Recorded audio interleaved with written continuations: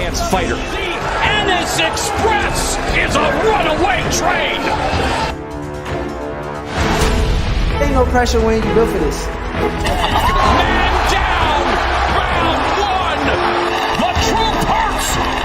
Ladies and gentlemen, presenting the undefeated super flyweight from San Antonio, Texas, Jesse Terrance.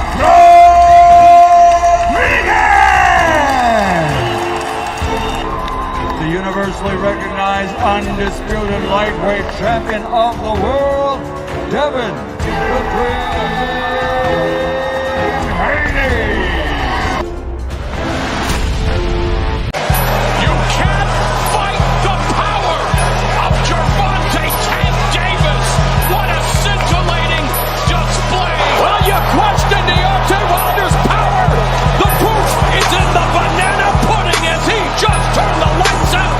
Cool boy Steph Stephen Fulton Jr.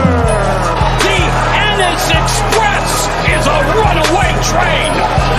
Ladies and gentlemen, fighting out of Las Vegas, Nevada, here is the skilled, the highly regarded Devin the Dream Haney.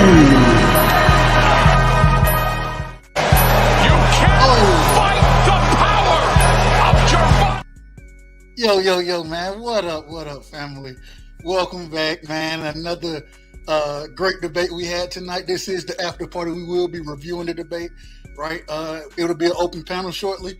Like I always tell y'all, man, I like to drop the link early because we get started late over here, man. First things first, man, shout out to my brother KO. Shout out to ZONE6, man. Hell of a debate over there. Hell of a debate. Man, we got to talk about it. I want to hear what the people think. I've been seeing some things going on in the chat, right? Hey, it was a tough one over there. It was a tough one. I'm gonna give y'all how I scored it. You know what I'm saying? Hold on, damn. I'm gonna let y'all know how I scored it. And yeah, man, we're gonna discuss it. Let me go ahead and get the link out there. Like I always tell y'all, we're gonna drop it early because we start late. So let me get the link in the chat. I'm gonna pin it, and then we're gonna cook, man. We gotta cook on this. All right. The link is pinned at the chat at the top, man. Anybody want to give y'all opinions? You know what I'm saying? Feel free to come up. Feel free to hop on. We want to hear all opinions are welcomed, and I'm gonna let everybody cook when they jump on. I'm gonna let everybody cook. So, man, I had it 2-1. I thought KO won. I thought it was a close debate. I thought, in my personal opinion, the questions, you know, I'm always about the questions. I thought these were very direct questions. Both parties had a chance to cook. I think KO, he was at a disadvantage in that third round. I did not like the resume accolade question, but at the same time, he took it on, and I did have that third round for my brother Zone, but I did have the first two rounds. I thought the KO won the first two rounds. I didn't think round one was close. I did think round two was very close. I thought that was the closest round that they had. And it is what it is. It is what it is. I see people yelling robbery, right? I see people, and I mean, you know, the judges are the judges. I always say that. At the end of the day, man, you can't do nothing about the judges. When you get in the ring, whether it's a fight, whether it's a debate, you can't do anything about the judges. All you can do is get up there and present your best argument. Real quick, man, let me shout my chat family out, man. Shout out to everybody in the chat, man. Tonight, who we got in the building? We got my brother in the building, Starvinsky in the building, man. Shout out to my brother Starvinsky in the building. Gertz in the building, showing some love tonight. Appreciate you, Gertz. JD said that was some bull. I ain't mad at you, JD. Oh, man. Isaac Green in the building. Shout out to you, Isaac Green. Much love to you, brother. My brother, my big homie, D-Ray Promotions in the building, straight out of Omaha, Nebraska, baby. Much love to D-Ray. Much love. Speaks is in the building tonight. Shout out to my brother Speaks. Don Jenkins, the Gotcha Gamer, is in the building. Shout out to you. No Evidence in the building, showing love. Much love to you, No Evidence. Who I got? Let me see. My brother Teach in the building. Teach came in and was like, man, I just got off from work. How did the first round go? What round we in? Shout out to my brother Teach, man. Much love, Teach. Real Spill in the building, man. Real Spill, Midwest Boxing Talk in the building. Shout out to Real Spill. My brother Todd Swindle is in the building tonight. Salute to Todd Swindle. Much love, Todd. Man, we got my brother in the building, ATX, Slab Life, Cletus, a.k.a. Big Texas, in the building. With the TWT. Shout out to the winning team over there. Much love to the winning team. We got my brother Thoroughbred Boxing in the building. Salute to Thoroughbred Boxing, man. He said, salute, I just want to say they robbed my boy. Hey, I'm hearing it. Rodzilla in the building. Shout out to Rodzilla Jones, always coming through showing love, man. My brother Byron Bradley is in the building. Salute, Byron. Much love to you, brother. Much love. Let me see. Tyler Adams is in the building. Y'all need to relax. I think he lost. It's subjective. I thought KO lost 3-0. Shout out to my brother Tyler Adams in the building. Tyrone Spencer is in the building tonight. Much love, Tyrone. Appreciate you coming through. Big Ray in the building. Shout out to Big Ray. We got 831 Boxing in the building. Shout out to 831. KO got exposed.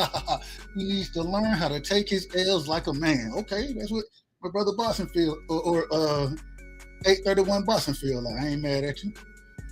Jason Mead in the building. Much love to you, Jason. Appreciate you. My brother Prize Fighter TV in the building. The co-host over at BVO Boxing, man. Y'all make sure y'all go show BVO and Prize Fighter love, man.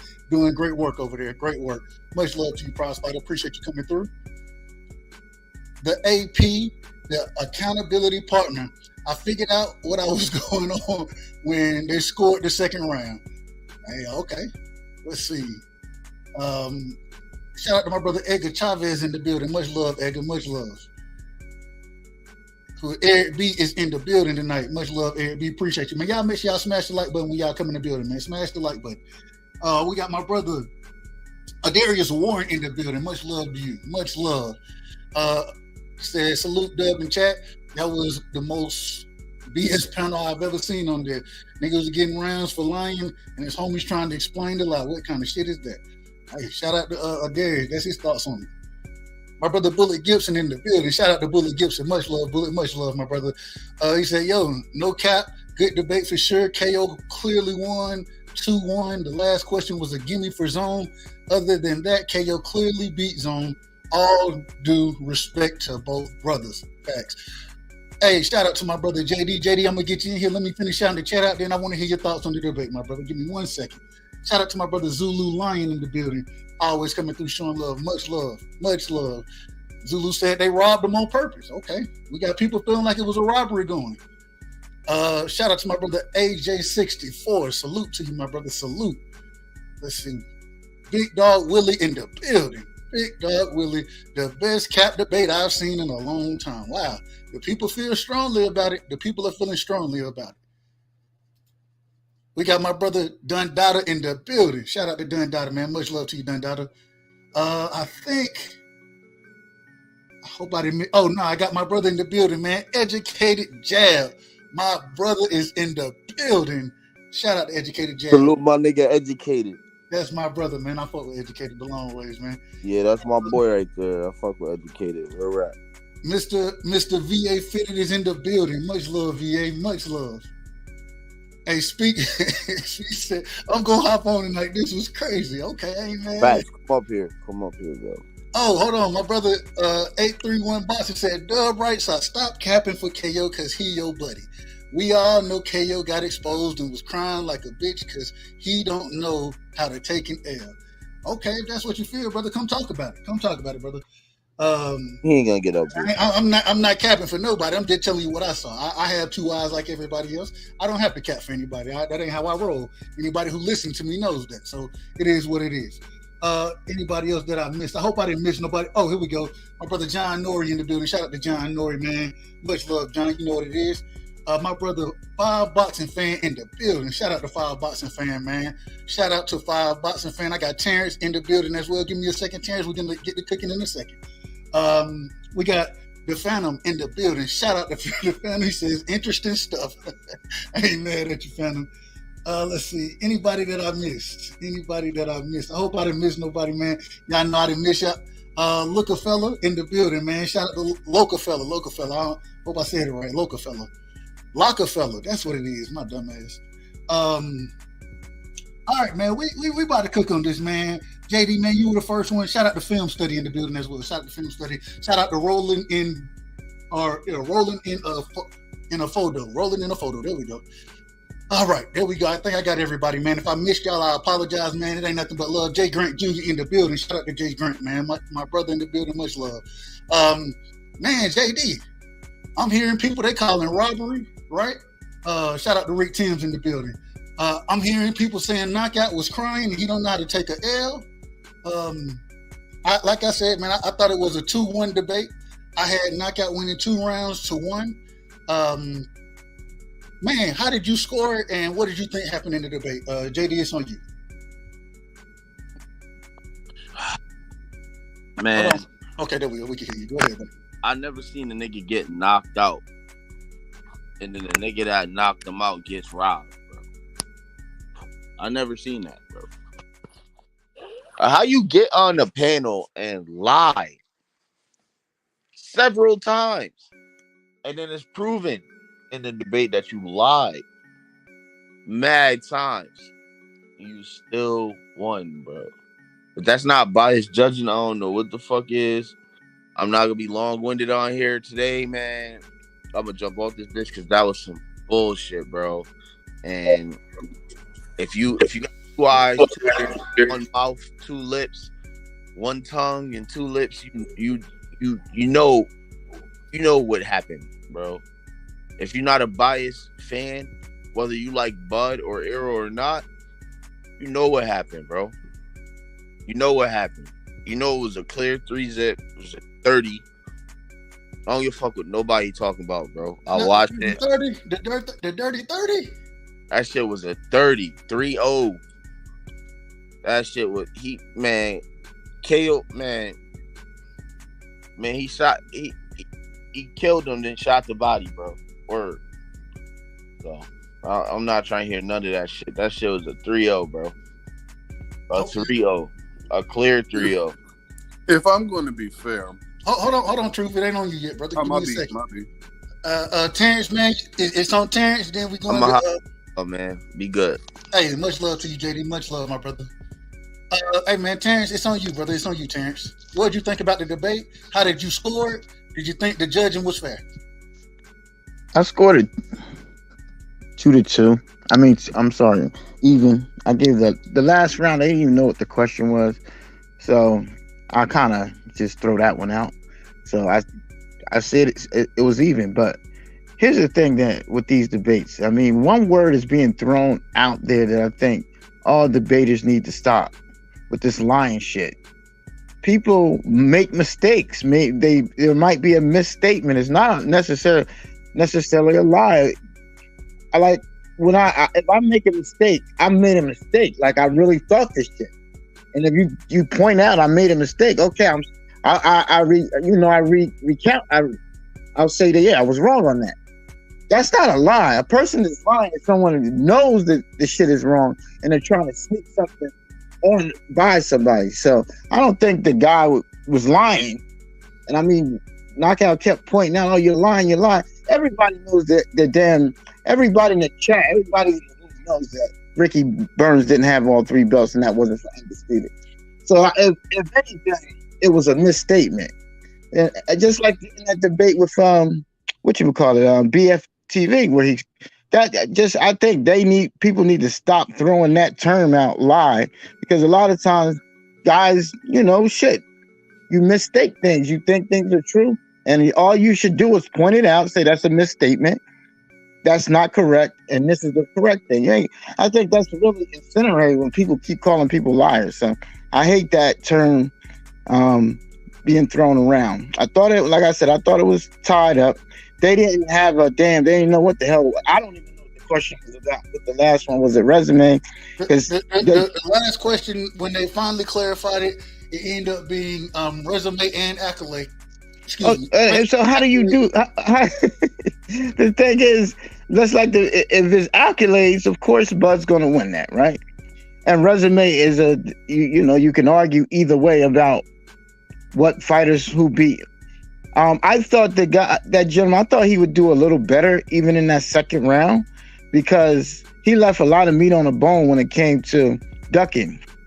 I mean, his primary focus was on the fact that the statements that he made was when he was inactive. And I I didn't think that was all that pertinent. We know that, like in my debates, I always say that the first thing is the fight didn't come. It was a 5 years when they met that day. Hold on. We're gonna get into it. Okay. Opening statements about the debate. That's it. Just okay. So that's how I got it too. I got it even because I that last round. I just don't think. I just think they were just even on the last. So I say it's even. Okay, I ain't mad at it. True Speaks in the building. Shout out to my brother True Speaks. Speaks, man, what you got on it, man? How did you see the debate? Who won? Give me your thoughts, my brother.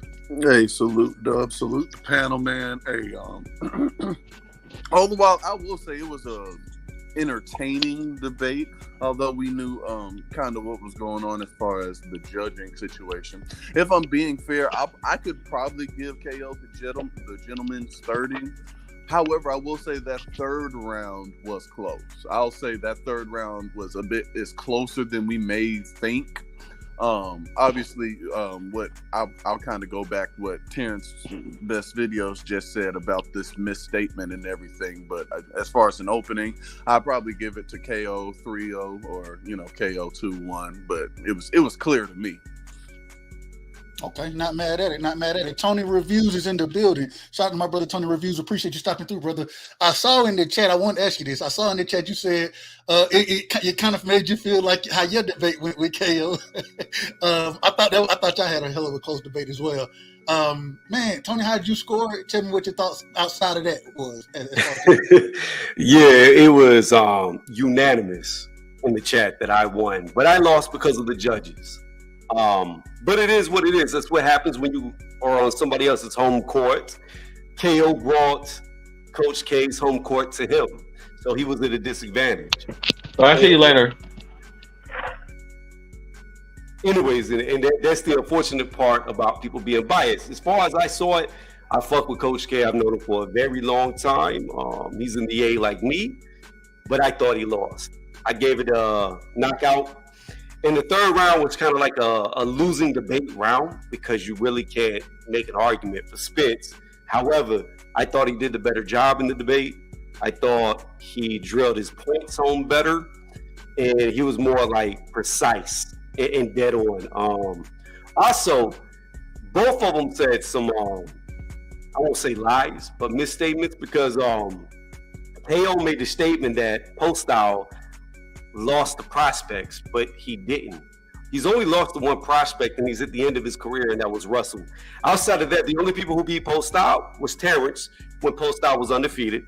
Then he lost to Josh Taylor, who became undisputed, and he also lost to Ramirez, who a lot of people argued he should have beat Ramirez.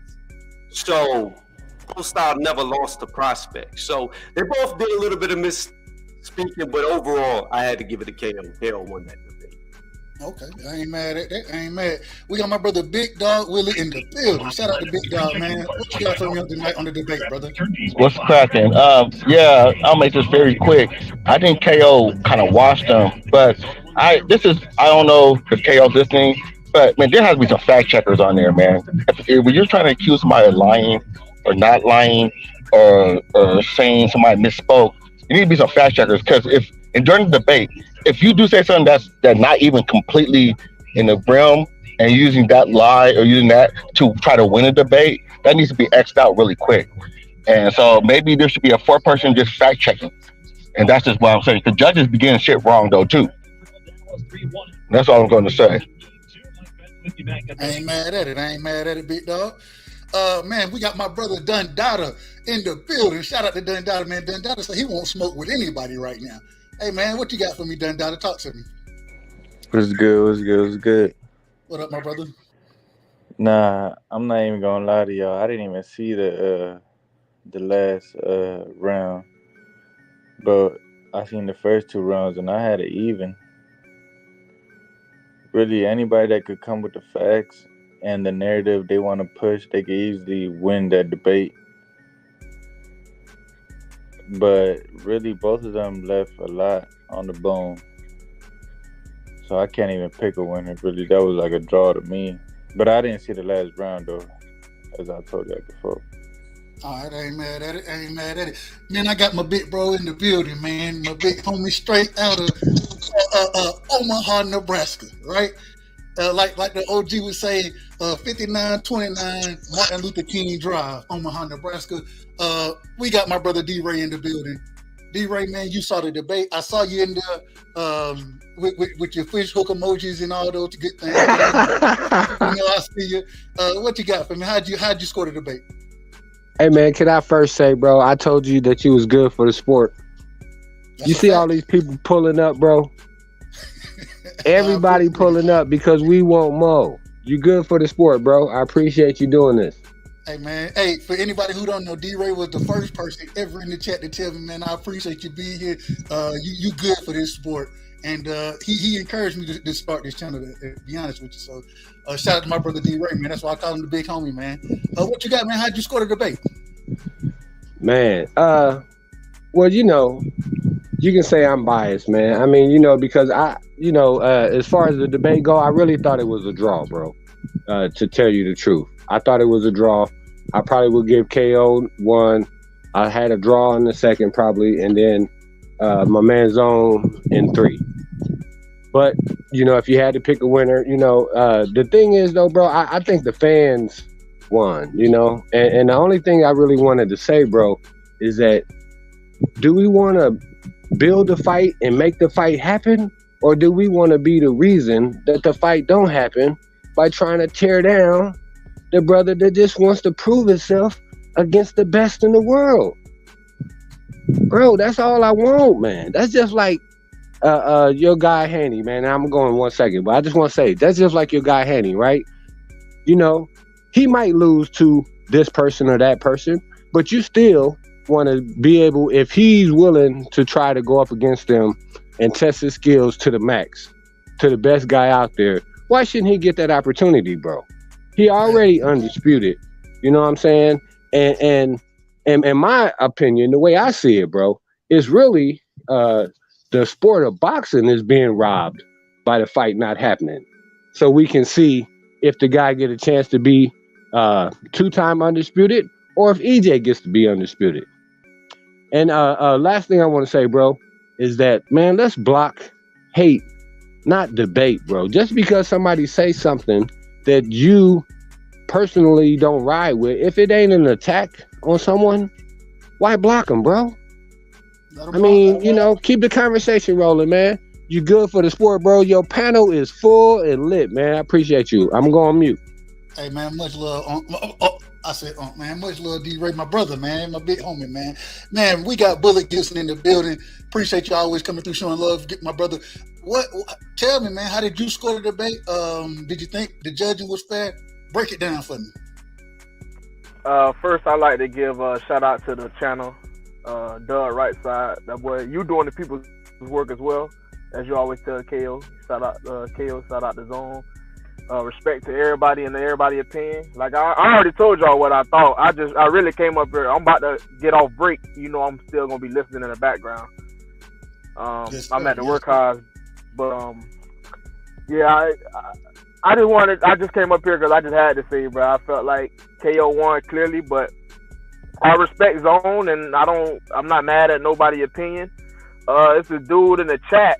He's talking spicy, but he need to get his. I ain't gonna, no disrespect to nobody, man. You already know. He need to come up here though. He's talking crazy, but he's going. 817. Yeah, I see you. I'm not gonna go back and forth with you in the chat because I ain't gonna never see you in person. So you said 817. Oh, 817 better get. I think you meant 831. 831. My fault. No disrespect to 817. No disrespect to 817. I said the wrong number. Talking shit. Yeah. I don't mean no disrespect to nobody that I ain't talking to them. You know what I'm saying? So but yeah, he talking spicy in the chat. And he talking on people sour. Nah, how can we be sour about? It's our opinion. He lost. It's your opinion. He won. That's cool. But you ain't gotta try to talk nobody down. But yeah, that's all I really came up here to say. I'm gonna get off. I just wanted to, speak my my little 2 cents or whatever. But yeah, buddy need to get up here because he talking crazy. Hey, look, the link is in the chat, man. Anybody can hit it, and everybody is welcome. I will let you get your bars off.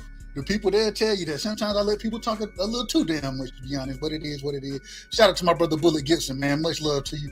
Much love. Man, we got my brother, man, King Judah in the building, man. Y'all make sure y'all check King Judah channel out, man. He's doing a hell of a job over there. Also, make sure y'all check Tony out, and all the brothers, man. If y'all drop y'all links, man, and y'all great work that's being done in the sport of boxing by these YouTubers, man. So definitely, man, show them love, man. Show them love. Inside the square circle with King Judah, break it down for me, King, man. How did you see the debate? How did you score it? What were your thoughts?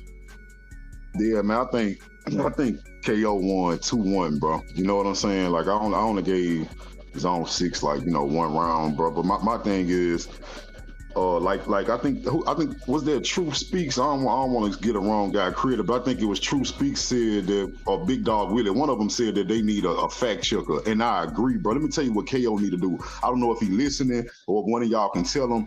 He needs somebody on a panel who's not a judge at all, who just did a check fix. I'm talking about Google on hand.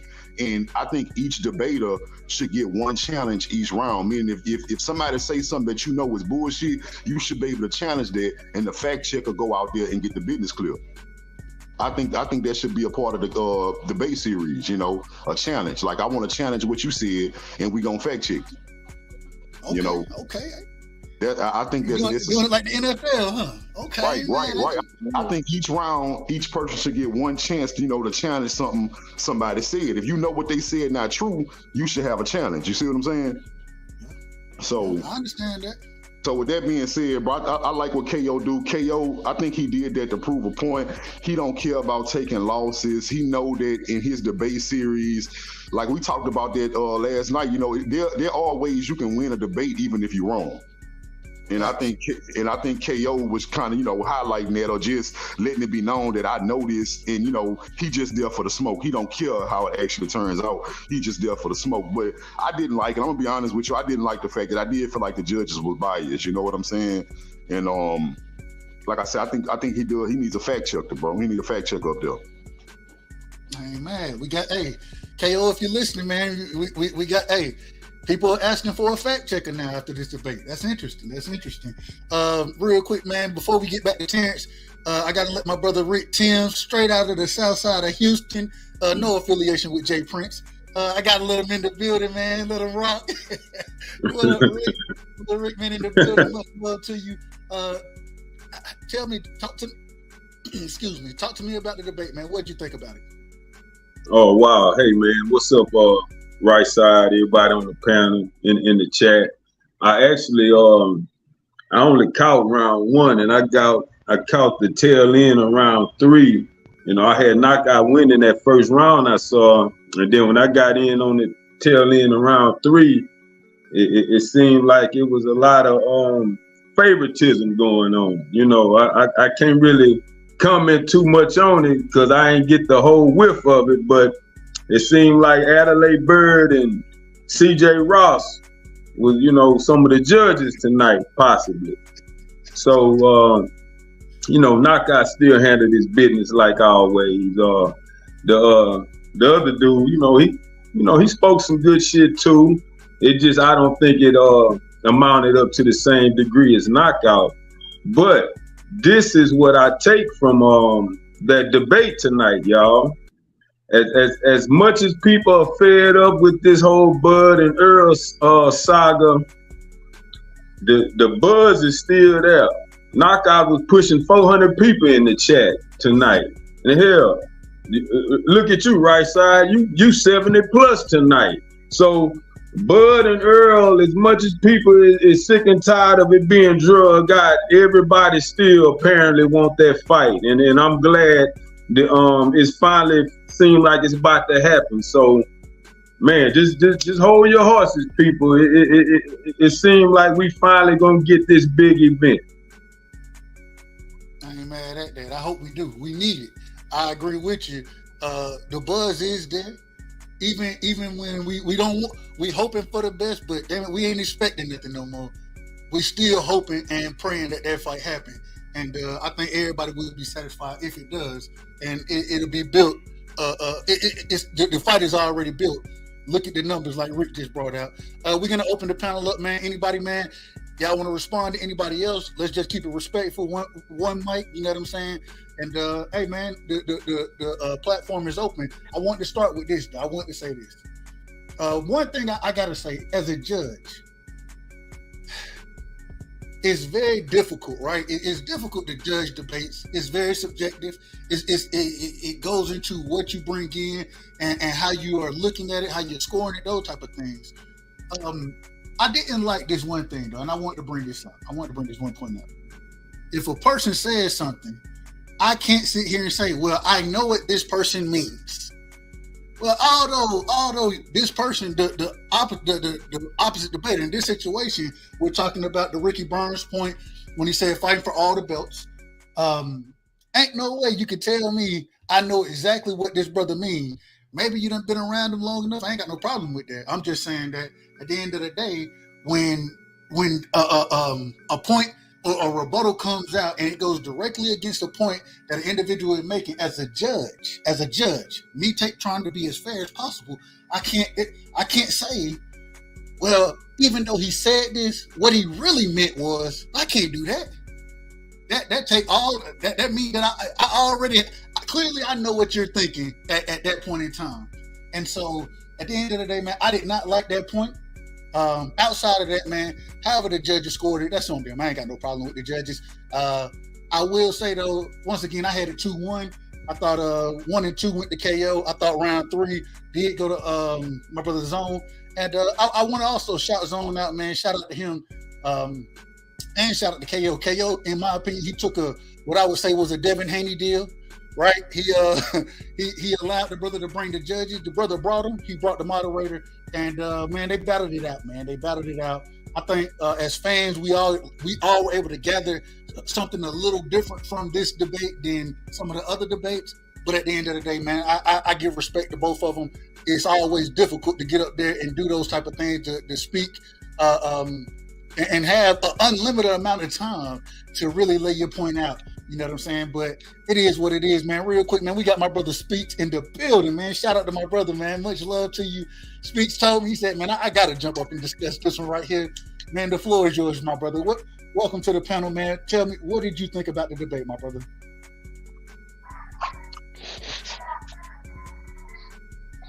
Speaks, are you there?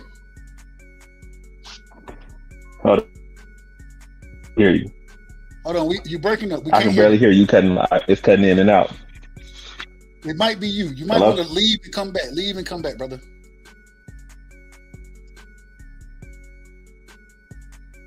All right, we're gonna open it up, man. Man, anybody, man? Yeah, the floor is open. Y'all talk to me. Shout out to my brother Woke Sports in the building, man. What's good, Rick Timms? Oh man, hey, let me say this. What's good, Rick? Let me say this. He's talking it up in the chat. Oh, hold on. There's smoke in the building. Who talking? Oh yeah, now he asking who talking. But now he don't know who talking. Dub, I want to say this. Done Dada? I think. Yes, sir. I'm gonna let y'all get it in a second. Go ahead, Tony.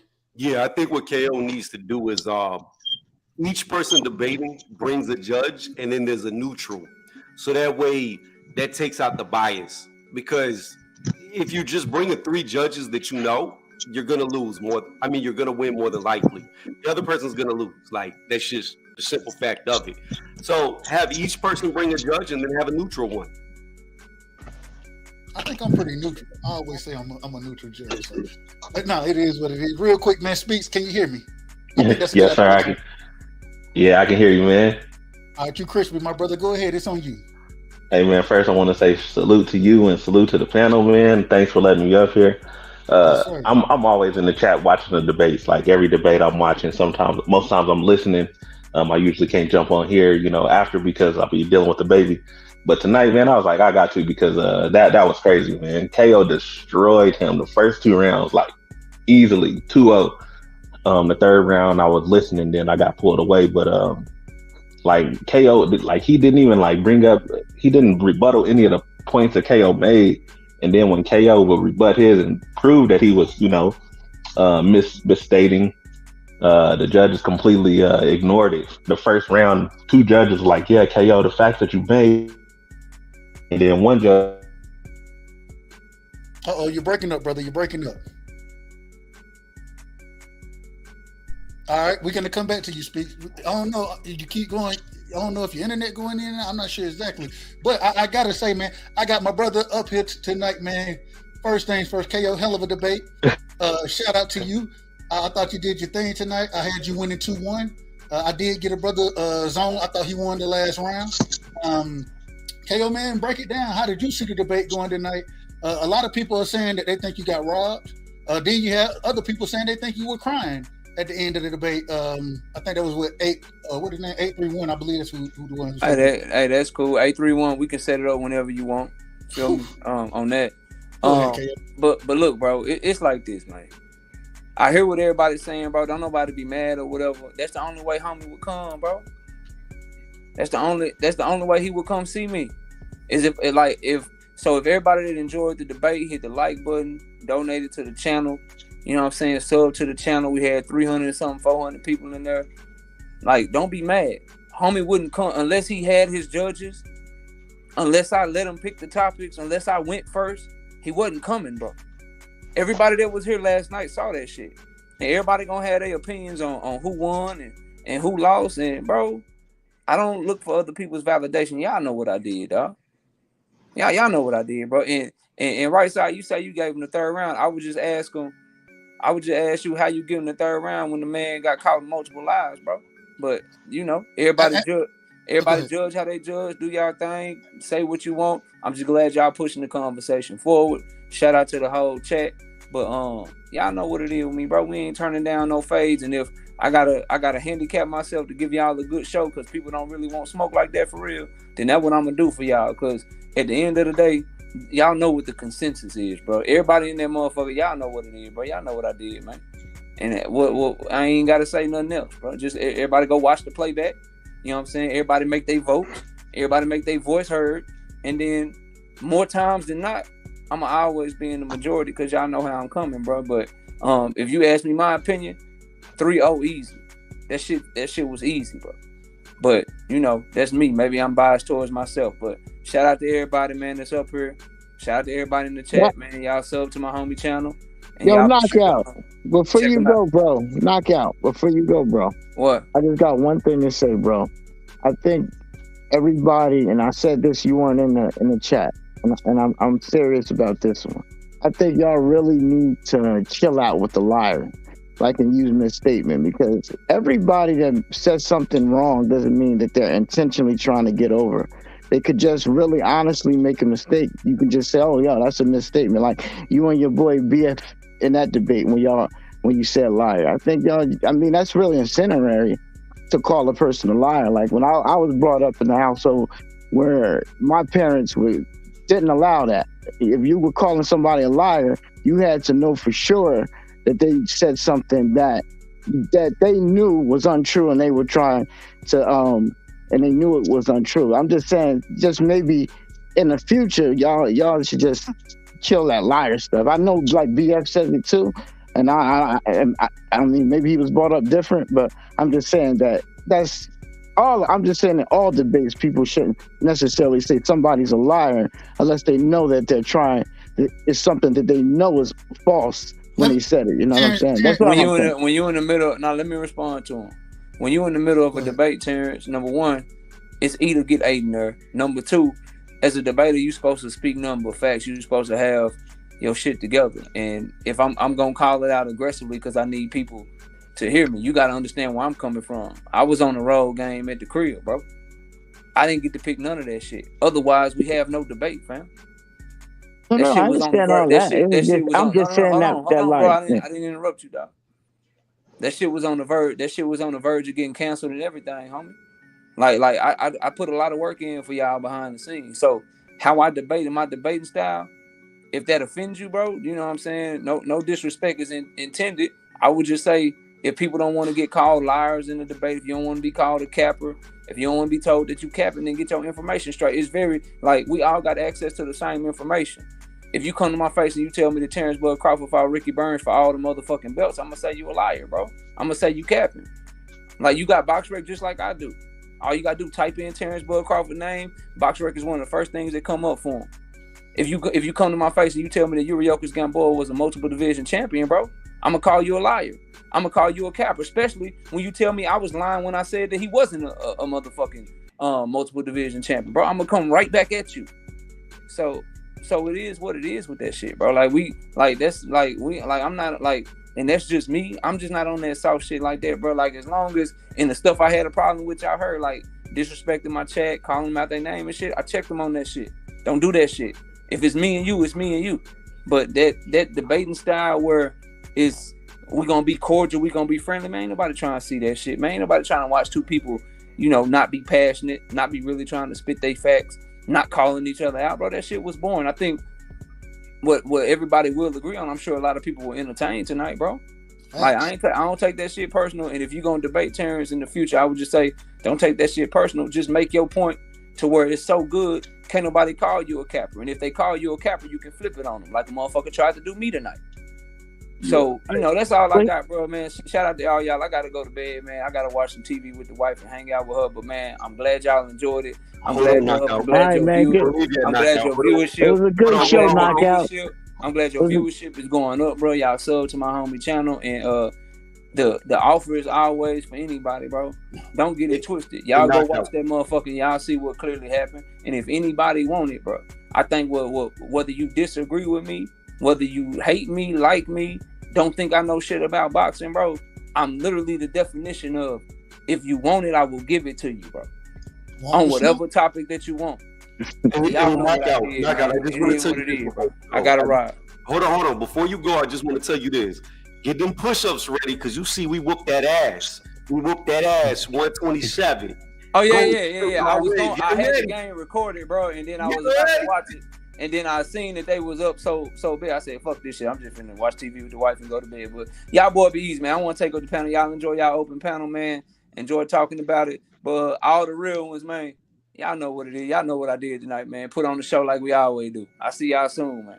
Much love to my brother KO.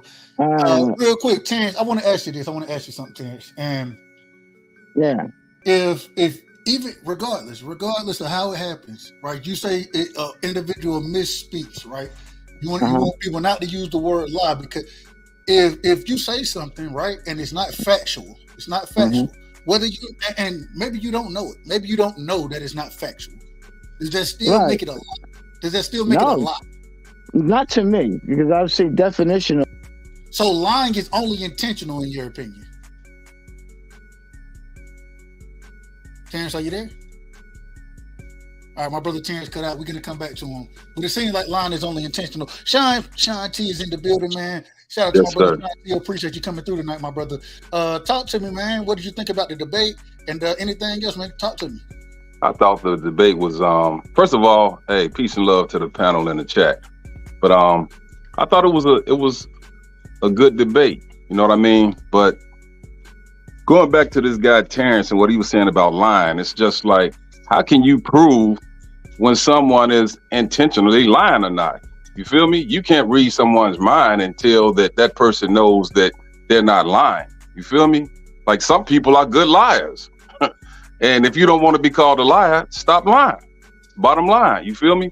But back to the debate, the guy Zoe, when he was saying stuff like Terrance Crawford comes out extremely fast and Errol comes out extremely slow, when you incorporate, like, to me, that was a lie. That's like a known fact that Crawford likes to collect data, and how he starts off pretty slow.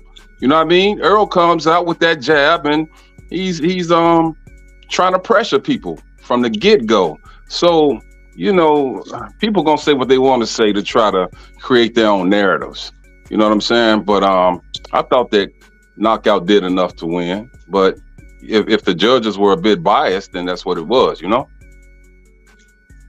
Man, hey, the panel is open. Anybody want to respond to it? Yeah, right. Man. I agree. I agree completely with what he was saying.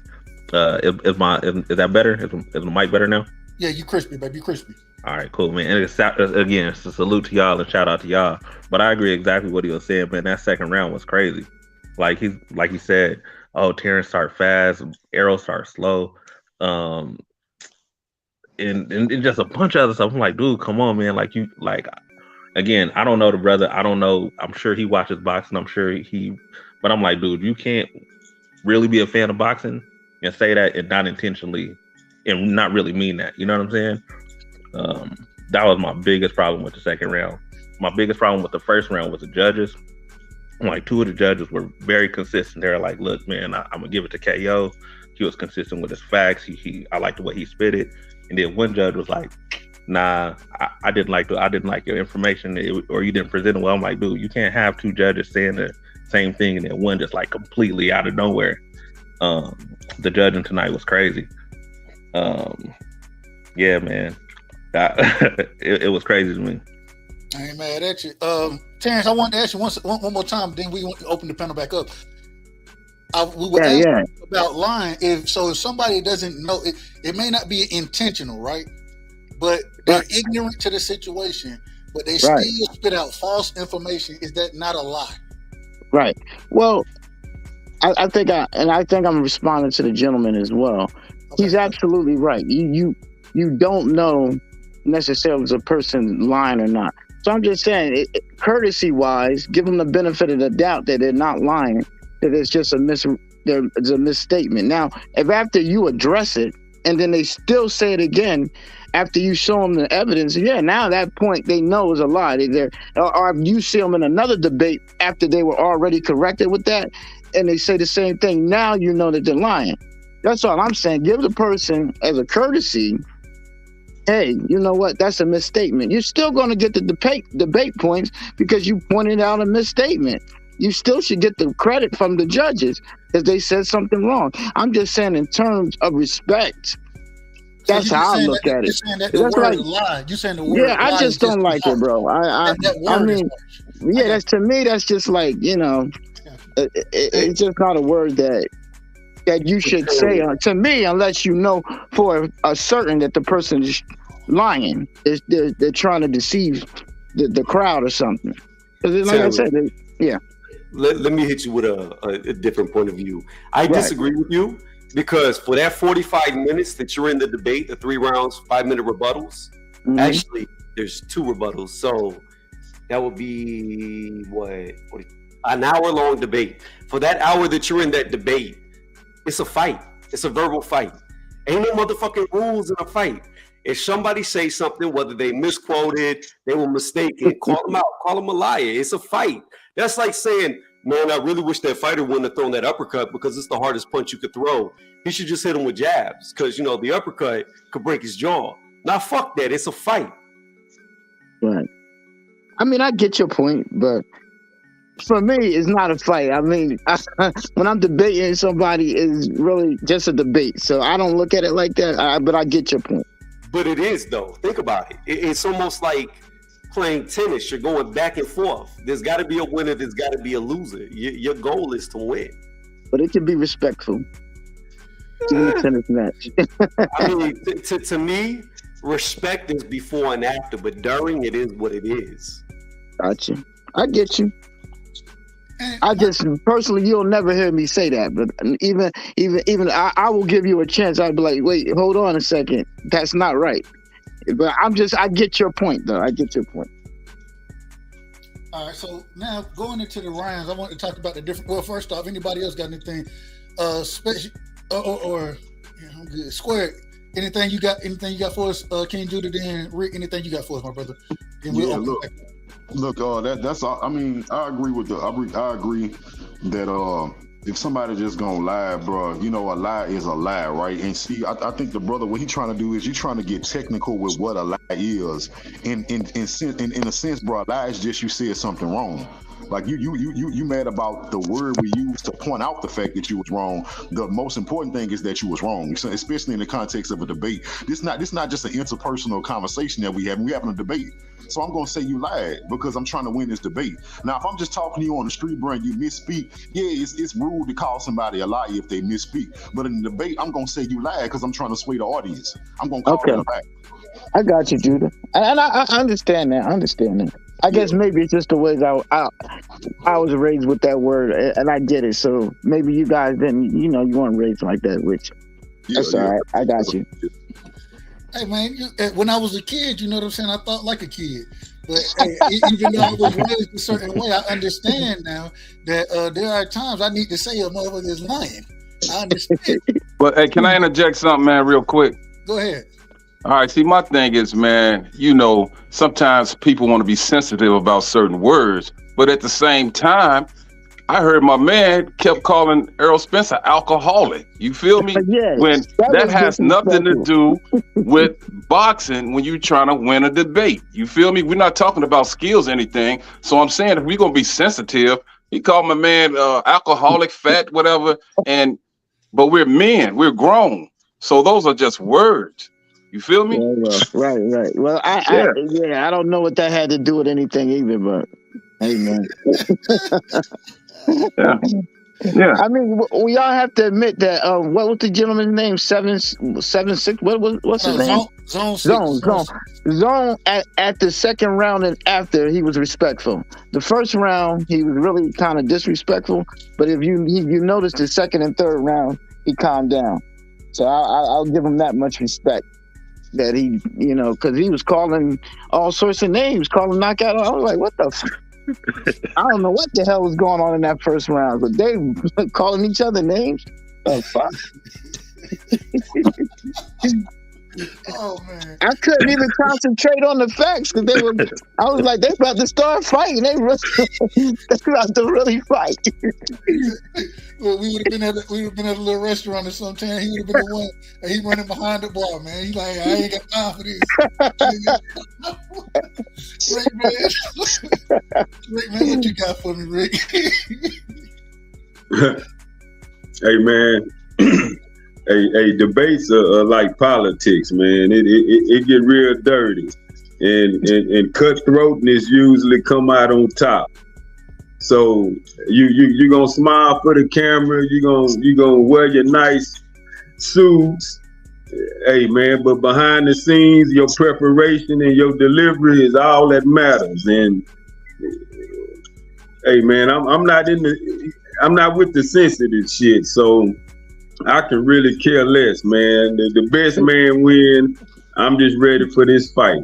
That's it, dog. I hear you. Hey, it's funny, and when you break it down like that, if you go back and I don't know if y'all remember Knockout versus BFTB when they debated. Yes. So in that same debate, and this is just the mindset when you're debating, like. In that same debate, Knockout said, you're a liar. You got up and you lied to the people. Knockout, BF didn't like that shit though. But at the same time, it wasn't nothing personal. It's a debate. You know what I'm saying? This is competition. And so when you do it, and then look how the brother afterward, they shook hand, they chop it up. It is what it is. It's a debate. This is what goes on, and a lot of times, the stronger language that you use, the more convincing your argument's gonna be. Right. You can't just sit there and say, "Well, he misstated the fact that." I don't want to hear that. It's not gonna grab anybody's attention, and that goes into presentation, like we spoke on last night. It goes into how you present yourself, how you speak on the argument, how you make the argument, and when you do those type of things, it adds excitement and it draws the audience in. You know what I'm saying? And keeps the debate.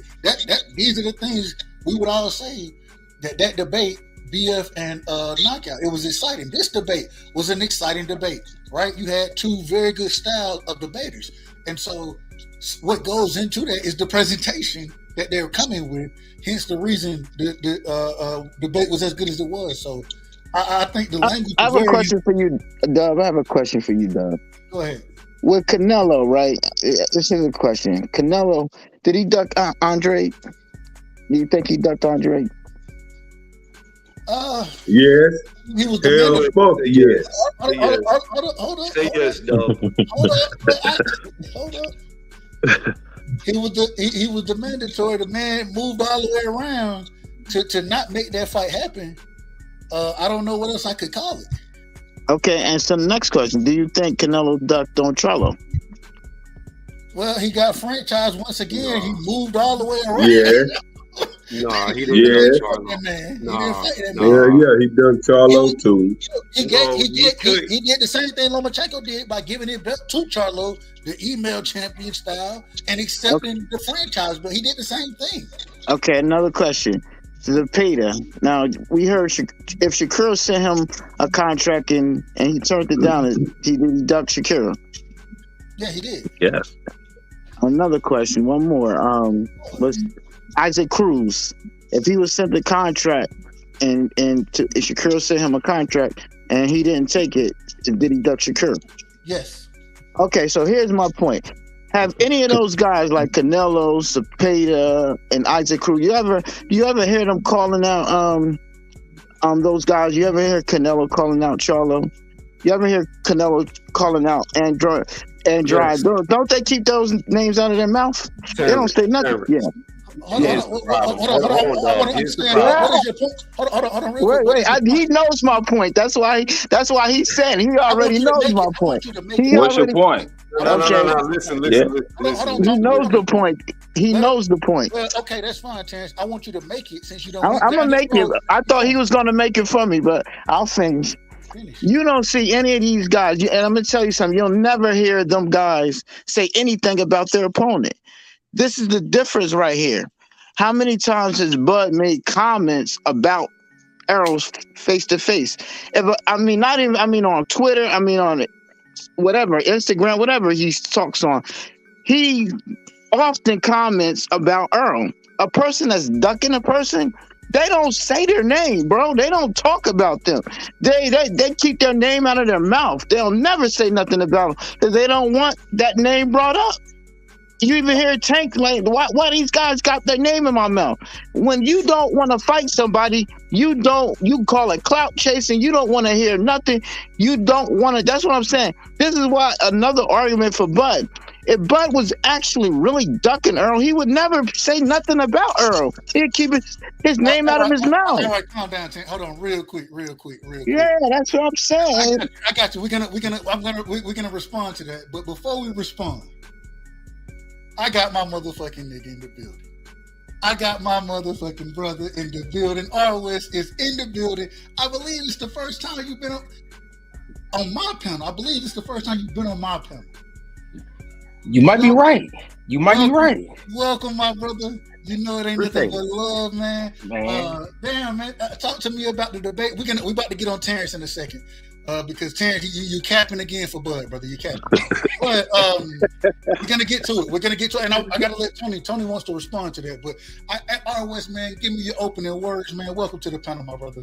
Man, salute to my brother right side, of course, man, for sure. I just came to get on the panel. I ain't even gonna lie, I didn't even get a chance to see it, man. I just hopped on. I had some time. I said, man, let me get on this panel. I didn't even get a chance to see it though, man.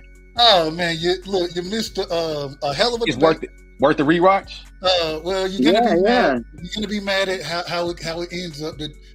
We have people saying, I'm just gonna say, we have individuals calling it a robbery. We hear people there talking about the judges being biased.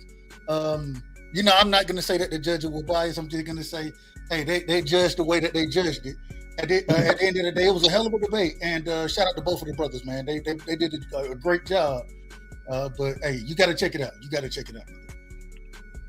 Definitely, I definitely will. Who were the debaters? It was KO and ZONE6. I don't know if you remember. ZONE6 stepped up. He jumped on the panel last night. Okay. Yeah. And man, he showed up and showed out, and he did his thing over there, man. He did his thing. He got the victory 2-1 according to the judges. And it is what it is. But man, real quick, I got to let Tony respond to what Terrance just said. Tony, I know you had some things you want to say, because Lord, Terrance, man, you be capping for Bud, bro. How? How? It's All right, not go ahead. true. Oh. No, okay, go ahead, Tony. Go It's ahead, on you. Tony. Nah, it ain't got nothing to do with Bud. It had to do with Charlo. There's no way in fuck you can make an argument that Canelo ducked him. There's no way. Did he duck Andrade? Hell yeah, he did. He's still ducking him to this day. But Charlo, he couldn't. Here's the problem with Jamal. Jamal could have fought him. His own brother Jamel said that he could have fought him, and he turned down the fucking fight. So when your brother says you turned down the fight, I don't need to hear no YouTuber saying anything. We already have the inside source. No, Canelo did not duck him. He could have fought him, but he turned down the fight. That's on Jamal, not Canelo. Well, that's really you might be right there, but that's really not my point. We could have went to anybody that's ducked somebody. No. I know it wasn't your point. Yeah. Why Canelo give up the belt then?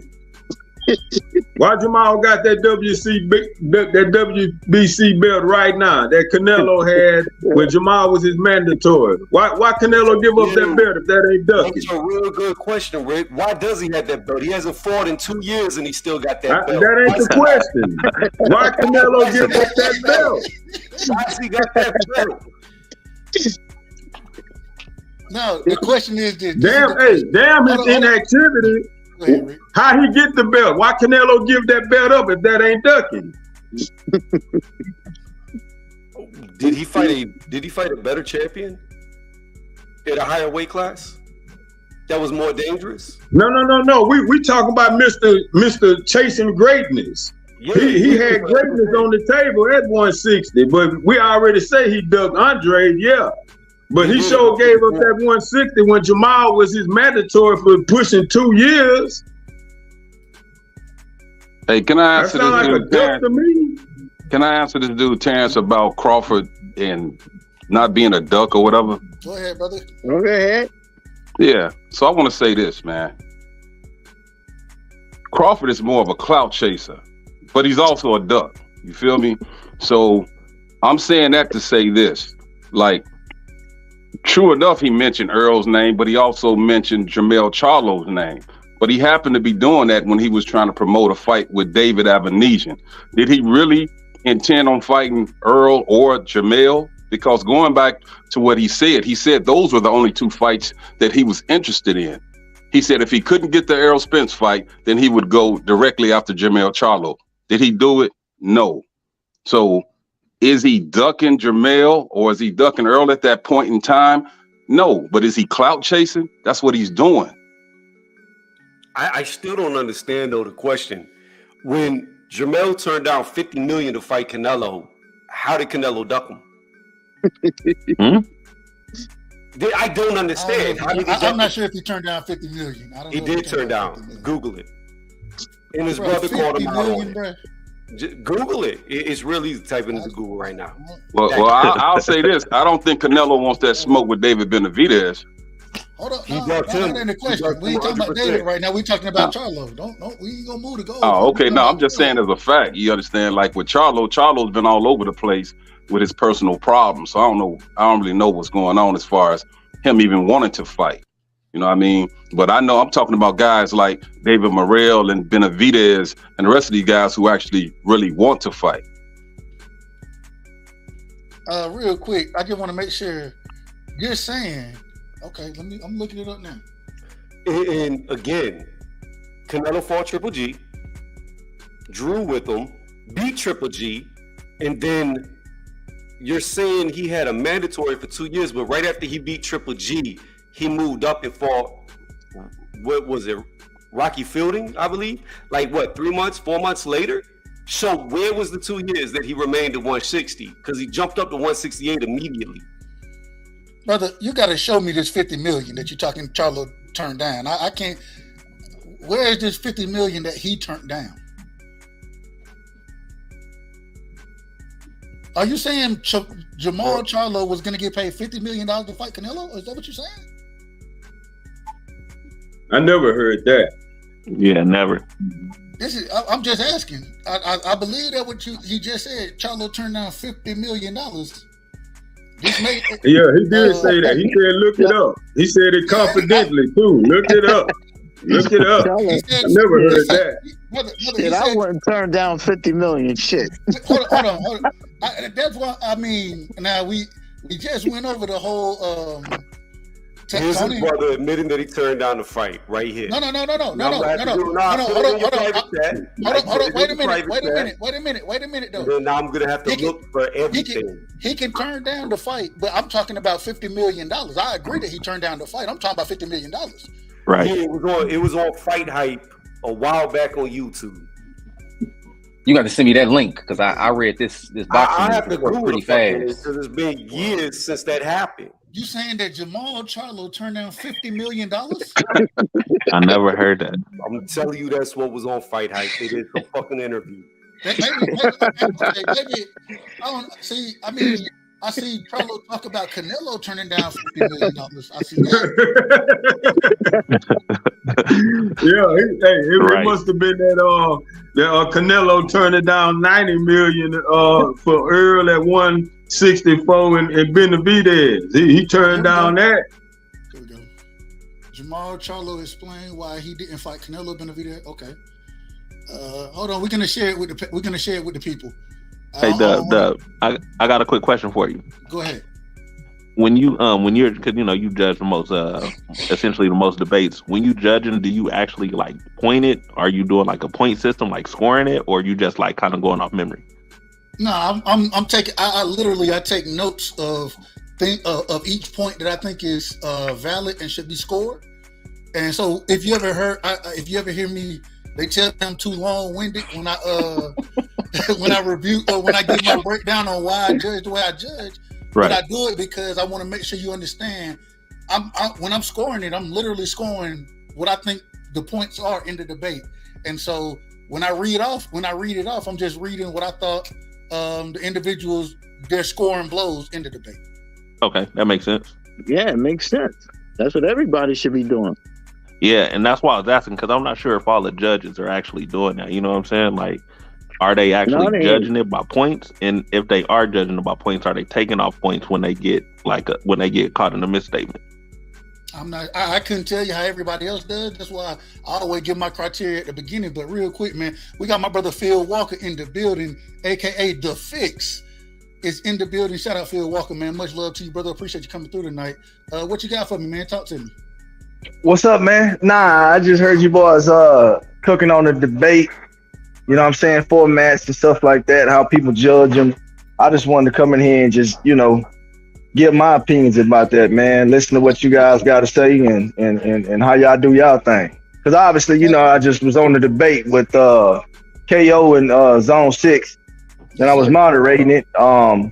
You did a hell of a job. I would have gave my opinions on it, but it's not the moderator's job. But man, I'm just kind of here to. I thought it was a hell of a debate, personally. You dig what I'm saying? But for me, I think KO got the first round. Because for me personally, this argument's been made time and time again from both angles, right? I think he did a better job of convincing me that it was real quick. Yeah. Hold on, real quick, brother. Am I breaking up or is he breaking up? It might be me. Is it me? Am I breaking up? I don't hear him. I don't hear either one of y'all breaking up. Yeah, I don't hear nobody breaking up. It was me. Go ahead, brother. Go ahead. It's on me. Oh yeah, I was just saying that as far as the first round, I gave it to KO because for me personally, it was more so giving me an alternative to what I kind of already thought. You see what I'm saying? Because I've heard both arguments before. I just like the way KO laid out his argument the first round. You know what I'm saying? He just gave me that idea that, okay, this could be a different alternative to what I already think. So for me, because obviously, man, we all got our own opinions about this shit. So taking out biases aside, you understand what I'm saying? I'm like, nah, I can fuck with his opinion better. Excuse my language. I don't know if you cuss on your channel. My bad. No, you but okay, all right, cool. So I gave him the first round. Now the second round, I gave it to ZONE6. The reason why I gave it a zone 6 because I think KO focused too much on the resume and not so much the attributes and what those guys do well inside of the ring. I think he focused more on tearing Crawford down versus building Errol Spence up. You know what I'm saying? So for me personally, I said, well, you know, that's not what this round is about. It's not about resume. It's not about tearing one fighter down. It's about saying, hey, look, I think my fighter's going to win because my fighter does X, Y, and Z better than this guy, right? So I gave round 2 to zone 6, Coach K, right? Now, when it came down to round 3, that was the closest round of the whole debate.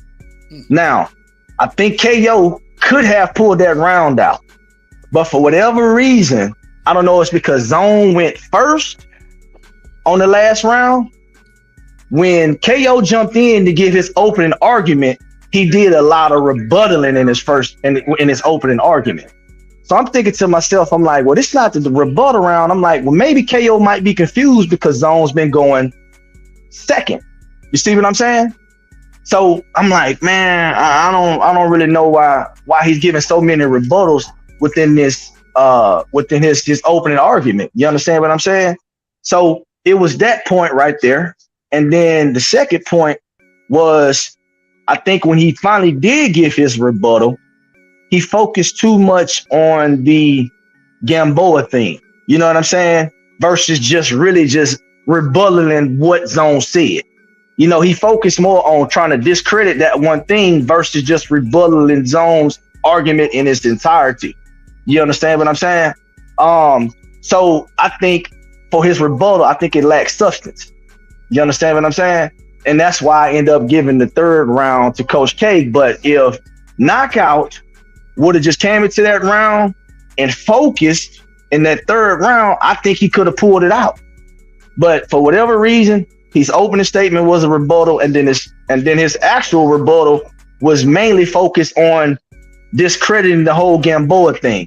And to me, I'm like, that's just not gonna cut it for me, because Zone to me stuck more to the actual the platform and how it was laid out, laying out his points and actually giving rebuttals. So I gave him the third round, but it was a super duper close debate for me personally. And the only thing I didn't like that KO did, bro, was when this debate got decided on, you understand what I'm saying? My man was like, yo, you get to pick the judges. You come to my page. It's not gonna matter who's gonna judge. I'm gonna do what I'm gonna do. Bro, if you didn't want that to be the terms, fam, don't agree to it. This YouTube, bro. And nobody ain't really, you know, obviously you get super chats and stuff like that, but man, KO go live all the time. I know he don't need super chats and shit like that. I mean, it's what he do. You know what I'm saying? He's a consistent channel. My deal is just right here. Don't complain about the judges, okay? Make your case, bro. And then guess what? At the end, if you the victor, you the victor. You know what I'm saying? You said, hey, look, man, don't go after my people in my chat, okay? You can come after me all you want, but don't go after my people in my chat. But then KO gonna come after the judges, though. You dig what I'm saying? Like, to me, that wasn't player. That wasn't cool. If you set the rules, bro, you set the standard, you gotta live with that. We all grown ass men.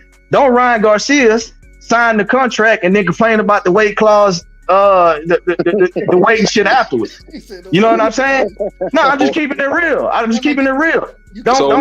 So in other words, what you saying is, after you agree to everything, don't complain to nothing else afterwards, right? Yeah, that's how I am, bro. Because you set the stage. You told that man you can bring the judges. You understand what I'm saying? We'll do it on your platform. We'll do it on my platform. You know, you can pick the topics. He gave him a whole list of shit. These dudes had a full blown out discussion about how this shit was gonna go. They all agreed to it. And if you agree to it, bro, don't shit on the judges, man. We all real ones. We all a part of the community. I'm just gonna go in and debate. And if I feel like I won, I feel like I won. If I did win, even better. But at the end of the day, bro, don't shit on the judges, man. You know what I'm saying? That's all I'm saying. And we did a little thing yesterday over here as far as, hey, man, the judges are gonna do what the judges do. It is what it is. You can't don't be mad at them. But I want to ask you this. I want to ask you if you think this was fair. In that final round, one of the judges said, well, I know that ZONE6 said this, right? I know he said it, but I know he didn't mean it like he said it. How did you, I felt like the brother, this is the point that he made, and it was specifically about the Ricky Burns and all the titles that it was that. And so when the brother said, well, I know he didn't mean it this way, do you think that's biased judging? All right, so let me tell you. So when the judge, Rollo Jenkins said that, I don't think he was saying as in what Zone said, he didn't mean it like that. I think the way KO framed it as in Zone was trying to say that it was multiple belts on the line. You see what I'm saying? But he said when all the belt. He said all is multiple. Yeah, all the belt is multiple, but obviously it's a debating format, right? So yeah, people misspeak all the time. So do I think it was biased judging? No, when he said that, I took it as in he fought what's my boy name? Burns. Ricky Burns. He fought him. Yeah, Burns. He fought him for the WBO belt because obviously everybody know Crawford wasn't a champion at the time, and all Burns had was the WBO belt. But when he says he fought him for all the belts, then he's misspeaking. Yeah, no, I get that, but just because you misspeak, don't mean I can't decipher what it is that you mean actually. So do I think it was biased? Nah, because Rollo said, nah, I felt like he was talking about the one WBO belt. See, this is the thing right here. When we do, because we all got our own, because while we debating, if you a judge, you can't really just take what people say for fact. As a judge, you have to have the responsibility of, listen to me, just hold up. You got to have the responsibility. I can't just take what you say, oh, okay, just because you said it's a fact. No, I got to have some knowledge about the situation, stuff that I don't know. I need to go to my computer and look it up. You understand what I'm saying? I just can't say, okay, just because he said it is true. So if he says something that's not true and it gets rebutted, right? Yeah, I get that. It's brought out that statement is directly not true. That should be a huge mark against the brother. Is that correct or incorrect? In a sense, if you saying it like it was a blatant lie, yes, it should be a mark against him for sure. If it's a blatant lie, it should be a mark against him. But if you say something and you misspeak, like earlier, one of the guys said 140. Obviously, we knew he was talking about 147. That don't mean he was lying. He just said 140 instead of 147. You see what I'm saying? So what I'm saying is, if somebody can take it and say, okay, when he's saying all the belts, he could be talking about all the belts that Burns has, which is the WBO. It's all up into interpretation, is what I'm saying. Now, if you just saying if somebody just blatantly just comes out and spews just something that's we're talking about somebody misspeaking, something that could be misinterpreted versus somebody that just blatantly lies. Right now, if you blatantly just lie, then obviously that should be a mark against you. But if somebody misspeaks, because I could easily say, okay, he's just talking about the belts that Burns had, which is just the WBO belts. Or I can say, okay, he's talking about, I don't know, any other belt besides the WBO belt, right? I mean, so it could be left up to interpretation. I don't think it was a bias. I think it was coming from a situation where that particular judge just took what he said as in he's talking about the belts that Burns had. You understand what I'm saying? But if somebody just like the shit about the Gamboa, that was a blatant lie. Ain't no way around it. Ain't no misspeaking about it. It's a lie. He was not a 2-division champ. Okay. Hold up. Yeah, he was not a 2-division champ. So you can't sit on here and say that he's a 2-division champ. I didn't take that as you saying you misspoke.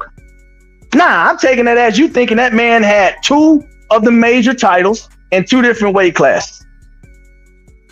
You understand what I'm saying? So I took that as in how KO presented it, like, nah, that's cap, that's bullshit. I just think he focused too much on that point. You understand what I'm saying? Versus rebutting all the other stuff. Exactly.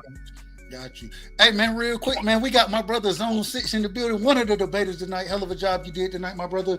I scored the debate 2-1. I thought KO, he won the first 2 rounds. I gave you the 3rd round. And we just conversation. How did you see it happening? And how did you feel in the debate arena? Was it what you were expecting? Break it down for me, my brother. It was fun, man. I had a good time. I didn't really like how we came to the format. I think that was an issue, man.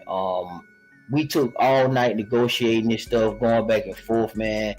First, we were supposed to have 7 judges. Then I cut it down to 3. I mean, we was really talking about this shit up to like an hour before the debate. And when you spend a lot of time talking about the structure, man, it kind of knocks some of the fun out of it. You know what I'm saying? So we sliced it down to 3. He didn't like Lady Shan, so I said, okay, no Shan, no blood. So I got 3 other guys that were neutral. He knew Phil, you know, to my opinion.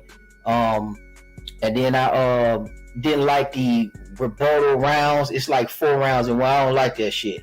What I wanted to do is have a moderator, and see, I want to be able to go back and forth so I can catch you in your tweet. Because, like, for instance, I need to know if you're saying undisputed don't matter, it's pure point blank, period.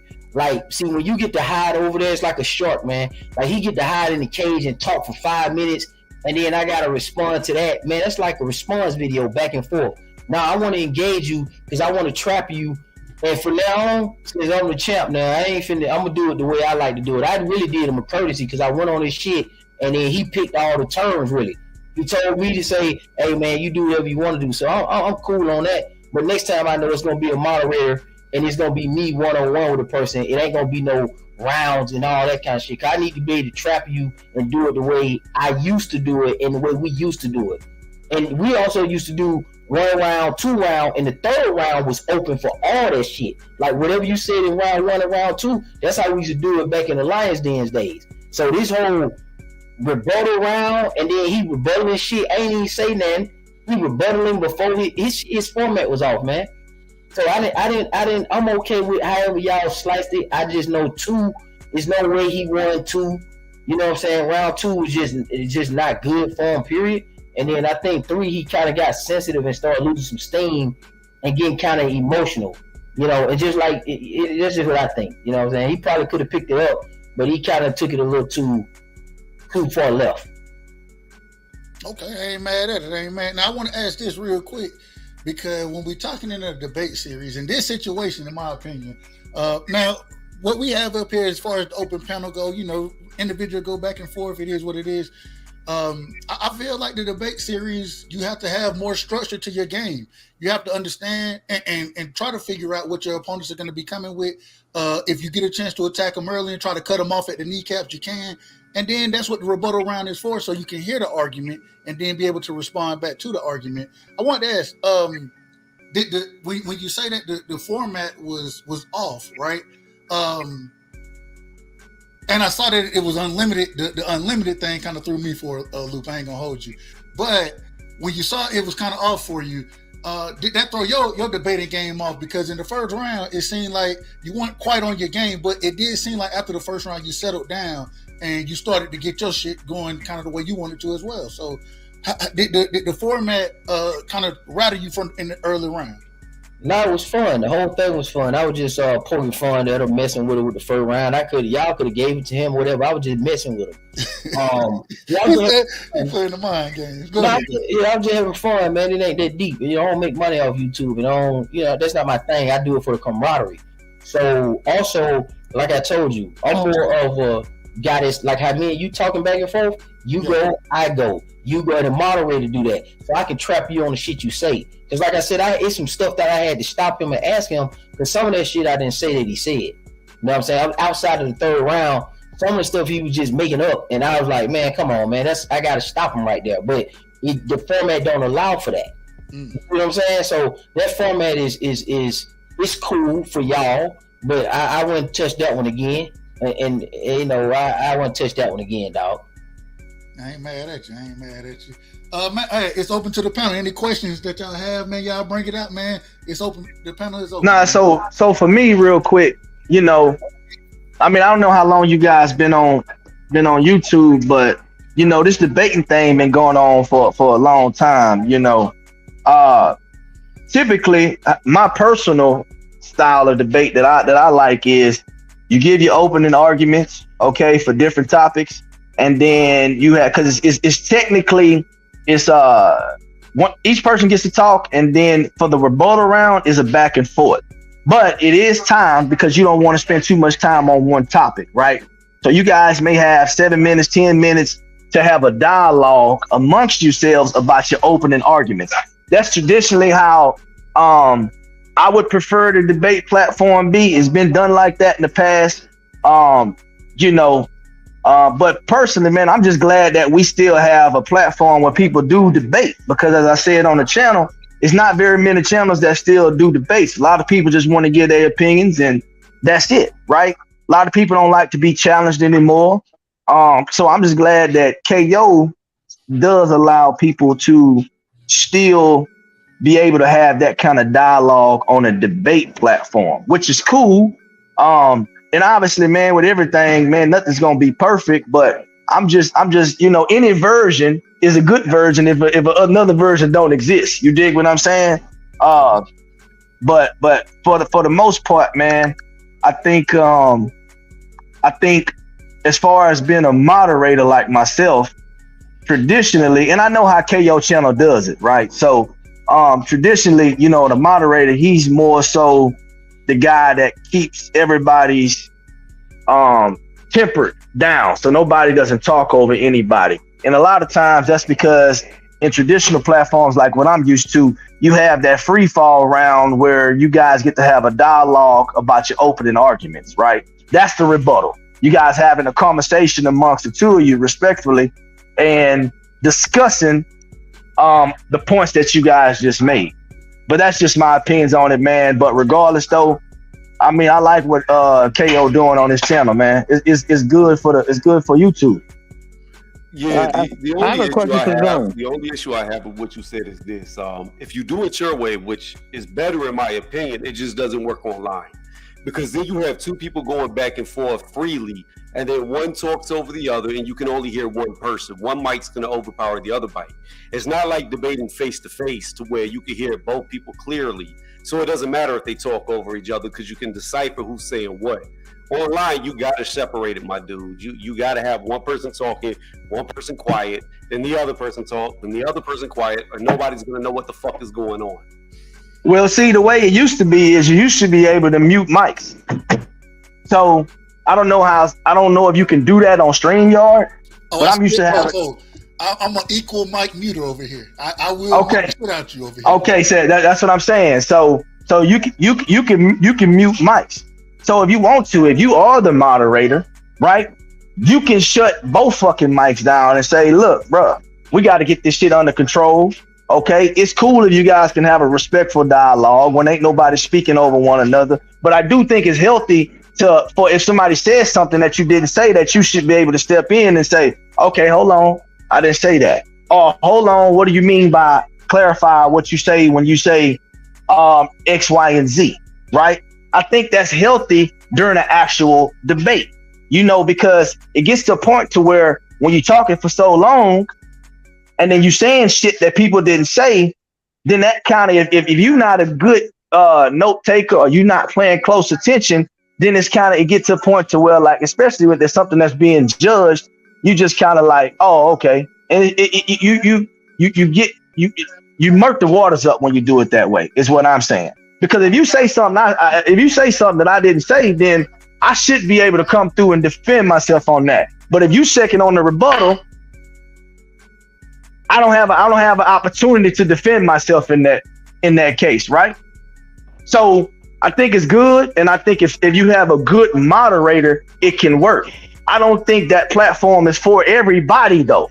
You understand what I'm saying? It's got to be people that can jump on it and understand that, hey, this is something that we're going to have to be able to manage. We need to understand that we can't talk over one another because we both want to get our points off. You understand what I'm saying? Debating is an art form, bro. Everybody can't do it.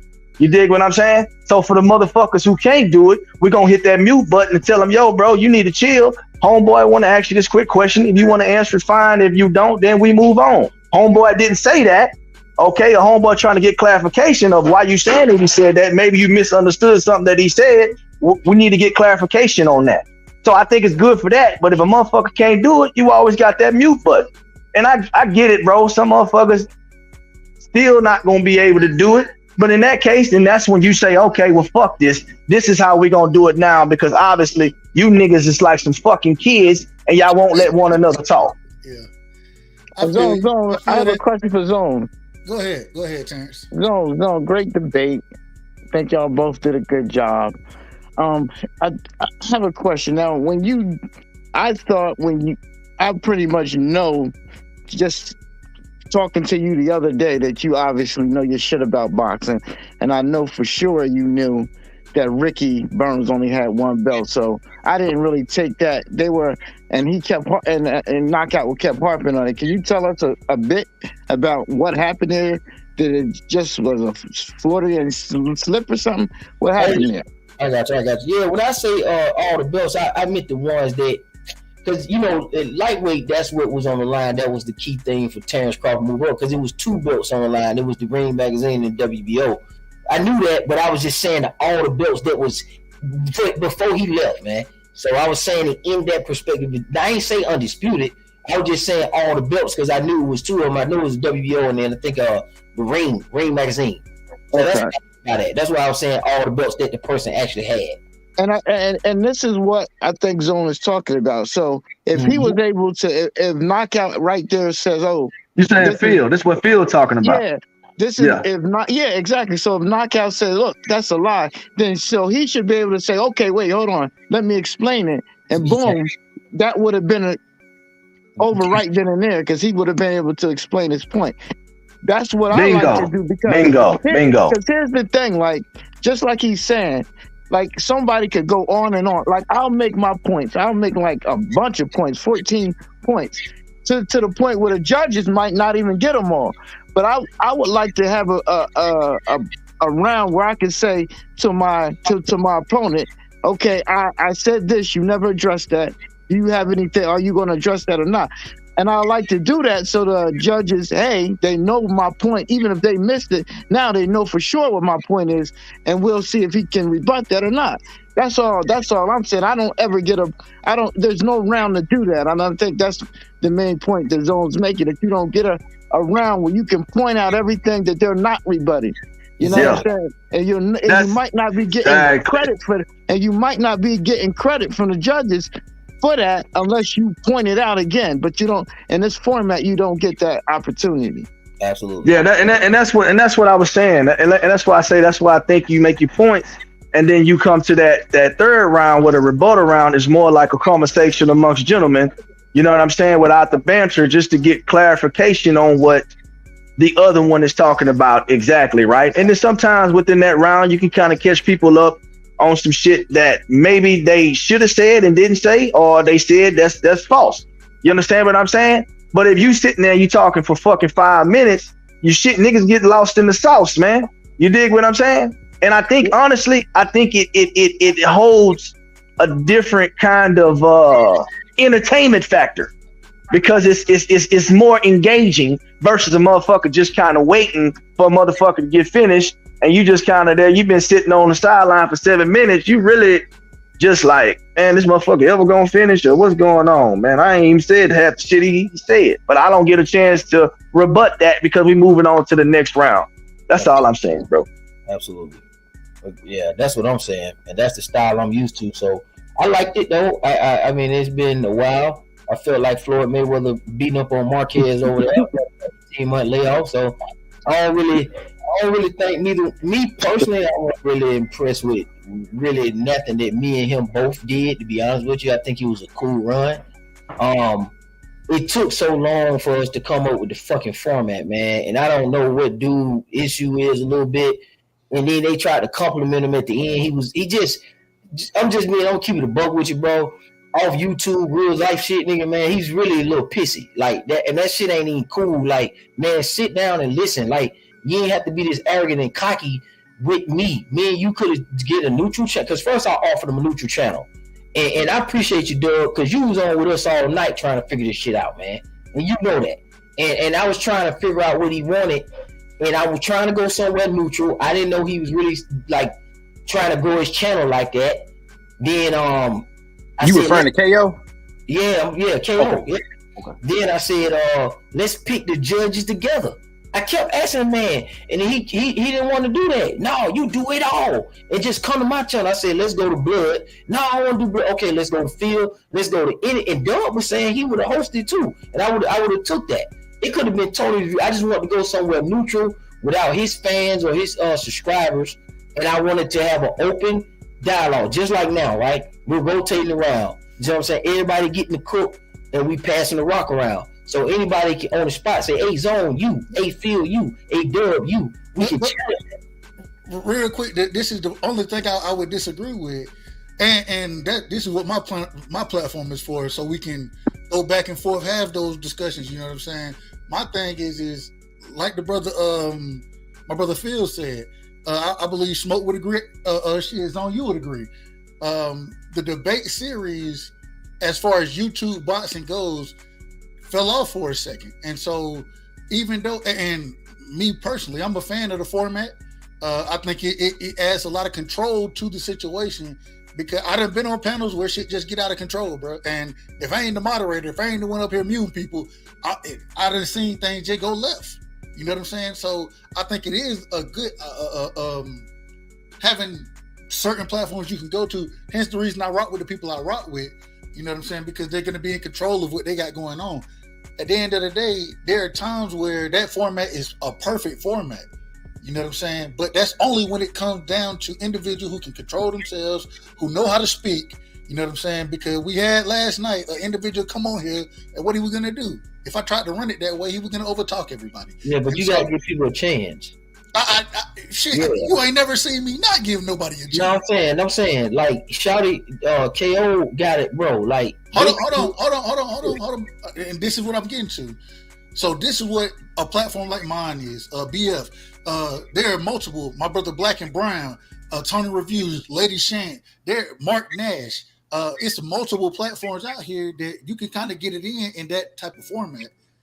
In this situation, I feel like the brother, he provides this is the most structured debate series that there is at the current moment in time. And that structure, it stops an individual who really possibly may know a lot, but they get on the panel and they can't get their shit off. They don't have the ability to get their shit off like they need to. This gives you the ability to do it, and for us to really understand and possibly be educated. So I think there are multiple ways to have it. I just think that Knockout, he doing it a little different, but it's special the way that he doing it. I think that's a special series. Yeah, that's cool, but it's like a response video. If y'all would have been on here back, earlier, what happened is, Doug, how you just said that, right? That would be a video. Then I would come out and do a video, and then it would be put together. It's like a response video, dude. If you doing, because back then they could only load up 9-minute clips. So okay, yeah, so that's what it's like. You going back? Okay, I got you. Yeah, so that shit kind of. Yeah, we're taking this back 15 years, 12 years. Right. Yeah.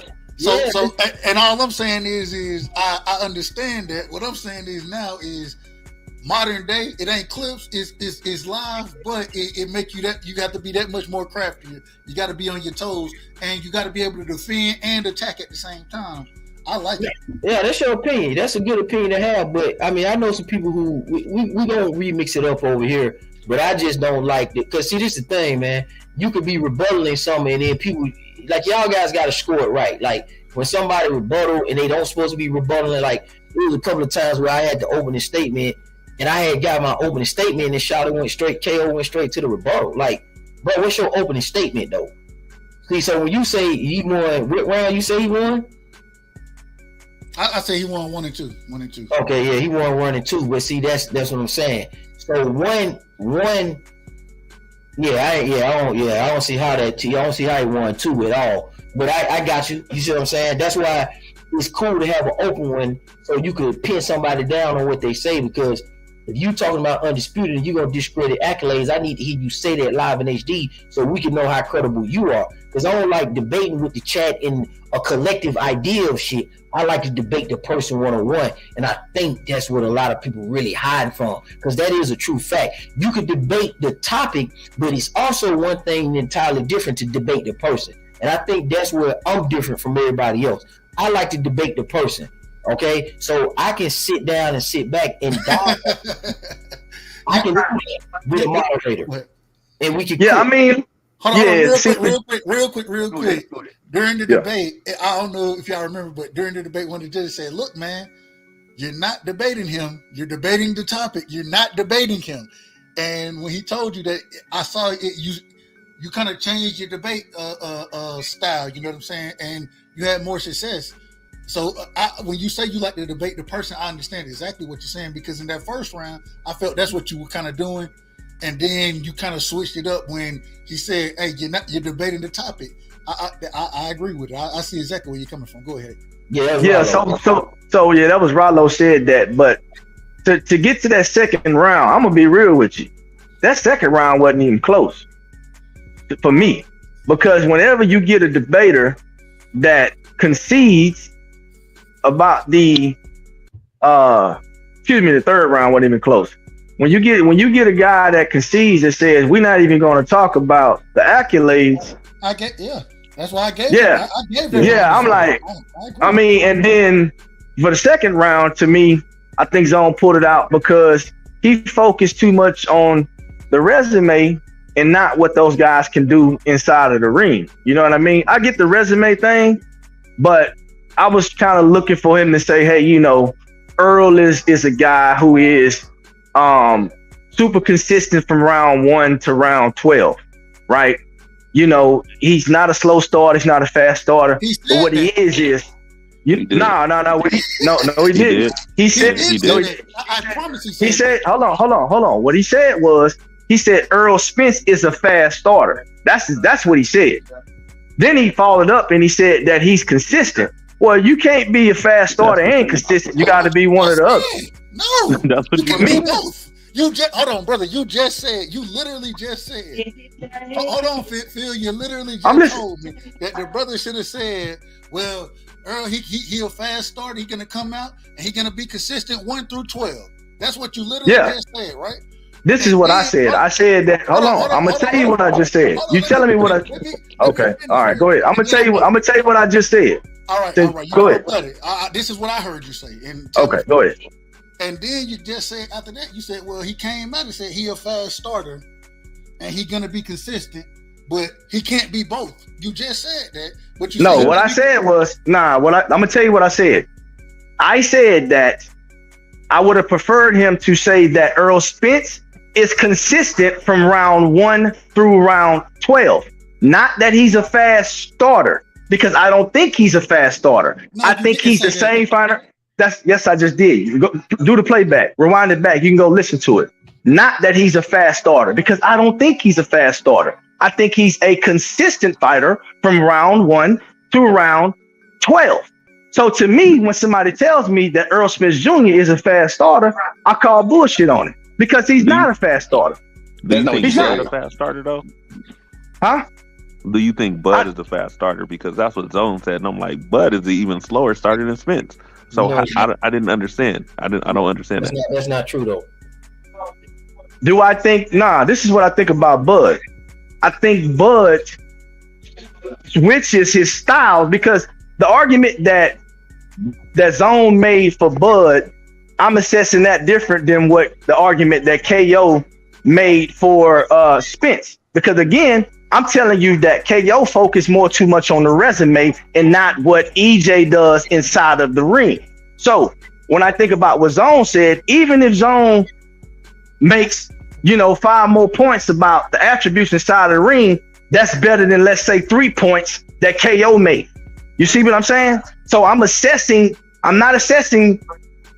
assess these guys on what they're saying during their opening statements and their rebuttals. You understand what I'm saying? So I can't hold him to the same standard, because they're not saying the same thing. They're saying two different things. Fast starter? Do I think Bud is a fast starter? No, I don't think Bud is a fast starter. No, I don't. I don't think Bud is a fast starter. Is EJ a fast starter? No, he's not. He's not. Neither one of those guys to me are fast starters. For me, when I think about Terrance Crawford, okay, I think about the way Terrance Crawford fights, right? I think he comes out and he wants to decide how he wants to fight the guy, depending on how long it goes. This is why in a lot of his fights, he does go out. He may fight orthodox or he may fight southpaw. It just depends. It just depends. I think he really does download data, and people want to make fun of this shit, but it's something that boxers do. Just because you don't like it don't mean that it don't exist. So for me, I do think, but real quick, so this is you right here. Hold on, this is you. You said play it back. I went back. Yeah, play it back. Yeah, play it back.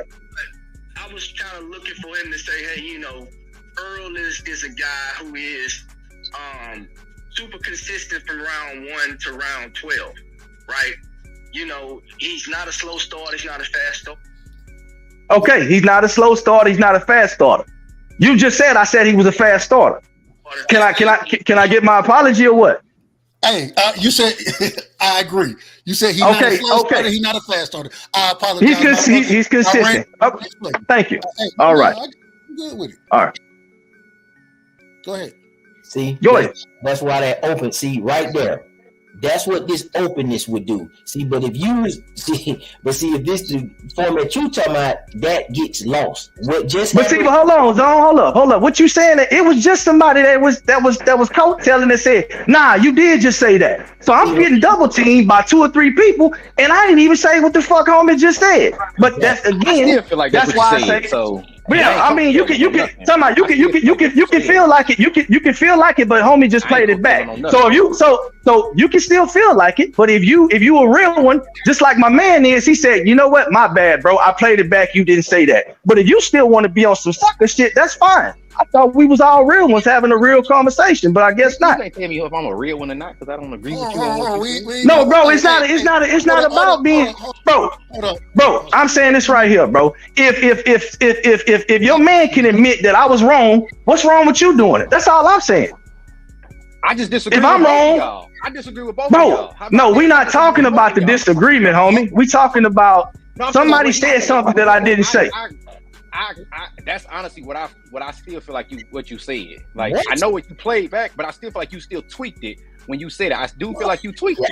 And I wasn't name calling. You said I was coattailing and you start saying sucker shit stuff. I wasn't name calling you, brother. I ain't been nothing but respectful. No, I didn't call you no so I said if you want to be on some fly shit, bro. My man just played it back, bro. You said sucker shit. You said it. I did. My man, bro, I said if you want to be on some sucker shit and not admit that you said, bro, we can move on, but I just know what's your name? What's your name, big dog? All West, bro. All West. All West.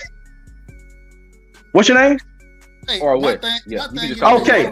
I just want to know, bro. Look, no disrespect, bro. At the end of the day, no disrespect. If you felt like I called you out your name, dog, I apologize. You dig what I'm saying? But what I'm telling you is this right here. Off the muscle, you can feel like I said something, but if somebody play it back and it's not what you think it is, I think as a gentleman of 2 people having a conversation, I think you would at least be real enough to say, I thought that's what you said, but obviously it wasn't. That's all I'm saying. We can move on from it. Let's go. And that could be correct. I may have misunderstood when you tweaked it. I thought that you tweaked it. Like, so I would have to hear both parts of it. That's what I would have to hear. But if that's the way, if that's really what it was, then for sure. It's really like, I'll be honest, it's not a big deal. Thing. Like yeah, I feel it too. I'm different with boxing. Like I don't get animated and emotional about this. I'm an Errol Spence fan. If Errol lose, hey, I still go to work the next day. I take care of my kids. I don't. Dub, like Dub said, Dub, that's my guy. This my brother through and through with boxing. This is my first time even being on his panel because I don't live and breathe his boxing stuff like that. And I love boxing. I mean, I love boxing, but yeah, I don't get emotional about boxing. Like, bro, I would even go up on a debate and I wouldn't care if I lose. Like, it literally means nothing to me. Like, it's bro, it's boxing. It's a camaraderie. It's fun. It's sports. And the fight ain't even happening. So, right. And I wanted to say one last thing real quick. What ZONE6 said earlier tonight, and shout out to my brother Phil. You was right, bro. You didn't say exactly what I said, and so hey, I was wrong in that situation. It is what it is. Look, my brother ZONE6 said something, and I never thought about it this way. Omega Red said this shit to me, and he didn't say it. You know, Omega Red, he ain't worth a damn. Shout out to my brother. That's my brother, man. I fuck with Omega, but it's about camaraderie, bro. It's about being. I can't talk boxing with everybody I'm around on a regular basis. It's hard to find niggas to talk boxing with. It is what it is. But I can get up here, I can run the show and talk boxing with niggas until 4 o'clock in the morning. It's about the camaraderie. It's about the love for the sport. And hey, man, I appreciate that, man. I want to ask this real quick. Hey, Zone, you did your thing tonight, right? You got the W. Would you be willing? I know you say the format ain't for you, but now I get you the A side. So would you be willing to take a different debate? You know, I don't know exactly what the topic could be, but in your style, where you can pin people down, would you be willing to take another debate at the platform of your choosing? Absolutely. That would be fun. And I want to experience the way my brother Phil talk about it. You know, it ain't no problem with me. So we'll see what happens. But who you got in mind? I ain't got nobody in mind just yet. I ain't got nobody exactly in mind. But you can have a rematch. No. It's gonna be somebody a little different. Cool. I think I got somebody trying to make a comeback, man. So we'll see what happens. We'll see. But I think it'll be fun, man. It'll be something. But I have a question for the judge. Go ahead. Mr. Judge. We don't have a judge. We don't have a judge here. No, Terrance. No, the moderator. Terrance, I was trying to. Yeah, what's up? Yeah. Go ahead. Hey, Terrance, real quick. I put your name in there too. I could not get a hold of you though. I swear to God, I put you in there. Yeah, you did. I did. I tried to put you in there, but I could not get a hold of you. Okay. Yeah. Well. Why you put Terrance in there? Why you put Terrance and not me? Why you put Terrance and not me in the? About to say he biased as hell too. The butt debate, I don't know, but because I think Errol been ducking, but whatever. I might be a little biased on that. You say Errol ducking? Yeah. Killing me with that. So Terrance, what's your question, boss? What's your question? Hey, real quick, man. Hold on, real quick. Zone 6. Hey, that inactivity thing for Errol Spence, that was a weak argument, brother. That was a weak argument. No, it wasn't, man. That was a weak argument. Now you gotta be careful because we ain't doing 5 minutes. See, now I can see you gonna see. Now this is where we're gonna have an issue with because, bro, he's inactive. That's a thing in boxing. We got to start with the jokes. And this is another thing too, man. I'm really gonna take it up another level because if people don't understand the terms and how to use this in boxing, I'm not playing the game with you. See, I gave this courtesy because I've been going for a long time, but I'm not finna play that. If dudes don't know what lineal mean and all that, because I got to get sharper. This really was not a good one for me. He ain't good, but I went down to his level on his format with all that nonsense to 4 o'clock in the morning. But to be honest with you, bro, it ain't going like that no more. I'm not finna play with you. Like, straight up, dude, that's not a weak argument. Inactivity gets you pulled off the ranking list. We all know that as boxing fans. Let's stop with the jokes. If you want to have your opinion about it, that's cool. But when you inactive... let me ask you a question. Let me just ask you a question. Can you negotiate with an inactive fighter? You absolutely can. And you, second question, if you're an inactive fighter and you haven't been stripped yet, right? You haven't been stripped. You haven't been forced to fight a mandatory. And you still hold belts like you're holding them. What I mean, he's inactive. How is that a relevant argument if he's still able to negotiate? When he's still holding the belts, how is inactive how is that relevant? Because when you do activate the fight and you negotiate the fight and you get the result, then the fight date is booked. You now become active again. So that makes it then qualified to be back relevant when the fight is on. But you cannot be saying that a person is being dumped if he's inactive. It ain't no fault to Errol Spence. I'm not saying that that's a bad, good thing. I'm just telling you what it is. And we got to start looking at what is in the game of boxing. He's inactive. Yes, he can. He's inactive because Bud didn't sign the contract. Okay, see, that's the thing, man. That ain't got nothing to do with that. But can I interject something real quick? Go ahead. Somebody got a question for me, man. Can I say this? My bad, man. Both fighters are inactive. So like, what does it matter? Like Crawford himself has only had like one fight more than Errol in so many years. So he's not inactive. But I'm just saying, like, even before then, what was his last fight before David Avenesian? Hold on for a second. See how he misspoke? See, that's what I'm saying why we need the panel. Now, Sean T, you can get it back, but I'm saying you misspoke. See, that's false. What part did I misspoke about? Let's speak about, rather. Because Bud is not inactive as opposed to Errol Spence. What does that mean? What does inactive mean? It means that they haven't fought in a certain amount of time. Well, that's what I mean. Like, I think you got to define that, right? Because all these fighters only fighting once a year. No, and that's what I was saying. No, what does inactive mean? Dale, go ahead. You got it. Dale, telling you. No. So, when you're inactive, there's a title that's placed on you. You know what I'm saying? So it's not. I don't know. I need a definitive time frame, though. I need a definitive. I think it's 12 months, actually. I think it's 12 months. Okay, so but what I'm saying is, if a fighter is only fighting once a year, if Crawford fought Porter, when was it? November of November. Right. Okay, and then he fought David Avenesian in December of the following year. Is that really being active? That's the only thing I'm saying. I'm not talking about the terminology with the sanctioning bodies and all that. I'm not talking about that. I'm saying if a fighter is fighting only once a year, all of these fighters are being inactive. Yeah, but this is the deal right here when you talk about Crawford. The Avenesian situation is a kind of an outlier because he was negotiating the Errol Spence Jr. fight with hopes into getting that fight, obviously, right? And it also it also is the time that you make the fight and not the actual time that the actual fights happen. You see what I'm saying?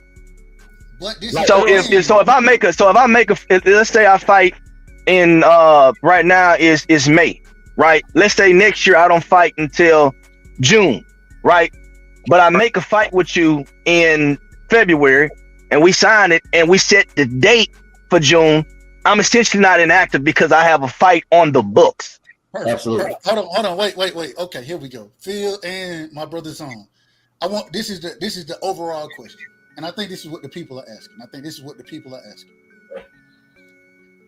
Errol Spence being any fighter being inactive, right? And what does that stop them from being able to do? Well, let me do this. I got you. But what's your foundation? Because you saying some stuff, and I'm trying to see where you at. But I need to know. You talking to me? Yeah. I just need to know what your stance is. Who you think? Okay, give me a little bit. My stance is that since Mayweather, a lot of these guys who think that they are elite, they tend to only fight once a year. They're not fighting twice a year. It would be a lot to ask for them to fight 3 times a year. But if you're only fighting once a year, you're really not being active. Now, if you're talking about sanctioning, real quick, go ahead. Shanti, I apologize. Let's go with it. No, I'm gonna let you finish. I just got to do this as always, man. Shout out to the OG, the singing OG in the building, man. KQKC Boxing Network TV. Y'all make sure y'all go sub to his channel. The absolute best fight caller on the YouTube arena. He called all the fights, and if you don't know now, you know. Shout out to the OG. If it weren't for the OG, like I tell y'all all the time, I wouldn't be here. You know what I'm saying? I wouldn't know nothing about YouTube boxing if it wasn't for him. He was the first person I found on YouTube boxing. Shout out to the OG KQKC, man. Yeah, man. Homie are real. Yeah. Facts, salute the homie. Yo, Terrance, you still got that question for me, homie? Yeah. So my question, I think in hold on, no, it was on Sean T. Y'all can't do that. No, actually, Terrance had a question for me way earlier though, but he did, and we're gonna get to it. But I took Sean T off. Well, I want to let that brother finish. So you know what? I'm gonna finish it like this, man. So it's kind of like a double-edged sword when it comes to Errol Spence, because it's like, all right, let's say if he chose not to be inactive and to go fight Keith Thurman, the Crawford fans would have a fit because they would say that he was ducking. But by holding out, waiting for this dude to get the balls to sign the contract, now we're talking about inactivity. So which way do we really want to have it? for me, it's exactly what I said. I want him active. Him fighting Keith Thurman is a credible fight. See, that's another thing, man. I'm starting to notice since I came back, man. Like, dude, not you, Sean T, but people be coming with this shit from other channels to other channels, man. Dog, like, you gotta listen to people and understand where they coming from. That's why I asked Sean, hey, what you think? I don't know, you know what I'm saying? I ain't gonna put that on you that I don't know. Doug, what you think? Feel what you think. And that's why I like the open format so you can get clarity on that shit. Like, dude, nobody ain't tripping if he fight Keith Thurman. That's a credible fight. Anybody that say that's not a credible fight? Well, it depends. If he fight Keith Thurman at 154, that shit ain't credible to me. No, he ain't fight him at 47. Guess what, though? That's your opinion and you're entitled to that. I got you. You see how easy that is? See, because then now listen, because then that means Errol Spence is basically saying, let's say you go out there and stop Keith Thurman. That's a fight that's overdue, and now he's jockeying in between two divisions like Bivol trying to do with Canelo. Now we may get an option of Errol Spence and maybe Charlo, just hypothetically speaking, Charlo, you know what I'm saying? And then he can still fuck with Bud. You might get that. I want to pass it around. I want to get my brother Rick in here. Tony's still in the building. I want to get everybody in here real quick, but this is and I think I've been very consistent. The only thing I disagree with is I don't give a fuck right now about Errol and Charlo. Nigga, I want to see Errol and Bud fight. That's the fight I want to see. It's the same way. It's the same way I look at the 35-pound division. You know what I'm saying? If Devin, and I think Devin beats Lomachenko, y'all know how I feel. When Devin beat Lomachenko, I want to see Devin and Tank. Agreed. It's the same thing with that division. And so my thing is, I understand what you're saying with him. Nah, don't go up there and fight that man at no damn 54. No, hell no. It ain't no damn mandatory title defense. And you're gonna don't do it. I prefer 47. But I'm not sure how that works with PBC and what LM got. Now, of course, obviously, bro, it's a spectrum. Like, dude, it's degrees to this. Like, it's not absolute. Right. You know, I want to see him fight him at 147. I'm not finna say that him fight Keith Thurman means he ducked Bud. I'm not finna say that. But at 154, I'm gonna say he ducked him. But he can't fight him at 54, bro. He can't. I don't care what he do, man. Errol Spence gonna end up. He should want to end up in more than one weight class anyway. I'm not. But let me ask this. How can you have, because Keith Thurman is supposed to be a quote unquote mandatory fight, right? The man is only a damn champion at 47. So how can you fight the nigga at 54 and that fulfill a mandatory? It doesn't make sense. Now the sanction bodies with that shit, I gotta look at that because that wouldn't make sense based on what you said. That shit don't make sense. That's what I'm saying. That's why it has to be at 47, and then the Bud fight needs to be at 47 for undisputed. It shouldn't even be no Keith Thurman talk, bro. It shouldn't be no fucking Keith Thurman talk. I think Bud gonna beat Spence, and then he gonna defend against Thurman and try Charlo after that. hey, I just knock it off. I'll be cool with that. I will be cool with it. I just want to see the damn fight, bro. Like, yeah, I'm with you. Stop with the nonsense, man. Y'all. I mean, what's the hold up then? What's the hold up? And that's why I gotta, in my opinion, it gotta be Bud. The man was offered a contract, bro. Just sign that shit and fight. Man, it is Bud, straight up. Yeah, we done seen niggas. We done seen dudes take lesser deals. You know what I'm saying? And I can't. I mean, it is what it is. I can't judge that man money. I ain't trying to. I just want to see the fucking fight. And so I'm a selfish boxing fan. I'm selfish. This is my thing about it. I just on some real principle stuff and just some real life talk outside of YouTube. I just seen Bud not have any issues with making fights until he got up there at 147 with PBC. 147 is a diva ass division, bro.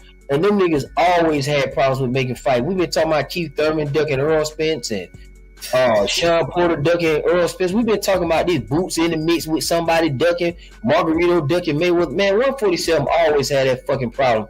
That shit really get on my nerves. But Terrance Crawford didn't have problems making fights up into that. So I just got to go with the guy who is delivering the fight, as opposed to the guy who said on a couple of occasions that he ain't trying to fight a said person because they didn't fight him before or something.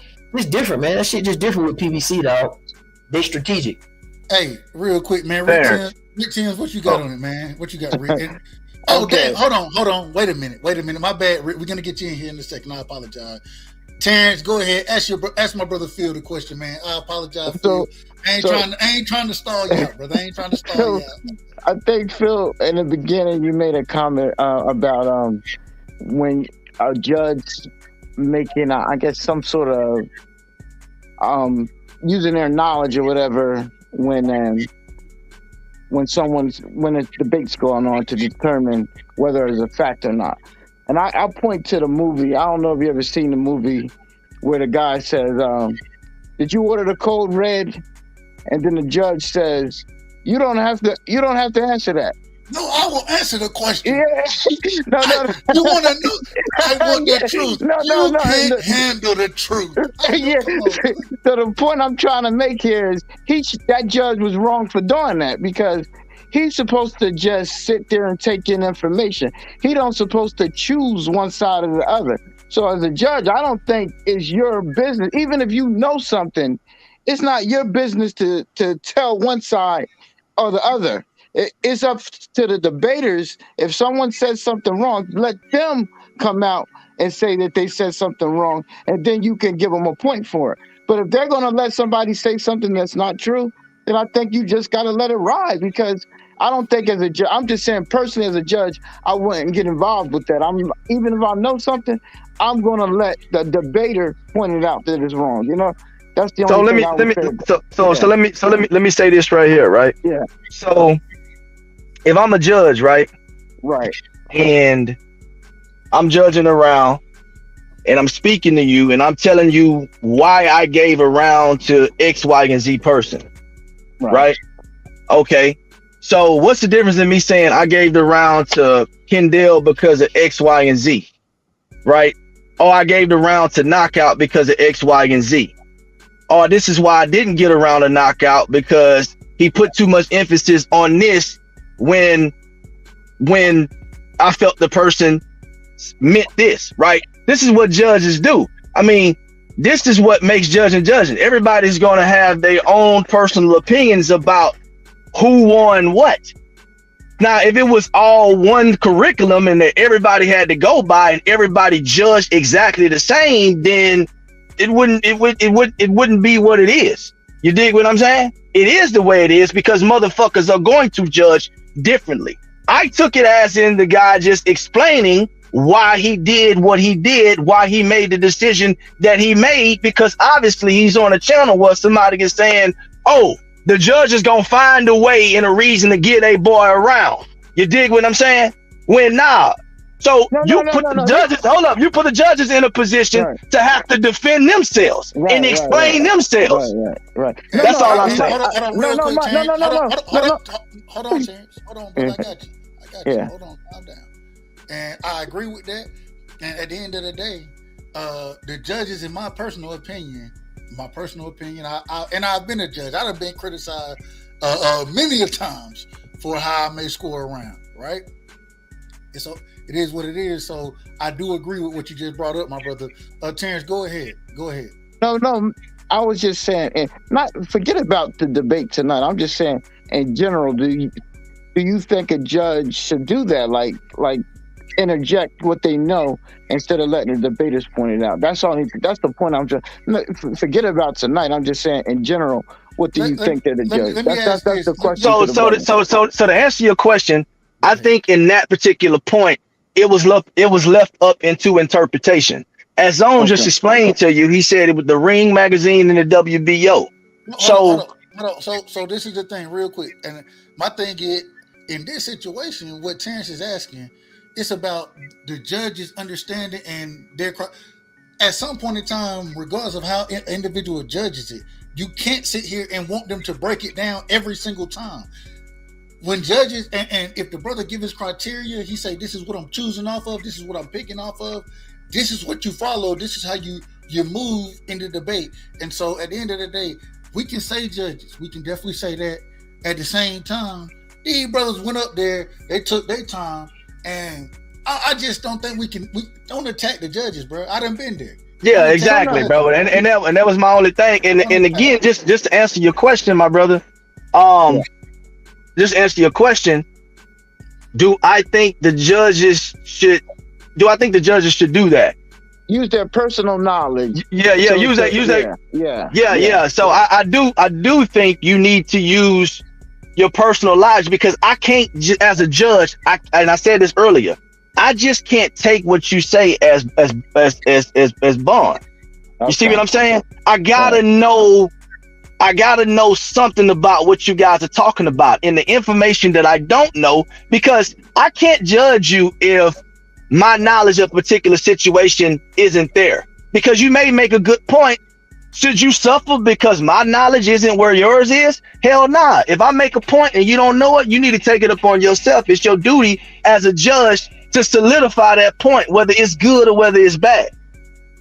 So I think if you being a judge, you need to take that shit serious. And if you have a situation where you don't know something, I think you need to seek out that information. That's my opinions about it. And if you already know the information, even more so the better. Rick Timms, get in here, brother. Go ahead. Let me know what you think about what we're talking about. Man, look, dog. I don't give a damn about none of that. At the end of the day, listen, dog. Listen. Man, I don't give a damn about none of that no more, man. That the debate, whatever, man. Whoever debate, whatever style, whoever. Listen, all I give a damn about is the fight. It's the motherfucking fight. That's it, just the fight. And look, man, Bud, really disappointed me back in November when he didn't make the fight happen. Man, I've been riding with Bud since, man, was that June 2014 when he stopped Gamboa, gave Gamboa his first loss, and then hell, man, I went to New York and I saw Bud against Hank Lundy live and in color. And I've been riding with the dude ever since then, but the dude have really let me down lately, and I'm really fed up, and I'm to the point this new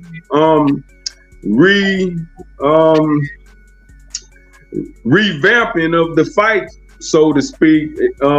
If this don't happen this time, dog, I'm just really done with the dude, because he really is talented.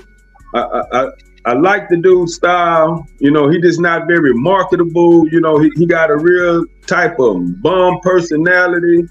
But man, I don't give a damn about his personal life. I just want to see him in the ring with Errol next. Errol been hanging around. Errol been dragging his feet. Errol holding on to them belts because he really want that fight. So until Errol give up, I'm not giving up. The fight about to happen, and dude, Bud gotta put up a setup. It's you know. Real quick, Tony, real quick. Hey, Rick, the fight is it July 22nd? Is it July 22nd? Man, that's another fantasy date that's floating around. But hey, man. I got a question for you. No, can I say? Let me just. Hold on. All right. It's on Tony. I'm about to open up a business, okay? You're going to do all the hard labor, but I'm going to pay you 40% of everything we make, but I'm not going to allow you to see what we make. You going to take that deal? Repeat that. Said, I'm going to pay you 40%. I'm opening up a business, okay? You're going to do the hard work. You're going to do the labor, but I'm going to give you 40% of everything we make. Fuck it, I'll give you 50% of everything we make, but I'm not going to allow you to see what we make. You ready to go into business? You cannot see what we make, but I'm going to give you 50%. Well, it depends on where I am in my life. If I'm broke, if I can't handle that type of hit, I might not take that. If I'm well off and I don't give a damn, and if I want something to happen, and if I know I can create something in the future, I'm gonna take that damn deal. So it varies where you find me, and if you pertaining to the fight, at this point, Bud gotta put up a shut up, dog. It's no other way around it. Listen to what I said. I'm going to give you 50% of what we make, but I'm not going to show you what we make. But that's why Rick said he don't care about none of this shit, because Bud already said he agreed to everything. So we arguing about stuff that does not matter. But he didn't agree to everything. Why are we arguing about I'm done with this, I don't give a damn about they pay. Both of them millionaires. There was one holdup in all of this that people are overlooking. Yes, he agreed to the terms, but he asked for one thing that they would not give him. Let me see the books. No, let me see. That's not true. Hold on, let me finish. Let me finish. It is true. He asked to see the books, and they had a problem with it. Brother, Hold on, let me finish talking. Who is going to take a deal when they have no idea what the revenue is? KO broke this down. He broke it down.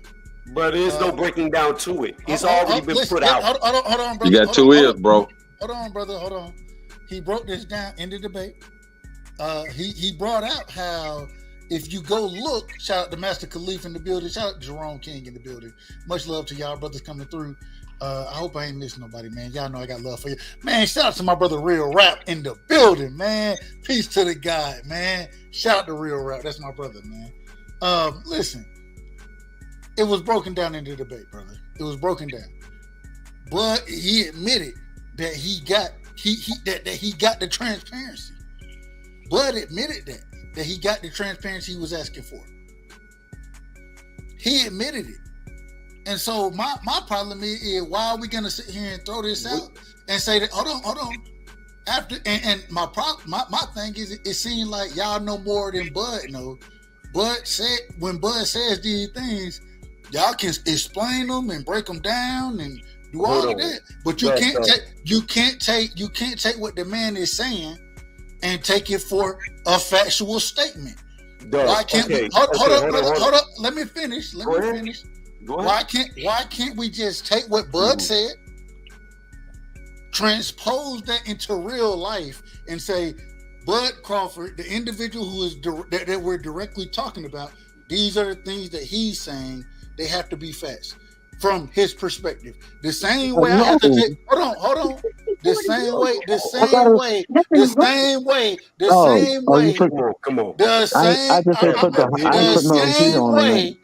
same way I have to take Devin Haney and Bill Haney. I have to take what they say. And okay, I have to hold up. I'm not done. Keep delaying this. You keep delaying this. I will belabor it. I will. I have to take what they say, and I hold them accountable for what they say. And if they're gonna say these things and they do something different, y'all gonna be over here right side channel, and guess what y'all gonna tell me? You don't fuck with Devin. No, I fuck with Devin. Y'all know I fuck with Devin, but I'm gonna call a spade a spade. So if you're not doing what you're saying you're doing, if these words are coming out of your mouth, why the hell am I going to be listening to everybody else trying to defend it? And how do I know more than you know? I don't. I have to take what you're saying, and I got to hold you to your word. And if I hold you to your word, then at the end of the day, when I start to cook like I cook now, I'm only holding him to the same standard that he put out. That's it. All right, Dub. So with all that being said, I can show you videos of Stephen Espinoza where he would not allow Bud Crawford to see the books. Bud Crawford himself. Bud Crawford himself. No, we're not going to do this. We're not going to do this. That I was talking. We're not going to do this. We're not going to do this. We're not going to do this. You're going to talk over me, but I can't talk over you. No, that's what we're going to do. Because that's what you just did. Hold on. Okay, no. All right. Here we go. Let's do it this way. Here we go. Are you telling me that I shouldn't believe what Bud said? I shouldn't believe his words. I shouldn't believe that. I should just believe everything. I should just go with Stephen Espinoza. So Bud is just lying, is what you're telling me. Bud is just lying. Okay, first and foremost, you muted me when I talked over you, but you immediately talked over me before I could finish my point. I'm muting myself. Before I could finish my point, you talked over me. So here's the thing. I could show you articles that said Al Heyman would not allow Bud Crawford to see the books. I can show you Stephen Espinoza video saying that they would not allow Bud to see the books. My question for you is, show me where Bud said there was 100% transparency that he could see the books. Go look at his Twitter and see, this is the difference. I'm going once again with the fighter. I'm going with the fighter. You're going with everybody else. What I'm saying is this is what the fighter said. Go look at his transaction. Hey man, look, I got a question. Why PBC and Showtime ain't been having problems putting no fights together? They it's not like they affiliated with the mob. I'm Bud all day, but who gives a damn about the goddamn books? Man, fight. Make the fight, bro. Like, I don't understand. Here's my point. You said for me to go look it up. However, earlier when I first got on here, when I told you that Jermell called out Jamal and told on him that he ducked the Canelo fight, that he could have taken it, and his own brother admitted that his brother turned it down. You wanted me to post link, which I did. No, that's a lie. No, that's a lie. That's a lie. That's a lie. No, Tony.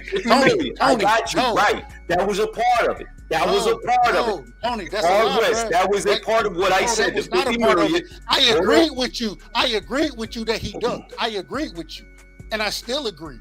The problem was you said that he ducked and he wasn't going to get paid $50 million. You said you brought up the $50 million. That was what the conversation was about. I agree 100% with what you said as far as Charlo ducking the fight. I don't have a problem with that. I don't have a problem with it. All I'm saying, because there was a contract out there, I'm just saying that it went for $50 million. That was the disagreement. Okay, right. I got you. Now we have a disagreement here. You asked me to go find you links. I did. I did that. I'm saying I never saw anywhere, never read anything that Terrance Crawford came out of his mouth and said that they gave him full transparency, that he could see the books, that he knew what the finances were. What I'm asking from you is to please provide the link where he said that. If he said that, I'll admit that he said it and I'm wrong. That's all I'm asking for you, because I've never seen that. No, can I ask him something, man? Go ahead, Shanti. Go ahead, and I'm working on it. I'm working on it. Okay. My thing is this: like my man Rick said, what does that matter? And the reason why I'm saying that is, if Crawford said himself, man, he was sent a term sheet like in May or whatever, and then he also said he agreed to everything, which I could believe maybe when he saw the term sheet, he did agree to everything. So the next thing was they sent him a contract in August. So why are we talking about transparency and all that bullshit? He agreed to everything, but he didn't sign the contract. That's what happened. That's what happened. Sean, listen to me. I can agree to everything. Me and you could come to an arrangement right now. I could take the short end of the stick and say, I'm only going to get 30%. I'm going to give you the bigger ring if you want it. We can wear your gloves, everything. I can agree to all of that. However, in order for me to see my 30% that I'm going to earn, I need to see the fucking books. I need to see what the fight generates. I need to see what the pay-per-view numbers are. I'm not going to sign a contract if I don't know what my 30% of the pot is. Listen, man. Can I make a quick point? Can I say something real quick? But here's the deal. We're gonna let Shanti. Let him answer. Let the dude answer. Hold on, we're gonna let Shanti. No, I'm gonna let him answer. I just want to kind of reiterate something. Finish, and then we coming to you, Phil. The only thing I'm saying, man, is there was nothing for Crawford to see because the fight hadn't happened yet. You see what I'm saying? He can't tell you that's a projection. It's a projection of what could happen. The fight wasn't made yet. They hadn't made any bread off of ticket sales, off of none of that. It was nothing for him to see. What Crawford wanted was, he wanted to have control over expenses. And you don't get that unless you are bringing some money to the table to become an investor. Hey, I ain't mad at it. Go ahead, Phil. Go ahead. Yeah, so I just want to make 2 quick points real quick. A term sheet. Yeah, so this is 2 quick points. So, I mean, we all probably involved in boxing in one way or another, but this is what I can tell you from my own personal experience of promoting a boxing match myself. A term sheet and a contract are 2 totally different things in its entirety. Now, I can give you a term sheet is kind of like you're just kind of discussing something, and then when you send the contract, that's more of a concrete, bulletproof kind of deal. We can agree to a proposal, man. It's a proposal. Yeah, exactly. Exactly. So a term sheet is something that's not exactly bulletproof or certified. Now, a contract is something that is absolutely certified you get it notarized and everything. You get multiple signatures signed off on it. You get people to look over it, and it's law at that point. You dig what I'm saying? A term sheet and a contract are two totally different things. I just want to put that out there. And my man, okay, I'm gonna make my second point after you. No, go ahead, Phil. Finish your point. Oh, and my second point for my man down at the bottom. What's his name? Rick Timms. Rick Timms. At PBC, always have problems making fights. Just throwing it out there. But go ahead. That's my next point. I wanted to ask this real quick. When we talk about the contracts, and ROS, we coming to you next, brother. Yes. When we talk about the contracts, usually if you have to agree to the term sheet first. The term sheet is usually if that's agreed to. Of course, you have your opportunity to mark things out, to make adjustments, those type of things. But that's what the term sheet is for. And then when I send you the contract, it's usually because the things that were on the term sheet, if you disagree with them, we amended them, and this is why we're sending the contract. Would you agree with that, Phil, or would you disagree with that? I disagree with that because I've filled out term sheets and I've signed contracts before. I disagree with that. So you're saying you're saying when you send if you're doing business with an individual, they send you a term sheet, you mark your shit out, you say this is what I want, you know what I'm saying, as far as it goes, and then they say okay, we can meet it. Would they send a contract if they didn't expect to meet what you marked out on the damn term sheet? Would they send you a contract? Nah. So look, let me give you a better example, right? Something that we all can. I want you to answer that first. I want you to answer that piece first, though. Ask your question again, then I answer. What's your question? If you get a term sheet, you're in business, term sheet. or you're trying to do business with an individual, you get a term sheet. You red line whatever you're gonna red line. You're gonna also you're gonna include, right, what you want in that contract, right? That's when you send the term sheet back. Once you send the term sheet back and they send you a contract, when you expect that they have taken into consideration the things that you have put on your term sheet that you sent back to them, you would expect for that to be fulfilled or for those things to be met, and then for you to sign the contract. They wouldn't send the contract if they didn't believe that you were going to sign it. So, right.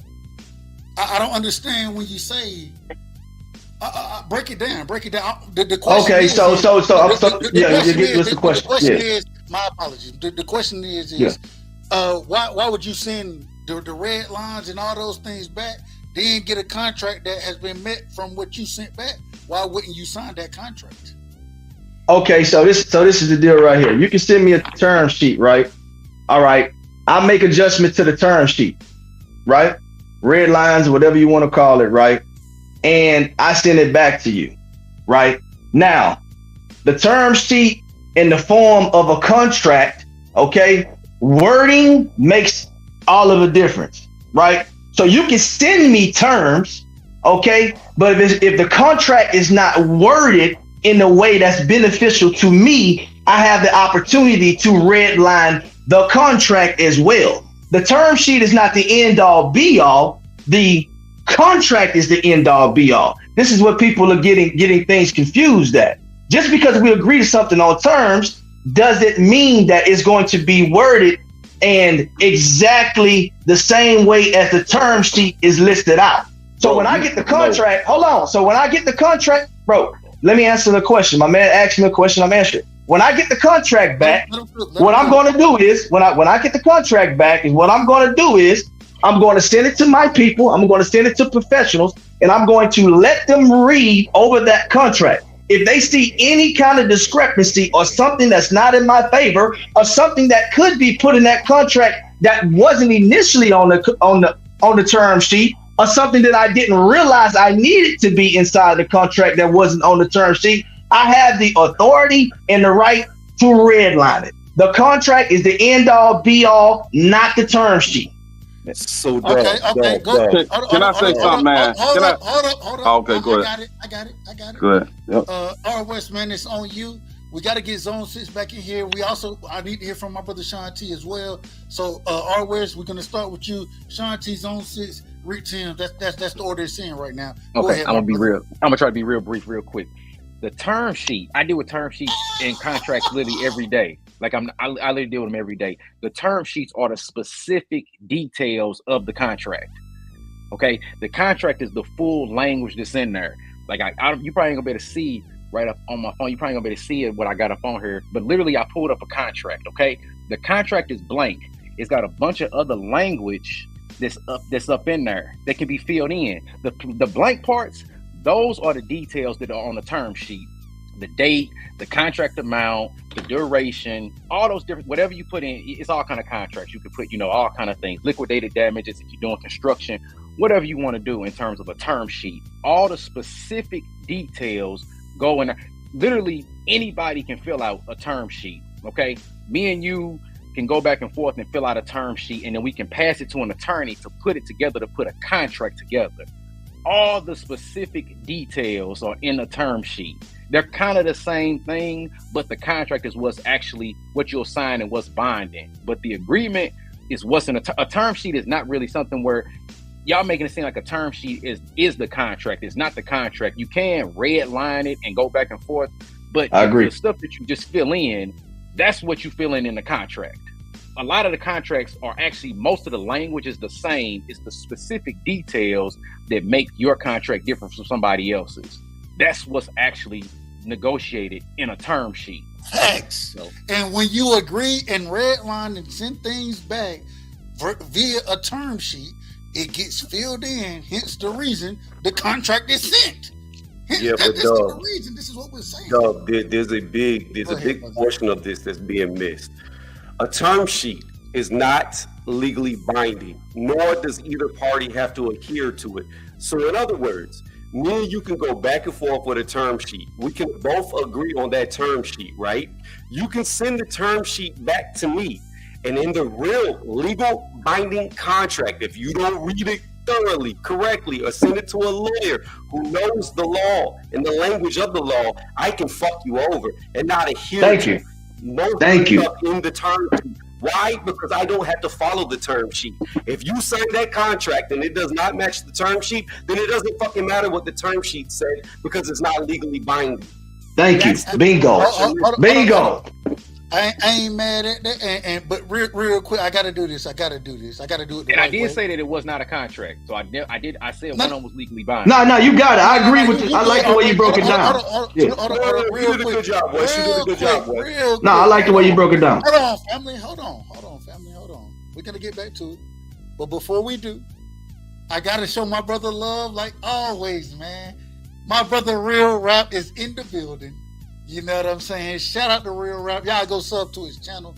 My brother Real, man, he be over there. He be cooking on damn near everything about black culture, nigga. Hey, he gonna tell you about the being native. He gonna tell you. He gonna break down the esoteric piece of it. He gonna break it all down for you, brother. Y'all go show my brother Real Rap love, man. I find myself over there at certain times. Listen up, like I don't know how true some of this shit is, but I ain't saying he lying either. I don't know. I just don't know. And this is why I fuck with him, because the brother he speak on a different level, man. I got love for my brother. I got love for him. Real Rap is in the building. Rap, man, what you got for me tonight, man? Welcome to the channel, brother. Man, You know I ain't lying. That's a hell of an intro, bro. That's a hell of a look. The right side, bro. You know you the man with the magic voice, bro. Like that. Look, bro. That man should be on fucking. You should take Don Lemon job. Matter of fact, you know what I'm saying? No, I don't want it. My dog, man. But look, somebody got to tell the truth on the news, dog. Somebody got to tell the truth. But look, I ain't trying to take. I do it now. I do it. Hey, look, I ain't trying to. No, look, bro. I'm gonna cook a little bit on this boxing, but I ain't trying to take away from y'all, bro. I've been watching y'all for the last probably 30. I just wanted to come show you love, bro, because you come to my channel and show me hella love. I'm gonna keep it a buck, bro. Like, you know, as far as this fight right here, man. You know, I'm not paying attention to it as hard as y'all. That's why I support like channels like you, because I don't keep up with this every day, bro. But to be honest, man, I'ma just say, bro, PBC was capping, bro. Like I think it was more to it than that. I think everybody jumped the gun on Blue Blood, and I think the truth is gonna come out. At the end of the day, Errol could have said he could have got a fight in November and didn't. So at the end of the day, bro, I'm not against Bud. I'm not against Errol. I want to see both these kings, get their just due. But we gotta wrap this whole narrative up with 147, because I'm looking at Tank, I'm looking at Devin, I'm looking at the up and comings, and we need to move, man. We need to get this going, bro. Respectful. Damn. So what you're saying, real quick, and we're gonna open it back up. My apologies, but I gotta question my brother, man. Rap know what it is. So what you're telling me is you think at this current moment in time, Tank, Devin, the 135-pound division, you think it's starting to eclipse 47 and Errol versus, especially, and I will say, I understand where you're coming from, because we did see the numbers that Tank and Ryan did. We saw those numbers, and so I think EJ and Bud will be up there. I think EJ and Bud will be up there with those type of numbers. I don't know if it'll be that high, but I think that's a huge fight, a mega fight. Rap man, you're saying, and go ahead, break it down if you want to, and then we're gonna pass it around. You're saying that you feel 135 is eclipsed the 147-pound division, and you think that the bigger fights are down, especially with Tank Davis. You think the bigger fights are down there at 135. Is that what you're saying? I'm not saying it eclipsed, because that would be a hell of a statement, because 147 has been a glamour division from the days of Sugar Ray and the days for a long time, bro. It's been one of the pillars of the weight division. So I'm not gonna say that, but the energy of these younger men like Devin Haney that believed in himself, had a great father backing him, went and challenged everybody. Nobody wanted to fight Devin. Devin had to take the long way. Now that he took the long way, once we get this issue done with Lomo, man, let's get it with Tank. Let's get it with Tank, or let's shut little Shakur up, knock his little ass out, and let's go for the bank. So I think what it is, what I'm saying is the fact that they're putting their money where their mouth is. They're younger. The older generation that's like, I'm 33. Me and Errol pretty much the same age. They got spoiled with the process of holding back a fight. Man, fuck that. Man, we could have had a damn trilogy already with Bud and Errol. So I think the younger era is seeing that, and they not, they have more of a, even though they're younger, they have more of an old set mentality, as far as wanting to get to this bag, wanting to get these belts, and wanting to get the best fight possible. So yes, to land my plane with Tank and Tank, man, I'm so proud of Tank, bro. Salute to Ryan, but I'm so proud of Tank, because I think Tank knocking everybody out, respectfully. But when it comes to the Errol and Bud, I'm not sure if they do $1 million, bro. I think the potential is there. I'm not gonna say no, but I give them 700,000-800,000. I don't know if they're gonna clip up. That's fantastic. That's fantastic. It's still great. But I don't know if they're gonna get that $1 million plus. Yeah, that means that the 35 has exceeded 47, and I think it has. I think it has because of the simple fact that the fights are getting made at 35. I mean, Devin in Lomachenko, that's a hell of a fight. Tank and Ryan, that's a hell of a fight. Think about the fight that's gonna come after that fight. So I'm ready for it. You see what I'm saying? So I think it is just for the action. Phil, let me ask you, brother, and I gotta pass it to my brother Sean T. I gotta get ZONE6 back in here as well. Terrance, yeah, let them do their thing. Let them do their thing. No, I gotta ask you this. I gotta ask you this. And then we're gonna pass it around. Right now, at 135, who is the man in the division in your opinion? Well, the man in the division is gotta be Haney. You know what I mean? And I'm gonna tell you why I think it's Haney. Because I feel as though Haney took all the proper steps to get to the point that he's at right now. He can't help who he fought, how he got there. but he took the proper steps. He went the WBC route. Okay, he couldn't help that Lomachenko got franchised. Okay, they gave him the belt. He was awarded the belt. He defended the strap a couple of times, and then the belt switched hands between Lopez and Loma, and then Kambosos and Lopez, and it brought Dehaney to Kambosos. I mean, at the end of the day, he took all the proper steps. He stayed active. He fought the guys that he needed to fight, and he wound up being undisputed in the division. So because of his activity, because he did everything the right way, took the proper channels, right now he's a man in the division. Now, who I think is the best in the division is a totally different conversation. And we're going to get to that. We're going to get to that. And I love how you finished that. Shout out to my brother Phil, man. I love how you finished it. I got to get my brother Sean T back in the building, man. I got to get him in here. I got to get Zone 6 after Sean T. And then we're gonna keep it moving. Go ahead, Sean T. What you got on the topic right now? 135. Hey, Phil just said that he feel they done eclipsed 47. These are both glamour divisions in the sport of boxing and highly touted divisions. What's your thoughts on this, Sean T? Man, my thoughts is this, man. Like, of course, this Errol Spence, Terrance Crawford debacle is what's weakening the 147 division. But I hear all these guys on here, they're talking like they're some kind of goddamn businessmen or lawyers or whatever the hell, right? But they negate to say, I'm keeping it 100. Like, we talking about term sheets, we talking about contracts and all this other bullshit, right? But what we're neglecting to say is some of these other fights are being made because you have two real promoters who are getting these fights done. You cannot expect Terrance Crawford to walk into a business meeting with Al Heyman and get shit done. He's not going to be respected the same way. So all that shit talking about hedge fund people bringing 50 million and this, that, and the other. No, bro, you cannot make a fight. You cannot.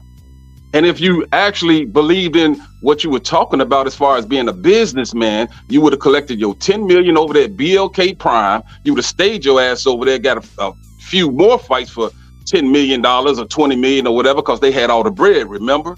You wouldn't be going over there trying to fuck with B-Hop and Oscar De La Hoya, the same motherfuckers who didn't show up for Ryan Garcia after he got his ass whooped by Tank Davis. You wouldn't be trying to deal with these guys if he was a real boss. What you would do is you would go find a real support team, a team that's experienced with business, and make this goddamn fight. Because this is the second time we're around on this goddamn merry-go-round. We going around and round, and everything that he wanted the first time should already be understood. They shouldn't even be, this should have happened quick. So what's the hold up? Zone 6, where you at, brother? Are you in the building? Yeah, I'm here. I would allow you to respond first. I got to bring my brother Piero in. We're gonna allow you to respond, Zone, because respond to it. Well, to what the brother did you hear what the brother Sean T just said? No, I wasn't paying attention. He said something about the guy who business and all that, but I'm really yeah, he talking about somebody else, but I'm really kind of burnt out on the whole anyway. Man, that shit, I'm kind of really. Man, that shit ain't about that no more. I mean, them dudes don't fight, they don't fight. It's just cool to really talk on YouTube about it, but it's other shit to look at, to be quite honest with you, man. I ain't even finna keep talking about this shit. Let me ask you this then, brother. What should we be looking at, especially, and I agree with you. I agree with you because, hey, at the end of the day, we want the fight to happen, but we've been waiting for this fight for too motherfucking long, and we need to stop spending energy on it, bro. It's other fights to be made. Zone 6, man, in your opinion, what fights do you want to see? I got to get my brother Piero in the building after you, and then we're going to spend the block as always. Shit, lightweight division, that's what's jumping, man. Lightweight. Nowhere else? You don't see, I mean, come on now. Man, lightweight heating up, man. I mean, you got Charlo doing this thing with the Undisputed. That's pretty much cleaned up, and then you can get Canelo with the Benavidez and Morel thing going. That's a hot one. So it's a couple of little spots. I ain't mad at it. Hey, goddamn Piero is in the building. Shout out to my brother Piero. Appreciate you coming through, bro. What up, man? What up, bub? Salute, man. Salute. What's you got for? What's the topic? Hey, man. We done talked about damn near everything. A hell of a debate tonight. That was the original topic. We talked about Bud versus Spence. Once again, do you believe that fight is going to happen? I don't think it's going to happen. And Pharaoh, man, it's on you, man. What do you think about the Bud versus Spence fight? Is it happening? Who wins it? Break it all the way down for us, and then we're going to spin it. I think we got to get back to because what we've heard tonight is that the 135-pound division is starting to eclipse the 147-pound division. Do you agree with that, Pharaoh? Nah, not at all. Why not? I mean, 135 is barely getting started. We finally got a fight that people have been wanting to watch. Hopefully gets the other fights kick-started. We shall see. But at the end of the day, I mean, they're kind of like stagnated the same way. Everybody wants to watch Errol and Bud, bro. But I mean, a lot of people also want to watch, Boots and Virgil. And the other guys, mix it up too. I mean, two fighters don't make the whole division, right? So the same question that I just asked my brother Zone. What do you think, in your opinion? What is smoke at? I'll focus on the less political weights. I wouldn't mind seeing albeit that they win their respective fights. Bronco Lara versus Venado Lopez. I think they're at featherweight, I believe, 126. That'd be a potential, undisputed and potential like fucking fight of the year candidate. And then they're both with Eddie Hearn. Yeah, so I mean, but those weights usually the fights happen anyways. But Cordina versus Oshaki Foster, that'd be a good one. Who else is in that division? Is Navarrete in that division? Nah, not Navarrete. He moved up to he had 30 at least. So he's in Oshaki's division. So yeah, Navarrete versus Oshaki. Any of those dudes, I think that they'll eventually make those fights. Because people know who they are, but they're not like these fighters that that carry a lot of hype. Yeah, they're not that big time. Yeah. I mean, I wouldn't even say that they're that big time. They're they're just not in the situation where they're not a lot of people hype those fighters. For whatever reason. You get what I'm saying? They don't get they get love. They just don't, get all the cap that in my opinion, some of these other fighters get. And they're still good fighters, and they're still good fights to watch. What else would be good? So real quick, I want to ask you. I'm gonna start with you, and we're gonna spin the block as always. I want to get everybody in on this question right here. Go ahead, shoot. Canelo Alvarez, he's fighting John Ryder this weekend, right? Yeah. He's fighting in Piero. Give me the I say it respectfully. Break it down. Break down where are they fighting at? In Guadalajara. Say Jalisco. It again. Guadalajara, Jalisco. That's Canelo's hometown. There we go. So, are y'all looking forward to this fight? I believe it was supposed to be a free fight on the Zone if you had the app, but now it seems like it's gonna be you got to pay for the pay-per-view. I believe it's going to be $54.99, so it ain't a high price, nothing like that. And so, are y'all supporting the fight? Are y'all gonna buy the fight? We're starting with my brother Piero. We're going to Rick. We're gonna spin the block all the way around, man. Go ahead, Piero. Are you excited for the fight? Are you looking forward to Canelo versus John Ryder, and are you buying the fight? I mean, I'm looking forward to it, because he's been out for a minute because of his hand. I'm curious to see how he looks. Break his hand? I don't know if it was a clean break or whatever, but he definitely had surgery because I don't know what it was, to be honest. But yeah, he had surgery on it. Yeah, he had surgery on it or whatever. But I mean, I'm interested to see how he looks. To see if the hand's fully healed or whatever. But I mean, it's cool for for me, fucking I'm Mexican and shit. It's like since Chavez Senior back in 90 whatever, bro. There hasn't been a Mexican fighter fighting when Chavez went there, he sold 150,000 seats and shit. I mean, I don't think he's gonna sell. Yeah, at the Azteca Stadium back in '93 versus Greg Haugen. But it's kind of similar to this, because Canelo is a really big star and shit. So it's for me it's cool. It's cool. It's cool to see that again. After 20 years or whatever. in relation to the opponent, I mean, like, it is what it is. It's a mandatory. So I mean, like, Ryder's cool. I mean, like, I think Canelo's gonna do what it do. I think he's gonna knock him out mid to late round stoppage. But He's gonna stop him. He's gonna stop him. I think it's gonna be mid to late round. But at the end of the day, bro, I mean, Ryder's been tough. He's giving Callum Smith really good work. Like, he beat Danny Jacobs. Even though I thought he lost to Danny Jacobs. Go back and watch the fight. He lost to Danny Jacobs. That's my opinion. That's just my opinion. I know. That's what I was trying to get to. Like, I thought Danny actually won the fight, but it was close. Like, I wasn't mad at the decision, So, I mean, like, he earned his spot. So, it is what it is at the end of the day. But, yeah, I'm going to watch it. I mean, John Ryder, cool. He cool, man. Hey, the panel is open, man. Anybody want to speak on John Ryder, Canelo? What y'all got on it, man? Trash. Hell no, I don't want to talk about that damn fight. God damn. I mean, you could say trash, but truth be told, John Ryder beat the shit out of Callum Smith and got robbed. So I don't know. He didn't beat the shit out of him. He didn't. He whooped that boy. Adrian Broner AB. He whooped that boy. I thought he won the fight, but he didn't beat the shit out of nobody. It was night and day who won that fight. I agree that he won the fight, but he didn't beat the shit out of the brother, bro. Like, he didn't beat the shit out of Callum Smith. That was a very competitive fight. I scored it 7-5, and I mean, I didn't see. I don't know. Go ahead.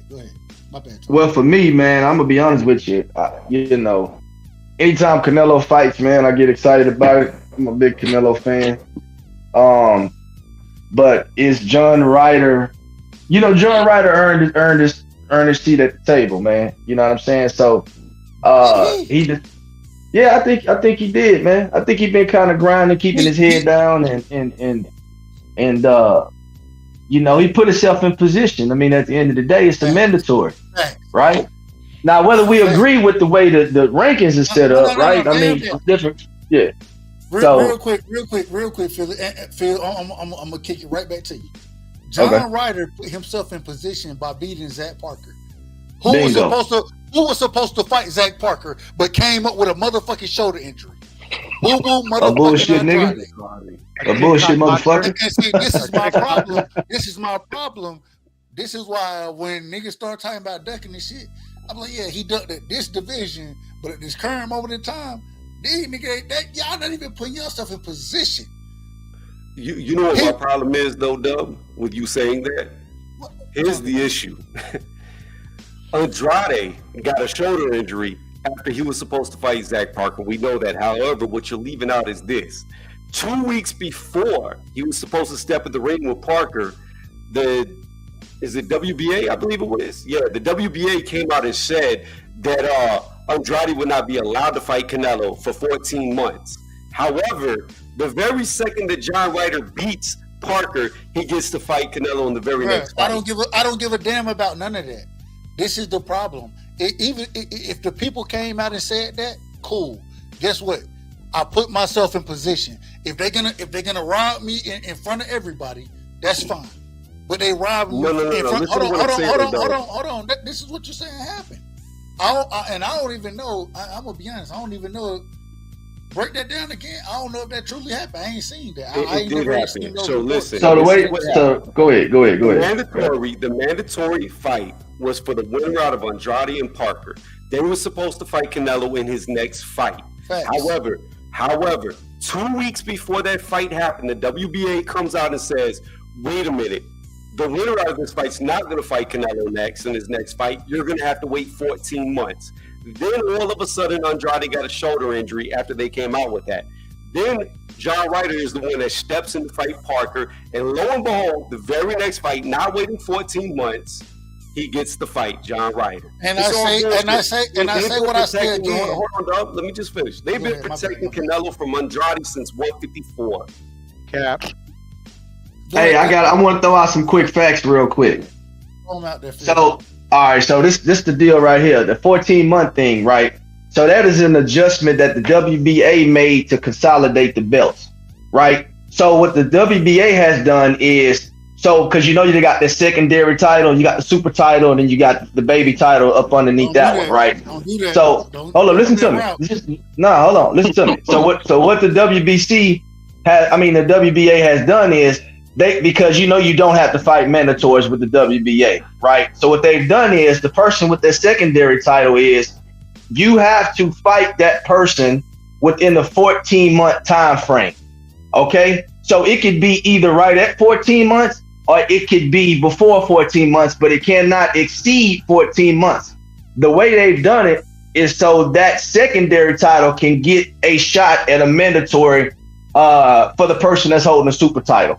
That's what's happened with that. And they just did that to consolidate the belts because obviously everybody knows it's 67,000 of the motherfuckers out there in the world. And you can get one at the grocery store, the park, or wherever you want to go. They got them. So they hand them bitches out like candy. Listen, always go ahead. Then we got to get my brother Rick back in the building. I got to spin the block. Terrance, are you in the building? Terrance, are you in the building? All right. All right. We get R West. It's on you. We're going to Terrance after R West, and then we're gonna make it happen. How it happened. I got y'all. Go ahead, R West. Well, I ain't gonna cap. I really can't. I have nothing to say about this Canelo fight. Like I really don't. But I did want to say 817 in the building. Shout out to 817. Salute to the brother Phil. I'm a man, so I will apologize to him. I went back and listened myself, and I misinterpreted when he said, I misinterpreted what he was saying. So I will say I apologize. I ain't making no excuses. So he said what he said. And I will say, hey, I misinterpreted what he said. I thought that he was agreeing with what you said when he said, he was saying like, but he was waiting for you. No excuses. It don't matter.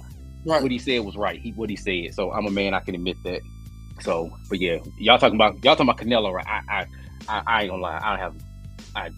Hey, much respect, brother. Much respect for that, though. Much respect.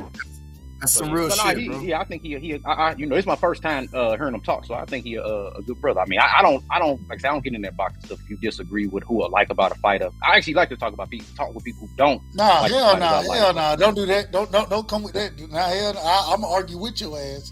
No. That's what I'm saying. I'm arguing with everybody about anything. That's what I'm saying. I don't like people to be on my side. Like I like to go back. I like that. That's what I'm saying. You don't have to be an Errol fan or think Errol gonna do. No, I like that. Whoever they fans or Tank. I like Tank. I don't. Yeah, all that. So no, that's what I'm saying. But I was saying I don't stream fights, and I'm not paying it for this fight, and I'm not stream. I don't care to see it for free. Like I don't care to see this fight. Like I'm not the biggest Canelo fan either. I'll be honest with y'all. I'm not the. I think he's a hell of a fighter. Do you think John Ryder provides a challenge to Canelo in any? Hell no. I don't. And people gonna call me a Canelo hater. I don't think that Canelo seeks challenges. I don't. Amazing. Terrance, what you got on it, man? Canelo, are you buying the fight? Are you excited for this fight? Canelo Alvarez versus John Ryder this weekend. Break it down, brother. How you feel about the fight? Yeah, I think Jimmy got pissed at me. I don't remember. I said, Jimmy, I don't want no smoke with you, brother. But he was really mad because I said, not only I'm not buying a fight, I'm not even going to look for it on my damn Fire Stick. I have no interest in this fight whatsoever. So he said, "Oh yeah, John Ryder. Well, he's a great fighter, and he's done this." I said, "I'm not interested. It's not at all, bro. I will not. I promise you, I will not watch this fight. If for Canelo, I've watched the Bevo. If he wants to rematch him, I mean, I'll watch that. But other than if he's not gonna fight anybody, I'm not interested in Alvarez anymore. I mean, it's not like he's exciting. Well, why? I mean, I don't get it. If he's not fighting a good fighter, I don't want to watch him. That's me. Hey, Real, last question before you ride out, my brother. Are you interested in what Canelo got going on? Are you gonna buy this fight this weekend? Are you gonna watch it? Are you gonna stream it? Do you give a damn? I might stream it. You know what I'm saying? I don't buy none of Canelo fights. The only fight I bought for Canelo was when he fought Floyd. and I won like $800 on that fight. So, outside of that, nah, I'm not buying. And there's nothing against Canelo. I just don't really. I don't watch Canelo. You know what I'm saying? That's not who I watch. I like I said, I like the little guys. You know what I'm saying? I like Charlo, up to Charlo. I just like who I like. You know what I'm saying? So for me, man, I want to see Tank knock all these niggas out. I ain't gonna lie. Yes, sir. I want to see Tank, bro. Look, bro. I'm gonna say this. I'm gonna get out. I was at a damn Olive Garden, man, because it just happened to be there. I was at an Olive Garden watching the fight, and look, bro, it was a couple sitting behind me. The dude wanted to watch the fight so bad on my phone, but he had some, kind of not the greatest looking thing with him. So I'm going crazy when he got knocked out. The dude like, hey, what's going on? So I go and sit, and I'm like sitting there, I'm showing him my phone. The girl, like, I can feel it. Like, I'm not realizing, because I'm a little drunk, I'm not feeling the energy that they on their little Olive Garden date, right? So the girl, like, I guess looking at him, he like, hey, bro, if it was Buffalo Wild Wings, we get it in, but, I'm kind of with the situation right now. He said, I got to get the fuck up out of here, bro. I got something on the line. I got to go do what I got to do. I got to do what I got to do, bro. I want to see the fight. But I got to do what I got to do. I mean, I thought we only go to Olive Garden for like lunch. You know what I'm saying? I mean, I don't take chicks to Olive Garden on dates. That's kind of, we got to step our game up, gentlemen. You know what I'm saying? We got to do better. Nah, they got to step their game up if they want something more than that. That's what I'm saying, man. I mean, at least go and support something black owned. You know what I'm saying? I mean, what can I say? But look, I gotta go read my book, man. I gotta go do my little my studies, man. Hey, Rap, yes, Rap, sir. you know I'm gonna rock with you, man. When I see you live, I'm gonna come through. And hey, I was blocked for 2 weeks because I ain't gonna say the word because I don't want them to strike your channel. Don't do it, brother. No. But I protect children. You know what I'm saying? So I'm pretty sure I know the word, and I done been over there enough to know exactly what you're talking about. And, exactly. So I'm with you. I understand what you're talking about. They put me on timeout for 2 weeks, so I just been on Clubhouse, beating up dirty Moors, you know what I'm saying, beating up Pan African. You and the dirty Moors. I don't know what you got against the Moors, bro. What do you got against the Moors? I don't mind the temple Moors. I don't mind the ones that teach you how to get out of your lower self and balance. I don't mind those. But the ones that tell you that they was always here and we all more, no, nigga. Your mama, my bad. Their grandmama name was Bethy May, Joey, you know what I'm saying?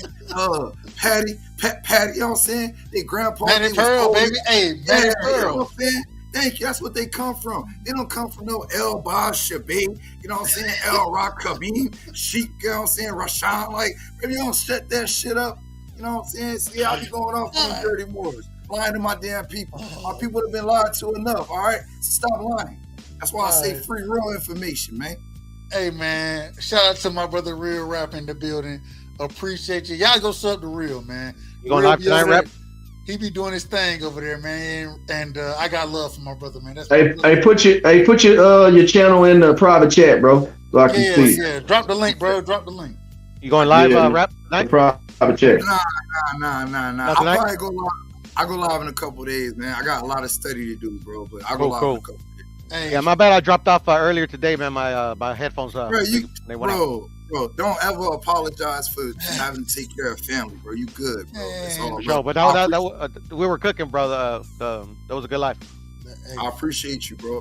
Pero, my Don't dog. trip, I homie. appreciate you. Don't trip. Hey, man. Much love to you, Rap, man. And you know you always welcome over here, brother. You're always welcome. And thank you, brother. Thank you. And we gonna rock out as always. We always rock, man. You know what it is. Hey, man. All right, we getting back to the question for tonight. I gotta go to my brother Tony. I gotta go up to Tony, man. Oh, hold on, no. I believe I skipped Rick. Then I gotta go to Tony. I gotta get Sean T back in the building. It's a lot of y'all. My apologies. I'm trying to keep it together. Rick, man, are you excited for the Canelo fight? No, man. Are you buying the fight, brother? Hell no, I'm not buying it. I'm not excited about it. I am interested still. you know, just the way I feel about Bud. I'm at that point. I'm just fed up, put up or shut up. I'm at that point with Canelo now. Since Floyd, Canelo have fought 18 times, okay? And he've only fought 2 brothers in those 18 fights. Well, you can throw in Laura, you know, he a brother, Cuban or whatever. But, you know, Daniel Jacobs and Kirkland, they both have been knocked out before Canelo got in the ring with him.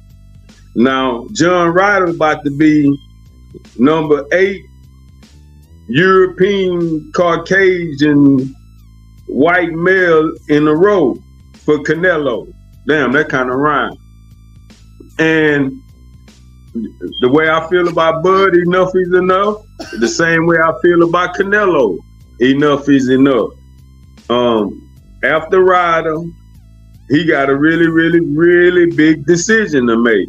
Do he still want to be relevant, or do he want to watch Tank just go and surpass him? Because Tank is on a hell of a trajectory right now, and Canelo, he had to go back home to generate buzz. You know, ticket sales cheap as hell. Hell, he taking a pay cut. You know, that's I don't know. That ain't too pretty for the so-called face of boxing. So after Ryder, man, it got to be Benavidez. Man, Morrell. He already said Bivol. He said he's gonna fight Bivol in this. Well, yeah, but look, he sound like he's scared to fight him at 168. Talking about he want to fight him again at 175 with Bivol. He don't want to put his belts on the line. He don't want to put his belts. And well, Bivol say he want the belts on the line. Bivol say he can make 168. He don't want no excuses. He said, I want to come take your shit. I want your shit on the line this time. So, dude, Canelo, Bud, Canelo, Dev after Loma, a lot of these dudes gonna have to. Don't put Devin in there. Don't put Devin in there. Man, Dev too. Hold on. This is the because of Bill. Hold up, Rick. Now, Rick, you know how I am. Yeah, I know. And you know I'm gonna keep you it know a buck. me. But you know I'm gonna keep it a buck. You know I'm gonna keep it a buck. Until Dev had the opportunity not to do what he said he gonna do, the man that fighted Lomachenko, one of a quote unquote Hall of Famer by a lot of these individual standards. I think he's a Hall of Famer, but at the same time, I don't know how good he really is. I think he's above average, in my opinion. This is my opinion. And so all I'm saying is that hold up. We can't put the man is still going and fighting the best. We can't put him in the conversations with the Canelos. We can't put him in the conversation with the Crawfords. But what we can do, But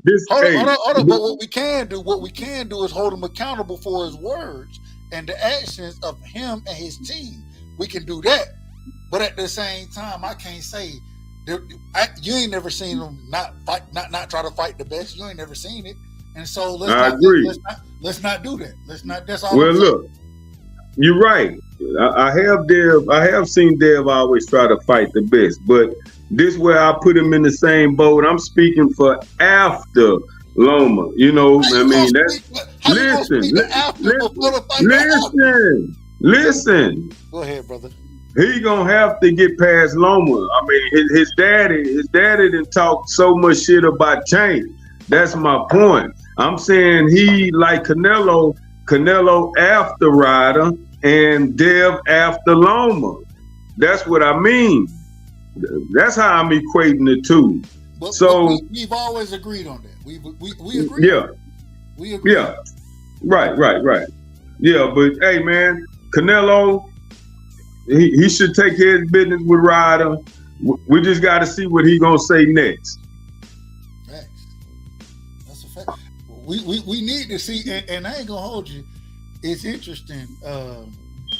When we talk about Canelo Alvarez, when we talk about the fight this weekend, I also want to bring in, okay, if he fights Bivol, he's going to have to, according to Bivol and his team, he's going to have to fight him at 68.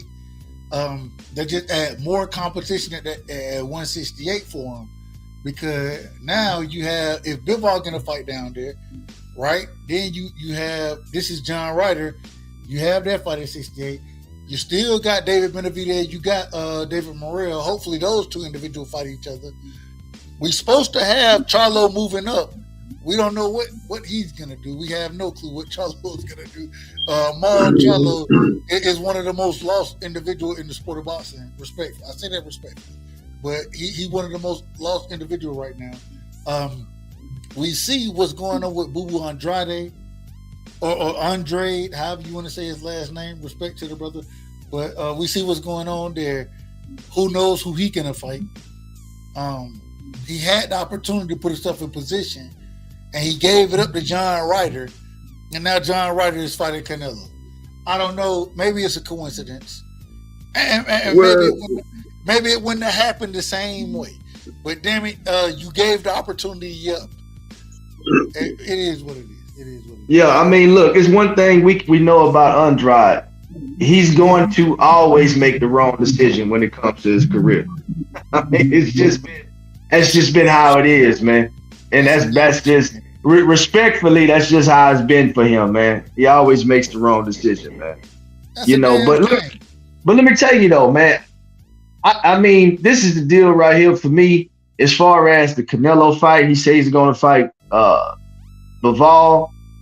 I get it, but I would prefer Bivol to fight against Beterbiev for undisputed. That's just my own personal opinion. I wouldn't be concerned. I wouldn't be concerned with Canelo. I don't even know why he want to come down to 68. The rematch clause states that the fight has to be at 75 if Canelo loses. So I don't even know what all this shit is about. But hey, whatever, man. He needs to go for undisputed. But I understand if you can get that scalp again and get a nice payday. I mean, fuck it, why not, man? But Canelo got so much work at 68, man. You know, obviously Benavidez, Morrell. I just hope that Benavidez, and he hadn't been really worried about Canelo. He just been kind of putting in that work and just solidifying himself more and more in the division. So I hope those guys mix it up at 68 and just be like, man, if Canelo want to fight, we'll fight him. If he don't, fuck him. That's just kind of where I'm at with it. And I'm a big Canelo fan, but you need to give one of these guys a shot pretty soon. Depending on who it is up to you, boss. It seems like what Bivol is doing right now is cutting shit off. It seems like Bivol is cutting a lot of shit off by saying, all right, I done beat you. I want to fight at this weight division.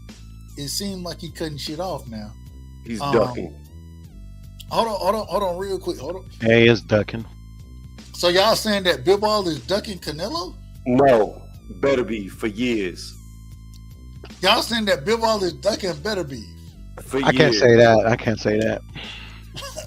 What are you talking about? You can't say it. They just could have. Beterbiev has another fight. So how can you ducking if he has another fight? Hold on. Wait. That's all I wanted to say. So Beaver allegedly, like Canelo, all of a sudden wants to go for undisputed, but he could have been going for undisputed at his weight class. But instead, he wants to go down to a lower weight class against a guy he already beat. Number two, Beterbiev was just in talks to make a fight with Beaver for the summer, and Beaver turned it down. They would not take it. He's not doing anything till September when he fights Canelo.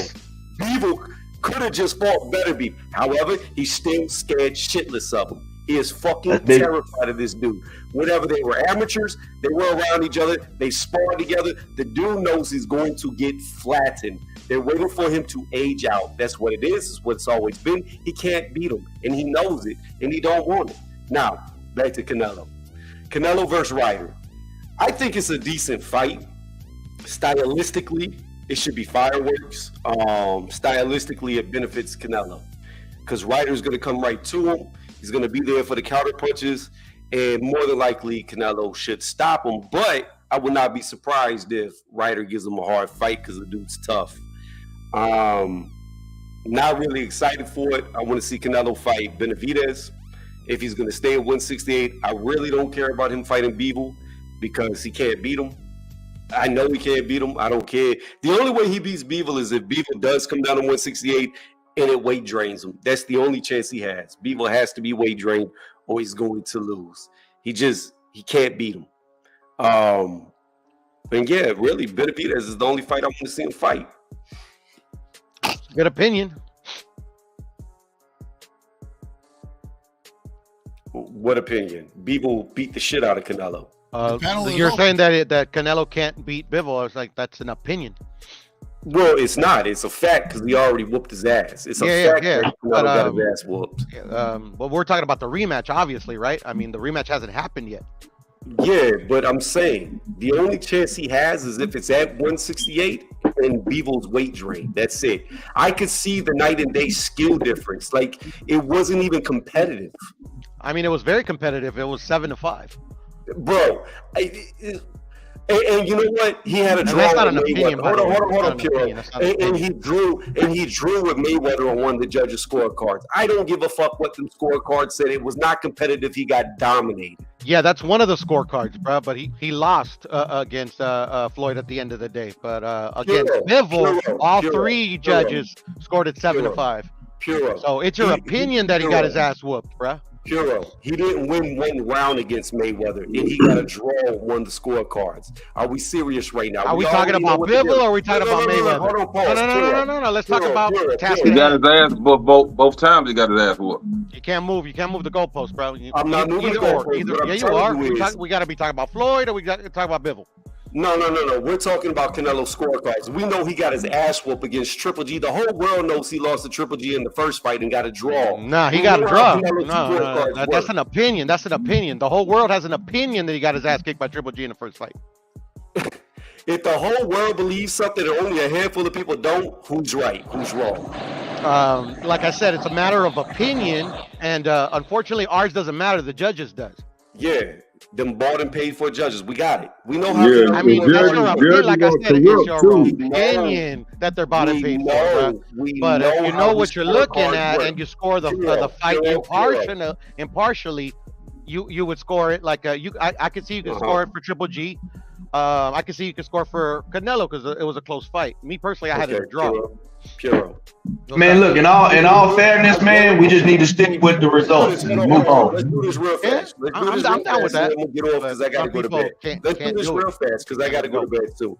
Is there anybody besides Puro that believes that the fight with Bivol was competitive or did Canelo get landslide and mollywopped? It doesn't matter, bro. It's an opinion. It looked one-sided. It looked one-sided. I stick to results, everybody bro. Thinks that's what I do.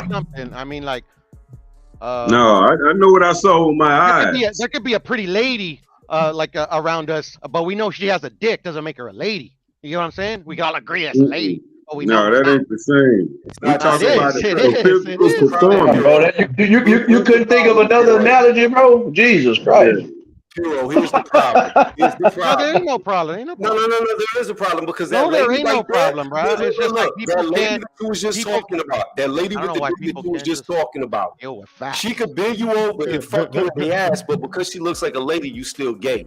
So the bottom line is this: we all saw what we saw. Exactly. Hold on. Let me finish, Puro. We all saw Canelo cannot land a punch on Bivol while Bivol was piecing him up.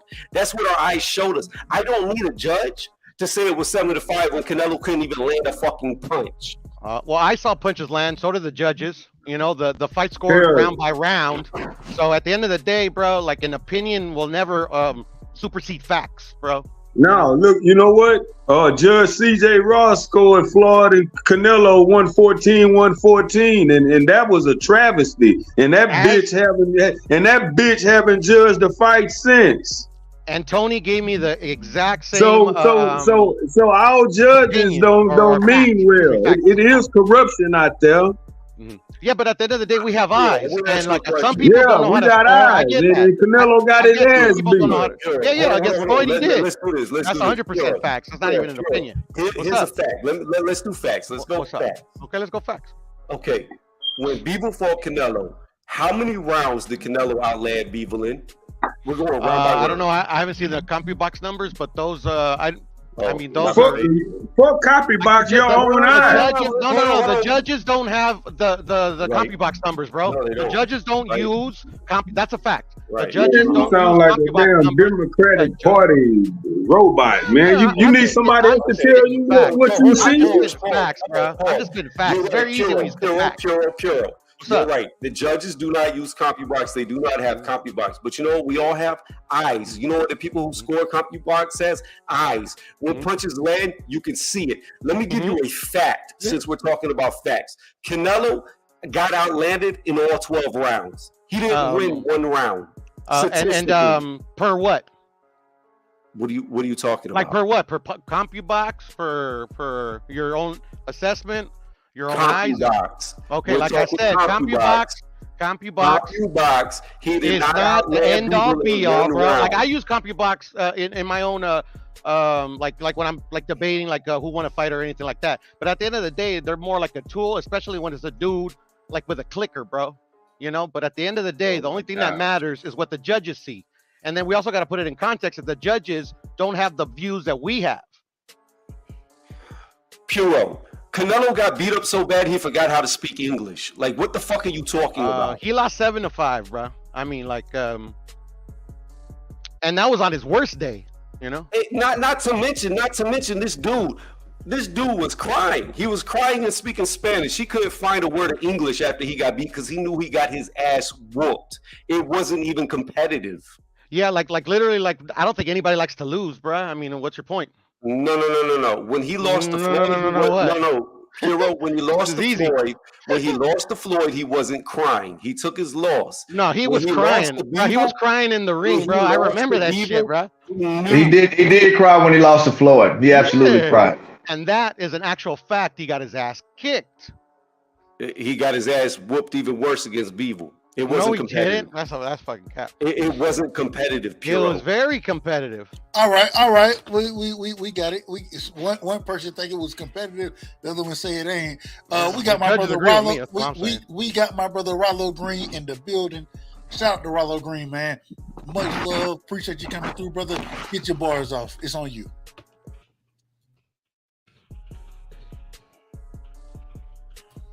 Rollo, are you in the building? Can y'all hear me? Yeah, we hear you good. All right. I just want to make sure. All right. So, Rollo, get your bars off if you can. You're not saying anything, so brother, we don't hear you. We're gonna spin the block as always. We're going to my brother Phil. Phil, what you got on it, man? On what the Canelo Bivol situation? Yeah, and you heard how the brother was just breaking it down. Or go ahead. Oh yeah, man. Look, this is my opinions about that right there. You know, I think Canelo. Consider I'm a Canelo fan. You know, for me personally, I think you need to leave that Bivol fight alone. You know what I mean? I get it. You went up to 75. You dared to be great. You didn't have success up there against Bivol.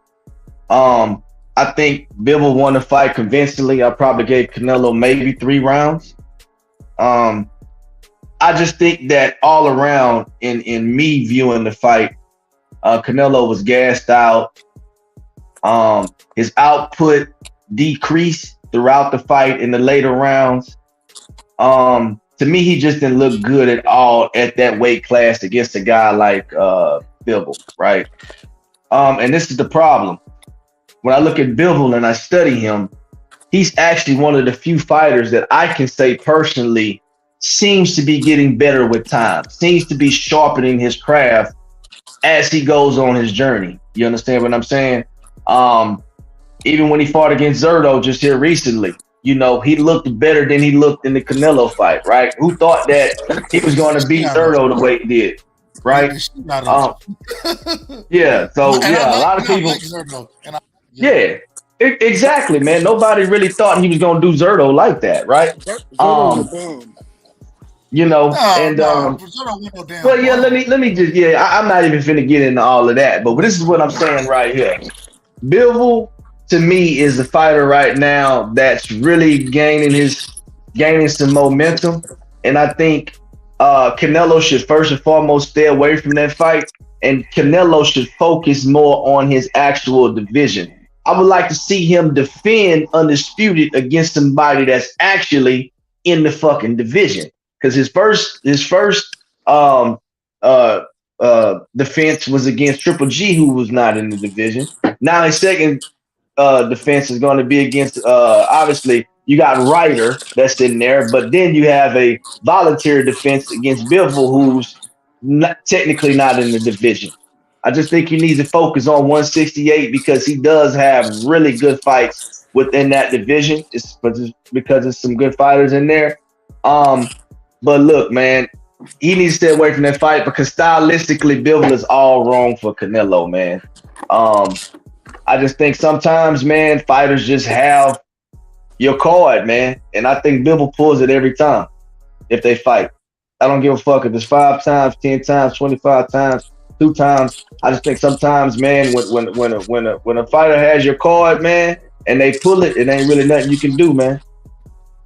That's a fact. When you run into your match and you meet your match, goddamn it, it's your match. It is what it is.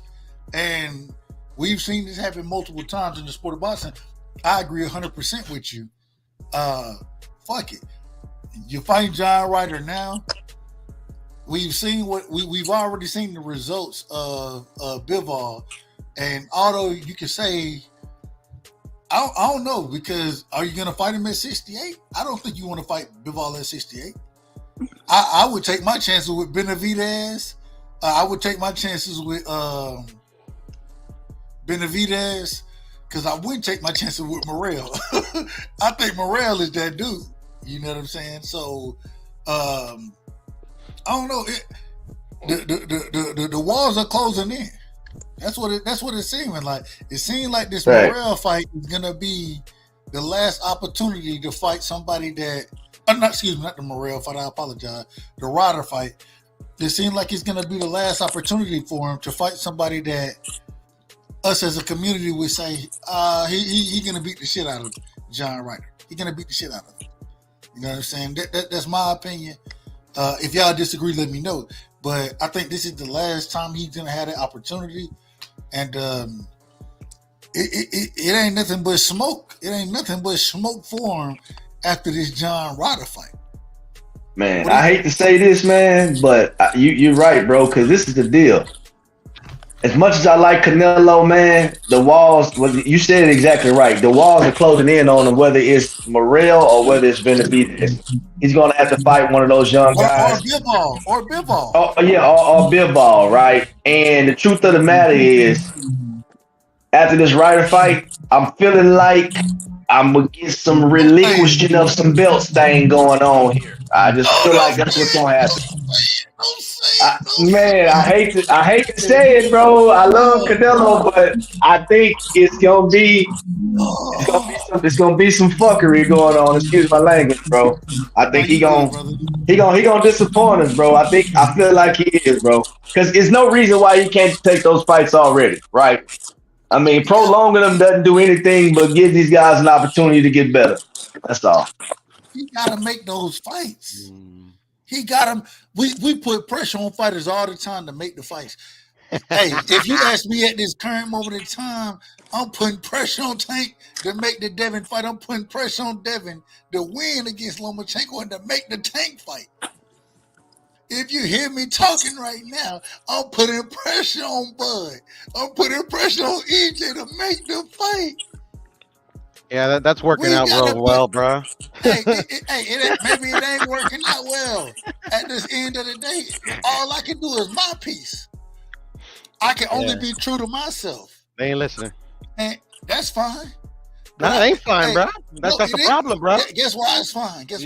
You shouldn't give up so easily. I haven't given up. That's the problem. You have. You're like, that's fine, bro. You're like, that's fine. No, it's fine. Wow, okay. Because the reason it's fine is because I'm gonna do what I'm gonna do regardless. I'm gonna do it because this is what I'm rocking with, and this is what I'm hoping for, and this is what I'm fighting for. Yeah, man. Bud and Errol ain't them dudes, bro. Sorry to tell you. Damn, Perry, you just gonna shit on my parade like that? No, man. I respect Bud and Errol a lot, bro. But literally, I thought they were them. I thought they were them dudes. But at the end of the day, bro, I mean, they ain't. Rollo, man, you in the building? I'm in the building. What you got for me, Rollo? Yeah, man, I just don't agree with the Canelo. He said he's gonna beat the shit out of Ryder, but when the last time Canelo beat the shit out of somebody? Let's be honest here. Caleb Plant. Yeah, Caleb Plant was the last person. Yeah, and then he stopped somebody before that, and then he stopped somebody before. I mean, almost everybody. You say he beat the shit out of Plant, or he took him into deep waters and then beat him? Because I didn't see he stopped him dominating Plant like Devin Haney dominated Cambosa. Did you? I mean, it wasn't the same type of fight, but at the end I say he dominated him because he stopped him. It's no other convincing way to beat somebody besides stopping them. Right. No, period. Well, so to that, I just gotta say, it all comes down to matchmaking. Guys make millions of dollars off of matchmaking, man. You can look at a fighter and know his style and his conditioning and say, my fighter can get him when the fatigue kicks in late. And that's all that really Canelo's been doing, is fighting lower skilled fighters, get them late, and when the fatigue kick in, where they can't run no more, you got to stand there and go skill for skill. And these guys is not ready with 19 fights, fighting Canelo with 60 fights. And the skill kicks in late, and then it takes over. But he was not punishing, just clearly ahead of Caleb Plant. Nobody he really fought. Look at the Triple G fight, 40-year-old man. Did he punish Triple G? Nah, but he beat him pretty good. Yeah, I think he actually did punish Triple G that last fight. You think so? He completely dominated Triple G that last fight. Triple G didn't have no business in there with Canelo that last fight. We all know he didn't have no business, but dominating is what Devin Haney does to his opponents. Dominating is what Shakur Stevenson does to his opponents. Not split halfway through and then your experience. Yeah, but knock him out. Yeah, I don't think Canelo is splitting. He didn't split with Triple G that last fight. He clearly won the fight. He dominated the fight, and before that, he stopped his opponent. His two opponents after that. Yeah, I just see it different. Champions, undefeated as well. I feel the same. Just look at who he's fighting. Bivol. Who did Bivol fight for everybody to be saying that, he dared to be great? But Bivol is the recipient of a guy who got his belt because of a drug cheat. Who did Bivol really fight for? What fight? Give me the fight where we decided Bivol, he's a hell of a fighter. He's, where he just wowed. Canelo fight. He beat Canelo. I believe he beat Canelo. What else? What I'm saying is, boxer in the world, you're pretty good. We're allowing Canelo to pick and choose his fights. Nobody, the casual fans didn't know who Bivol was. He doesn't have a fight in his 20 fights that said that, wow, this guy could be next up on the big scale. Before the Canelo fight, the Bivol was up next for the big scale. Dude just said he's terrified of Beterbiev. It's not about him being next up. The thing is when you ask these questions, he beat Canelo. He beat him. And because he beat him, we have to give that brother credit for what he done. Was he next up? Did he have the name? No, he didn't. So what makes you great? Hold up, real quick. Have I heard of him before? Yes. At the same time, with all that being said, the man, he went and did what he was supposed to do in the biggest fight of his career. So this is why we give him credit. He was not getting the same credit before, right? But he's getting it now because he went and did what he did. So I'm not just really speaking on Bivol, although his resume is crappy outside of beating a guy who came up in weight to fight him, right? I'm not saying his resume is crappy, but To me, you can't go fight a nobody. Brother, hold on. He didn't fight a nobody. He fought Canelo Alvarez. I'm talking about Canelo, not Bivol. So now you're trying to say Bivol is a nobody. He was a nobody before he beat Canelo. Can we not? He was Nobody champion, was whooping and whopping WBA, about Bivol before the fight, right? WBA champion. Does that mean anything? Did you ever see anybody saying this guy is next up like they're saying Boots is? Like they're saying Keyshawn is? So because he didn't have the hype, then we're saying that the man can't fight? So look, man, hold on, real quick, man. He beat Gene Pascal, he beat Joe Smith, he beat Canelo, he beat Zerto. I mean, he got some pretty solid wins, man. Who is Zerto beat to say Zerto's a solid fight? I mean, Zerto was 40. Zerto was 44. Hold on. If we do this, Rollo, then we're gonna end up talking about a nigga who came up into the division one time and won a fight.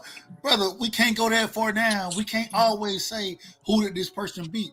Zerto Ramirez was considered one of the best fighters in the division at the current moment in time, simply off of the amount of wins that he had, as well as the same way they look at Jaime Munguia, right? It's the same thing. And so although we don't know everybody that the brother beat, man, once they get their ass whooped, man, give the individuals credit. We can't do it. At the end of the day, we can't just go down everybody's damn resume and pick. Why not? Hey, we boxing fans. All right. Why not? I mean, hell, he beat Jesse. Yeah, he beat Jesse Hart, Arthur Abraham. He beat Jesse Hart twice, actually. How did he fight? And then the next question is well, who did Jesse Hart beat? And then the next question, when you name who Jesse Hart beat, well, who did he beat? We're gonna go down this wild ass. How was Jesse Hart? We're just answering the question. That's all. Say it again. Because my gym mate fought Jesse Hart 12 years ago. How was Jesse Hart when he beat Jesse Hart? And who was your gym mate? He was undefeated when he beat Jesse Hart the first time. Who was your? Hold on. Jesse Hart was definitely undefeated. Lacan Byfield. See, he's a nobody, but I'm just saying that. And who did he beat? Pretty old guy. He's a nobody. I'm just saying that. How was it relevant? How was it relevant? Who relevant? Never mind. My apologies. Yeah, I'm just saying that Jesse Hart was old, which is a form of matchmaking. It's what how the guys don't like. Age has nothing to do with it, brother. Age. Jesse Hart fought him twice though. He fought Jesse Hart twice. So you telling me a 35-year-old will run the 40 in the same time as a 25-year-old? Show me where that happens. Where you? How old was Jesse Hart when Zerto fought him, brother? You said what? How old was Jesse Hart? And this is the problem. This is the problem. I don't give a fuck about Jesse Hart. I don't give a fuck about him. I'm just gonna be honest. Right, I don't care. Why are we talking about Jesse Hart, bro? This is why I say when we start doing it. This is why I say when we start doing this, we get in such a deep hole. We're talking about what? My point is, look, this is my point is, we giving these fighters great commendations off the back of beating nobody. It's like Ryan Garcia and Tank. Now, we all clearly seen that Tank was levels above Ryan Garcia. Am I right or wrong? It's debatable. We clearly seen that Ryan didn't belong in the ring. After the first knockdown, his whole demeanor changed. He quit in the second. People saying he quit. No, he got hit with a good body shot. That shit hurt. But he quit mentally in the second round. And you can tell by the 30 punches thrown in the second round, going down to the 17 punches from their own, going down to the 10 punches. His whole game plan changed. So he didn't belong in the ring, but yet we're saying this guy's the face of boxing off of beating him when you got 3 or 4 guys in the 135 division that'll really put you to the test. I'm not giving you credit for beating guys like Rolly Romero that you've been in the Mayweather gym with sparring with for the past 2 years. He's been under your camp. And you know he's going to throw that leading lunge and hook, and all you got to do is catch it. I'm not giving you credit for that. You see what I'm saying? But well, look, this This is my deal right here. Hold on. Y'all saying I'm looking forward to the Ryder fight. For what? We should boycott that shit. Are we not? So look, this is my thing. I watch boxing. Hold up. Hold up, man. This is my deal right here, right? This is my deal right here. Anytime a boxer gets in the ring and fights and wins or loses, I'm gonna give him credit, right? Now, whether me as a fan, do I prefer certain fights to be had over other ones? Absolutely, without a doubt. But the opinions of, let's just say, like a Rolly Romero or a Ryan Garcia, I agree with you. I don't think either one of those guys is a good gauge for Tank, right? Because I don't think those guys are very accomplished or established at any weight class. But what I will say is this right here. Whenever you fight guys that aren't established or accomplished at any weight class, you beat them like Tank beat them, and that's brutally. That's all I'm gonna say to that. Okay, I can understand that. But what I'm saying, we're not getting the big fight. Everybody say we want the big fights, but then we'll hype up the Isaac Cruz and Tank Davis fight. We'll hype up a bantamweight like Leo Santa Cruz coming up to fight Tank when he's a 135 pounder. But we say, oh, he's great. Well, he fought a bantamweight. What do we expect him to do? When are we going to see these guys fight somebody on their level? Like Canelo. Here we have Andre. Y'all talking about Boo Boo. He chased the man through 2 divisions for Oh man, I don't. He was mandatory twice. Anybody? 160. Yo, chased him for 6 years. And y'all name, like, Rollo. If you're gonna be talking about people fighting good fighters and people getting crowned without any groundwork, please don't bring up Demetrius Andrade, because he is the extreme example of somebody who is really getting credit off of what he did 15 years ago almost, when he was fighting in the amateur. This dude really, his career has been a joke, honestly, man. Just to be honest about it. You know, and do I think he's a good fighter? Maybe. He hadn't fought anybody who really is. I mean, you can't, my deal is this right here. You can't have your opinions about a Canelo Alvarez and have a different of opinions about Demetrius Andrade. It just don't match. That's all I'm saying. I don't understand that. Yeah. Hey, real quick. When we bring up, and we got to say this, I got to bring this back up. I brought this up earlier tonight. We got to say these things right here because we got to be honest. We got to be honest about who Boo Boo Andrade. I don't know how to say the brother last name because just Boo Boo. Yeah, that's the perfect name for him. Just call him TikTok. But this is the thing right here. This is the thing. Once again, John Ryder is fighting Canelo Alvarez this weekend. That's right. John Ryder got this position because he beat Zach Parker. Because Boo Boo pulled out for an injury. Boo Boo Andrade pulled out twice. He pulled out the fight. Was supposed to reschedule the fight.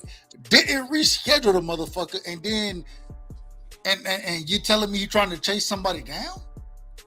Well, exactly. Exactly. That's the exact word to use right there. Well, this is the chase down. Hold on. Before I'm gonna let you cook. The thing is, and Shanti, you still in the building, brother? Yeah, I'm here. We coming to you. I gotta let my brother Sean cook as well. But at the end of the day, ain't no way I can sit here and criticize, right? And although I don't fuck with the John Ryder fight, and I think the walls are closing in. But damn it, Boo Boo should have been John Ryder.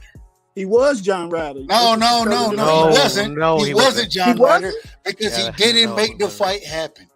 Yeah. Rollo, brother. The man didn't make the fight. If you want to blame injury, I ain't got no problem with it. You can blame Wait a minute. So we're just going to disregard at 154 him trying to... Brother, we're living in the present. If we're going to keep going way back then, ain't shit we can do about way back then. I got to look at what's going on today.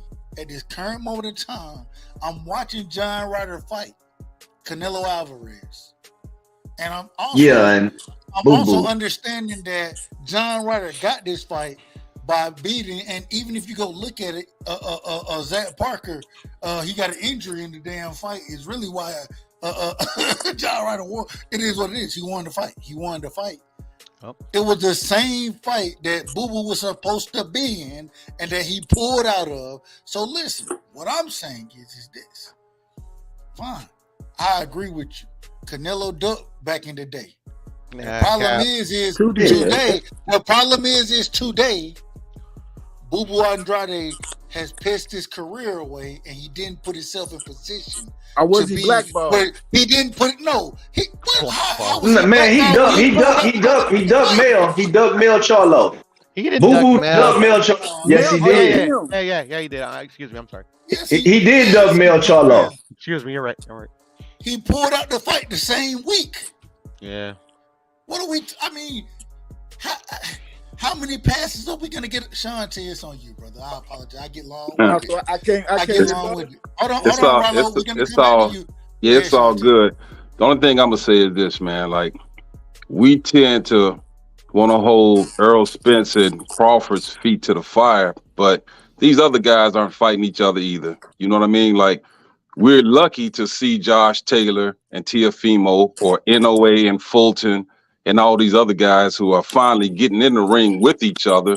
When it comes to Tank Davis, it's like, yeah, he did a good job with Ryan Garcia, but when you really think about it, it's like he's not going to be really proven until he fights another black fighter. Because when is the last time we've seen him get in the ring with a skillful black fighter? Never. You feel me? We've never seen Tank get into. We ain't seen it with Tank. We ain't seen it with Dev. Well, we seen it with Shakur. Man, we can say I don't have a problem. I don't have a problem with what you said, Sean. No, Sean made good points, man. I mean, I agree with him. No, I'm gonna tell you why I agree with Sean, because look, this is why Sean made good points, right? Because honestly, truthfully, I don't think Tank Davis has been in a fight that I didn't feel like he was gonna win. I'm gonna be real with you. I mean, honestly, he hadn't had that fight that makes me say, okay, Tank Davis is what he say he is. Now, I will say this. The Pedraza fight, I think that was a good step in the right direction. But the momentum from that got, I mean, it hit a brick wall. And then he just started doing the Mayweather thing, picking who he wanted to fight and all this other kind of stuff. It hit a Hold on, real quick, Phil. Hold on. It hit a lumber wall. Hold on, real quick, Phil. Real quick. And I know Piero and Rollo got a question. Rollo, ask your question. Piero, ask your question. I got a question as well, but I'll pass it to y'all this time. Go ahead, family. I don't got a question, bro. I just want to cook you, Dub. I mean, nobody was ducking back in the day, bro. I mean, and at the end of the day, I mean, where was I going with this? What do you mean? So you telling me? Yeah, who you talking about? No, Dub knows what I'm talking about. Canelo. Oh, yeah. No, well, we know Canelo has been ducking. How you don't duck? Who he be ducking? Who he been ducking, Dub? So hold on. Bring it on, because I'm gonna cook you right now. I'm gonna cook Dub. That's cool. And this is yes or no question. Did Canelo say he wanted to be undisputed at 160? Yes or no? Yes, sir. Did Jamal Charlo and Boo Boo Andrade have a belt at 160 at the same time that Canelo had a belt after he said he wanted to be undisputed at 160? Yes or no? No. Talk about it. Jamal Charlo didn't get his belt until Canelo was franchised. Boo Boo Andrade did have a belt. Hold on, wait. Can I finish? Go ahead. All right. So he had a mandatory with Sergey Devryanchenko. He tried to price himself out. At the end of the day, they couldn't make music. So he tried to make a last minute fight with Boo Boo Andrade. Unfortunately, Daryl Peoples said, nah, the deadline has passed, and they stripped him. So even if he wanted to become undisputed, they stripped him. So like literally, he had to go get that belt again. So how did he duck? Did he make the fight? Why he didn't go get it when Andre had it? Why he waited till Andre? He tried. No. Andre didn't drop it. He tried to make the fight at the final hour with Andre when the Devryanchenko talks collapsed. Daryl Peoples didn't allow him to get that little last minute extension to get that fight over the line, and they stripped him. How was that a duck? Amazing. So what you're saying is, so what? Oh, no. What you're saying is that Canelo Alvarez claiming to want to go undisputed at 160. He didn't have the power to make that fight happen. Nah, man. Obviously. Yeah, once he, but hold on, this is the deal. I'm gonna tell you what the problem with that one is. Once, and I'm a Canelo guy, right? So once Canelo went franchise, it was practically impossible to go undisputed because he was all roads would have led back to Jamal Charlo, which the guy fought 2 final eliminators in order to get the fight mandated by the WBC. Right before they wanted to right before they could potentially mandate the fight, Canelo went to a franchise and they awarded Charlo the actual regular title. Why did he go to franchise? I think to go up to 168 to fight Fielding for a Reggie, I think. Reggie. A Reggie. That's what it was. Fielding. So was he daring to be great when he went up to fight Fielding at 168? I'm sorry, brother? Was he daring to be great to fight Fielding at 168 instead of fighting Charlo or Boo Boo at 160? I mean, well, he already tried to fight Boo Boo, you know. Didn't work out. He got stripped. At the end of the day, he wanted to be undisputed, bro. But, you know, relinquished his belt, then he went back down to fight the guy who got the vacant belt that Boo Boo had. Was it Smith, I believe? Caleb Smith. What was his name? You know what I'm talking about? No, it didn't happen. Boo Boo had the belt. Canelo ran to 160. So Boo Boo said, "Here I come, bitch," and went to 160 and beat mandatories to get at Canelo again. Canelo went back down and beat the guy who just won Boo Boo's vacated belt. Why he didn't go after the belt when Boo Boo had it? Why did he run up instead of undisputed got fucked up already at that point? No, this ain't undisputed, and this is what people. That was now Boo Boo actually fought for a vacant belt. Yeah, Boo Boo's never beat a champion ever. Yeah, it was a vacant title. What does that got to do with what I'm saying? I'm saying Boo Boo had both times. No, I mean you said he beat mandatories. I just was throwing it out there. Go ahead, my brother. I'm sorry. Another thing is everybody saying the Ryder, he deserves it. He's a mandatory. But what about the 6 top 10 contenders over 54 and 60 that Boo Boo had to run through to get them positions to fight Canelo as he kept running to another division? How many mandatories? If he beat Parker, it's another excuse, like dude said. They wasn't gonna let him fight him. Every time it's his time to fight Canelo, it's an excuse. But he tried to fight Canelo though. Canelo, all right, so this is the end all be all. Canelo Alvarez offered Demetrius Andrade a fight. When? He sent him a contract? No. At the end of the day, they tried to make the fight happen, but at the end of the day, they didn't allow it. They didn't allow the fight, you know? Okay, that's what I'm saying. About the sanctioning body, it's what I'm saying. See, when it comes to be a unification, it wasn't going to be a mandatory. Nobody's bringing money in like a Mexican champion, right? Other than a great white champion. So when the black fighters, they don't. Hold on.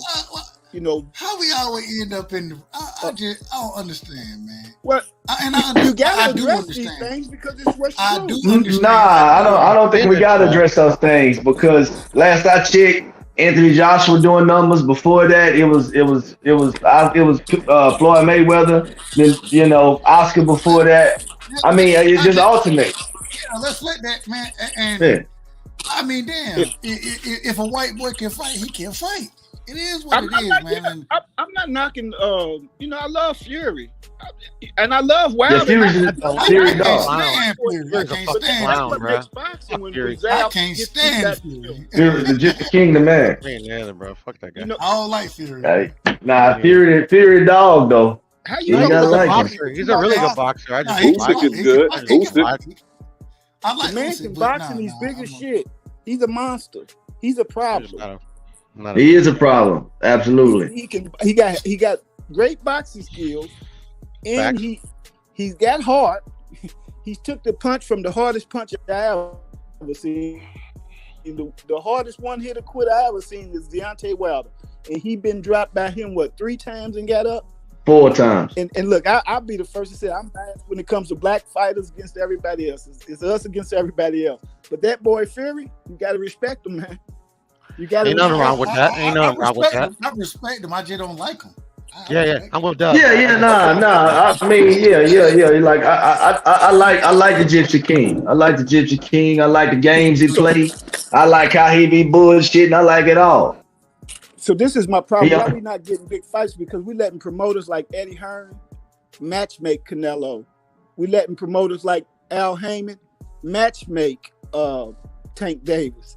And Hold on.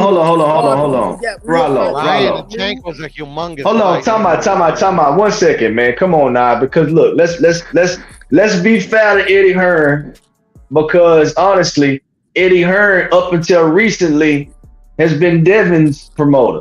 I think he was doing a good job with Devin, to be honest with you. Well, Devin's a different type of fighter, though.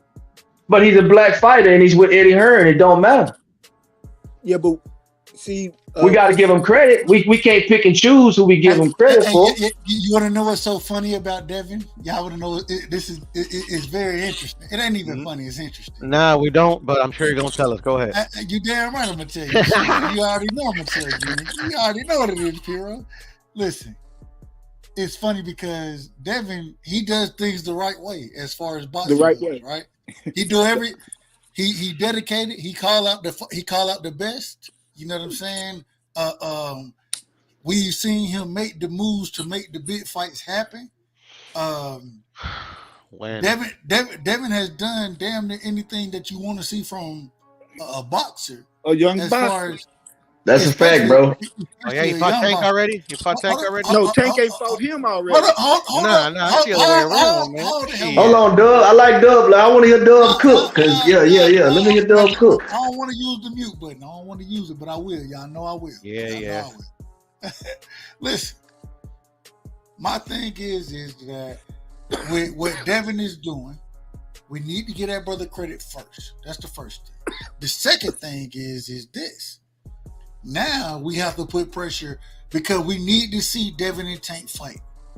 The reason we need to see, and y'all know how I feel about the fight. I got Devin winning. I think Devin beat Tank. Me too. But at the same time, I think Tank carried something incredible in his fist. He something incredible. You know what I'm saying? And I want to see it. And I feel like this is that if you Tank having the opportunity to be undisputed. Devin fighting the cash cow of the sport of boxing under shit.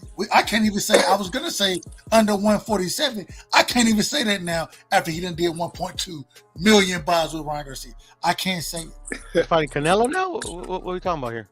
Listen, what I'm talking about is an undisputed champion fighting what a lot of people, not everybody, what a lot of people would consider the face of boxing. Right. I'm not saying everybody. I don't think everybody consider him that. Yeah. But I've heard the arguments out here. I've heard the arguments. And so, me personally, I plead the fifth. Listen, I want to see the fight. And I feel... Go ahead, Rollo. Go ahead. I know you want to cook on it, brother. And we got to get Piro in here. Got to get my brother Phil in here as well. Matter of fact, Phil... I'm letting Phil rock first. Phil cut y'all off and said, let the host keep cooking. So I'm going to let Phil rock first. Go ahead, Phil. What you got, bro? Nah, man, as far as the face of boxing thing goes, man, and Tank. Look, that division to me is the hottest division in boxing. Obviously, I think so. It's a couple reasons why the division is hot. For one, it's because although we do have an undisputed champion, that the belts have switched hands quite frequently, right? So to me, a good division is when you really don't know who the best is. Okay. And those guys can do a round robin, kind of like back in the day with the Four Kings, with Duran, Sugar Ray, and all those guys, right? So that's what makes a good division. 135, obviously, you got Tank, you got Shakur just moved up. You still got Lomachenko, a little long in the tooth, but still hanging around. Still is a really, really good fighter. Obviously, you got Devin, he's undisputed. You got Kambosos, he's still hanging around. So you got a lot. Frank Martin, Keyshawn. all those guys, right? So the 135 division to me is probably the most loaded and most talented division at this point in time. Okay. With that being said, I think those guys are headed in the right direction in making these fights. See, Tank Davis, honestly, just put himself in a very, very great position as somebody who is not even a belt holder at this particular time. Okay. He got a regular belt. He got a regular belt. Yeah, he got the baby title, whatever. No, he Devin mandatory. He Devin mandatory. Yeah, he Devin mandatory. Yeah, absolutely. He's Devin mandatory. So he's put himself in a position to say, first and foremost, it's going to be kind of weird because you're a guy now that's put up such a great performance in his last bout against Ryan Garcia. Kind of can make some demands. You understand what I'm saying? But with that being said, it's so much work in that division. If he doesn't get, let's just say, the Devin fight, or he doesn't get the Lomachenko fight, or whoever's victorious out of that, you still got still got Keyshawn, you still got Frank Martin in that division, you still got Shakur. It's a lot of action and a lot of money that could be made within that division. Do I think Tank right now is a face of boxing? I don't know, because I think he had a really good dance partner in Ryan Garcia. I think when they promoted that fight, that is the biggest promotion I have seen in boxing in a long time. They was promoting the fight for 3 or 4 months out from the fight. It was on it was on regular TV, commercials doing other sporting events. I think the promotion behind that fight is how it gave me an old school feel on the way they promoted it. Nowadays, I think guys kind of take shortcuts. A lot of guys want to self-promote through social media and whatnot. The network took it up on themselves to really promote that fight, and it was a good turnout. So I think maybe they might say, hey, look, we might need to put a little bit more money into promoting these fights the old school way versus just trying to self-promote and stuff like that. But man, Tank is not the face, but if he can keep this momentum going with a good fight against somebody that's really credible next, like a Devin maybe, next, if Devin can get past Lomachenko, I think he can carry that momentum on too, and then he could potentially become the face of boxing, man. I think he's on a good projectile considering his outcome with Ryan Garcia. But we'll see, man. It's always about the dance partner that you have as well. And I think he had a really good one with Ryan, tagged in with the promotional aspect, tagged in with how dynamic he is and not knowing what to expect. And even with the way how dynamic Ryan is, they consider him to be a big puncher, although I don't really rate him as somebody who's been fighting the shit out of people, like really good talent, but still, nevertheless, very popular, does have power, and he's exciting to watch. So we'll see how the division goes, man. But I'm excited for Tank, man. And I'm excited for 135, period, because it's a lot of money and a lot of big fights can be made within the next 3 years, man. And I really honestly don't know who the fuck comes out on top in that division. Shakur is my guy, but he just got to the division. He needs to establish himself, but I think he's ready for any one of those guys, so I wouldn't be surprised if he got a fight with one of those guys pretty soon. Hey, it's funny, and I got to let my brother Rollo cook. Rollo, I keep muting you because when you come on, you got background. You know what I'm saying? That's the only reason I keep muting you. You have background when the brother was talking. But I agree with you, and this is the thing right here. This is my thing right here. I think Devin now, with him being undisputed, he ain't got but... After the Lomachenko fight, I think he got one fight left at 40. At 35. In my opinion, if you ask me being a fan of Devin, I thought he should have moved up after the second Kambosos fight. But that's okay. I'm fine with it.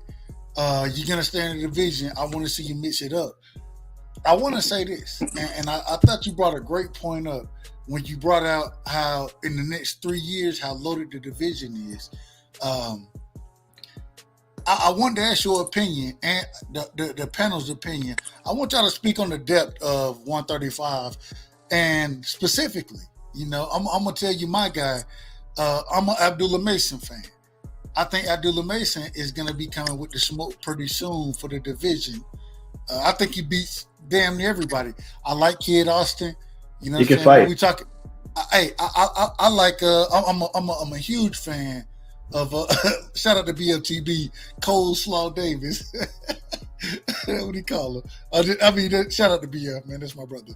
But I mean, I think Keyshawn, he the goods there. You know, I think you gotta. It's deep, and I just think, man, I like Shakur. I think Devin at this current moment in time is gonna be the one. But if he don't fight Tank next, I hope he fights Shakur. I just hope that the next move ain't moving up to 140. I want to see one of those fights happen first. My bad, man. I get long-winded. Rollo, break the division down, brother. 135. Who you got at the top of the division? What do you think about Abdullah Mason and those young prospects? Kid Austin, Keyshawn Davis. You know, you got a lot of good young prospects in the division. What you think about it? For the top of the division, of course, I got Devin being in the top. He's undisputed. I think that's self-explanatory. I'm not really big on Kid Austin. I just don't really see that extra in him. But Abdullah Mason, I see it in him. He's going to be good, and I see it in Keyshawn too. But they're so far back. You know, they're 2 or 3 years from really being contenders. But with that being said, Devin's going to be gone. Tank might be gone by the time they get there. You know what I mean? So right now, it's really coming down to Shakur and Tank. Because I wouldn't be surprised if Devin missed weight with this Loma fight. No, don't tell me that. Don't tell me that. I hate to say it, but, it's a slick business. I don't believe it. I don't believe it. It's a slick business move. He can go on and move to 140 without anybody criticizing him, which is going to leave Tank and Shakur to fight. And let me say, if Tank beats Devin for undisputed, I think he boosts to Mayweather status, which Mayweather's still the face of boxing. Let's get that straight.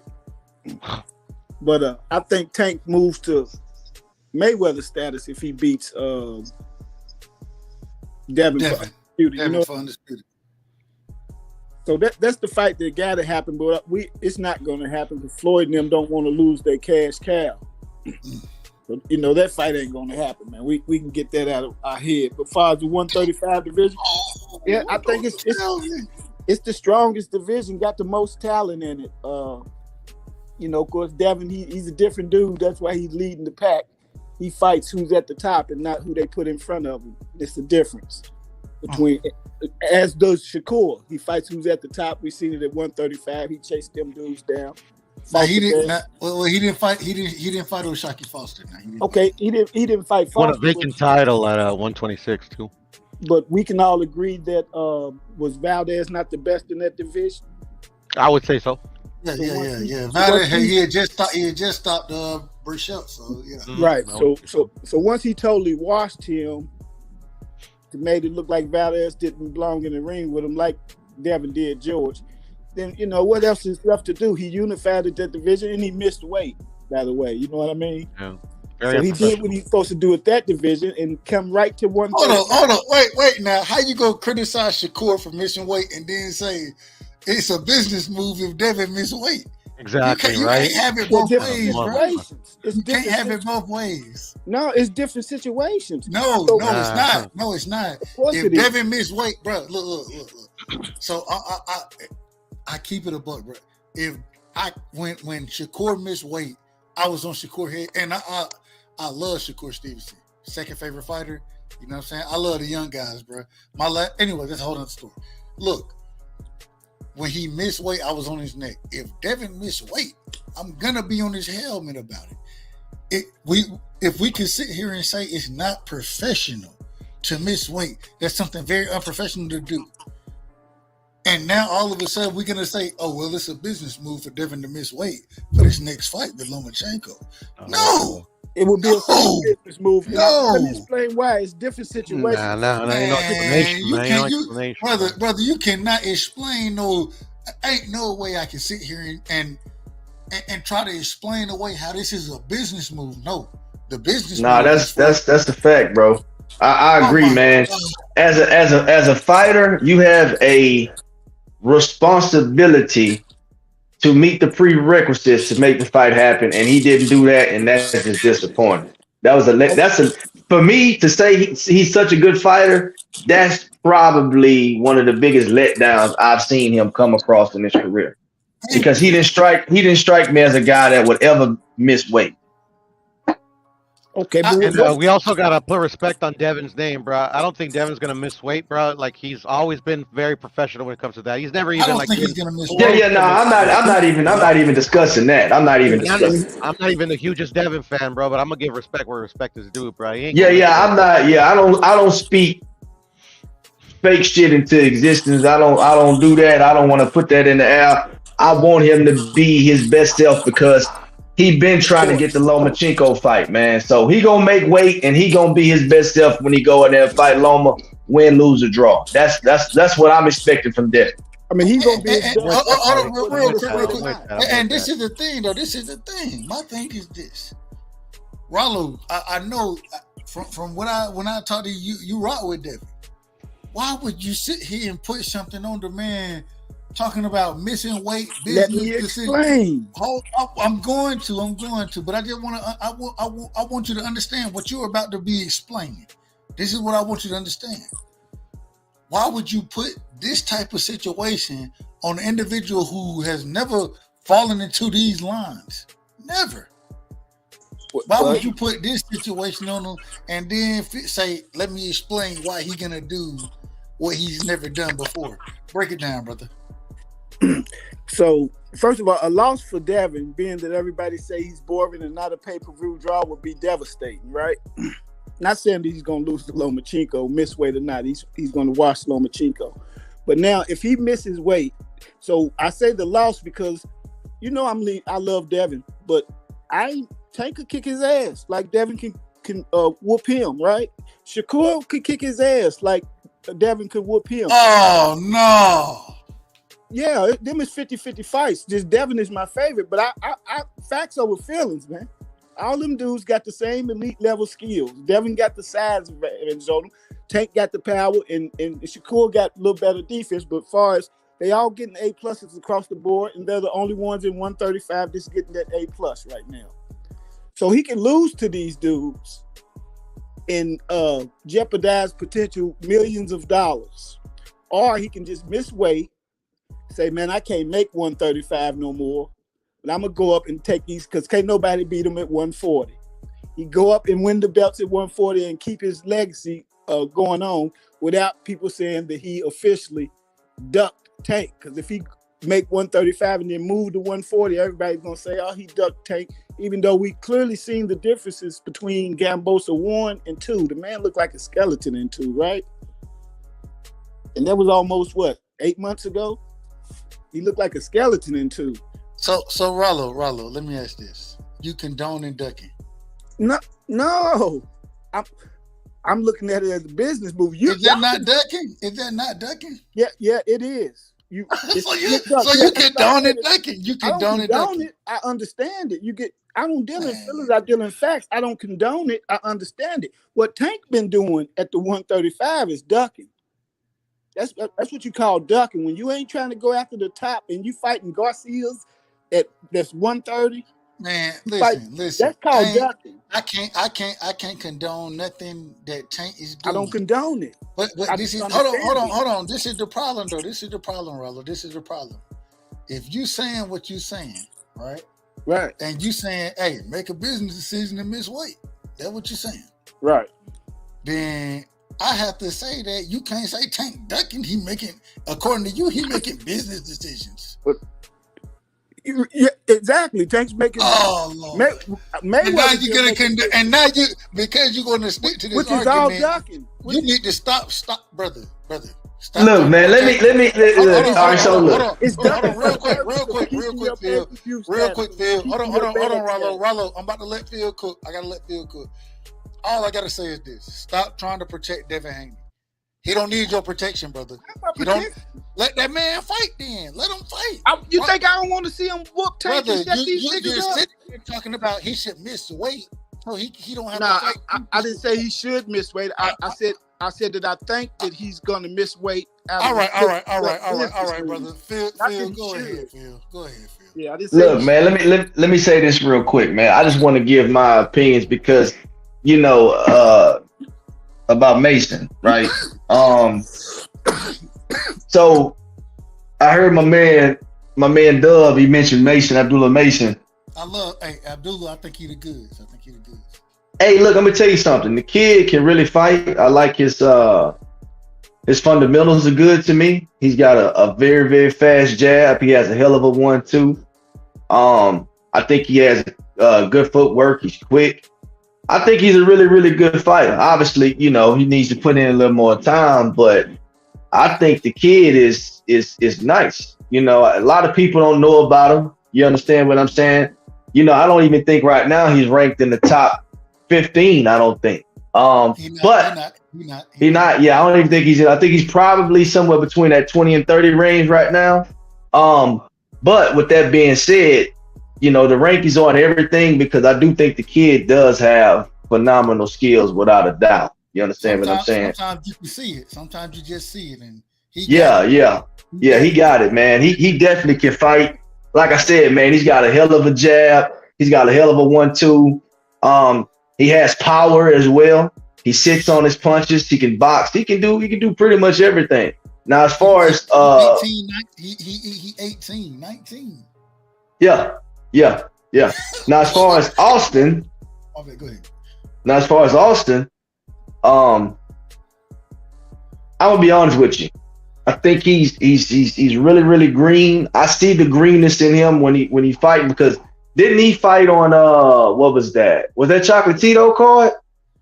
It was one of those balls. I remember. I think it was Chocolatito. Is one of the last time. I don't know if he fought since then. Let me say I hadn't seen him fight since then, but I do remember seeing him fight on the Chocolatito card.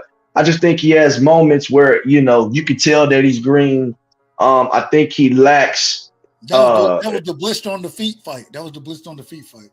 Yes. So I think he lacks as far as his fundamentals on the defensive side. You know what I'm saying? I don't think he cuts the ring off very well. But I do like his jab though. See, me, I'm a fundamentals guy, right? You know, I pay attention. So I pay attention heavily to the amateurs because, you know, me being an ex-amateur fighter, I know that the amateur is really geared around fundamentals and technical aspects, right? This is why it's on the point system. Gotcha. So whenever somebody's throwing jabs right there, they throwing 1-2s and they fundamentals are tight, I do like that. You understand what I'm saying? But when it comes to Austin, his deal, I think he lacks on the defensive side of the fundamentals. I don't think his feet work is not that good. He doesn't cut the ring off very well. But again, I do like his jab. But obviously, Abdullah Mason to me is much more advanced than Austin is, and you can see it when you just look at the two guys fight. Exactly. And I was just going off that point right there, man. One thing, especially like I know Kid Austin, he understand. Man, the dimensions are different, right? The dimensions of the fighter, and so with Abdullah Mason being shit, he's Bud Crawford size, bro. Like, you know what I'm saying? Then 74-inch reach, whereas you got Kid Austin and he's swole. Well, he's swole. He muscular, but at the same time he has the shorter reach. The footwork, he just seemed nervous. He don't seem as calm in the ring. Man, when I watch the two fight, you know what I'm saying? It's certain things that you just kind of, you know what it is. You just kind of see certain things in fighters, and I just think that Abdullah Mason, bro, like the way he's able to control distance, the way he can time and shit, the way he just, I don't know. Bro, he's very reactive. He's a very reactive fighter as well. You know, you get some guys that fight. Like, I'm gonna tell you something. The biggest to me, point point that I think should have been made in the debate earlier is how much of a reactive fighter Terrance Crawford is, right? And I think this should have been a point that Zone should have made, but he didn't. Real quick, and I agree. This is and I want to see if we see the things the same way. I think the biggest. I think Terrance Bud Crawford, his best attribute is timing. I think his timing is impeccable. And we always what they'll tell you. It ain't the punch that you see coming, it's the one that you don't see is the one that hurts you. And because of his timing, his pattern recognition, I think that's what makes him special. And so timing is something that a lot of people, I think that's why Devin is special, is because he can figure out your pattern. He has great pattern recognition. You know what I'm saying? He can time it. And so, I mean, that's when we start talking boxing IQ. These are the things. Abdullah Mason, another one. Floyd Kid Austin, I don't think he has great pattern recognition yet. And no, he doesn't. I think he can develop, but he get clipped with a lot of shots that he shouldn't be getting hit with against the caliber fighters that he fighting. And he has so many advantages as far as attributes go that I when I watch him fight, I kind of get frustrated because it's like, bro, you can do get the fuck calm down. You know what I'm saying? Like while you're watching him and you just see if he could calm down. I'm glad he with Ronnie Shields. I think Ronnie Shields is a good coach, and so I think Ronnie Shields can help him.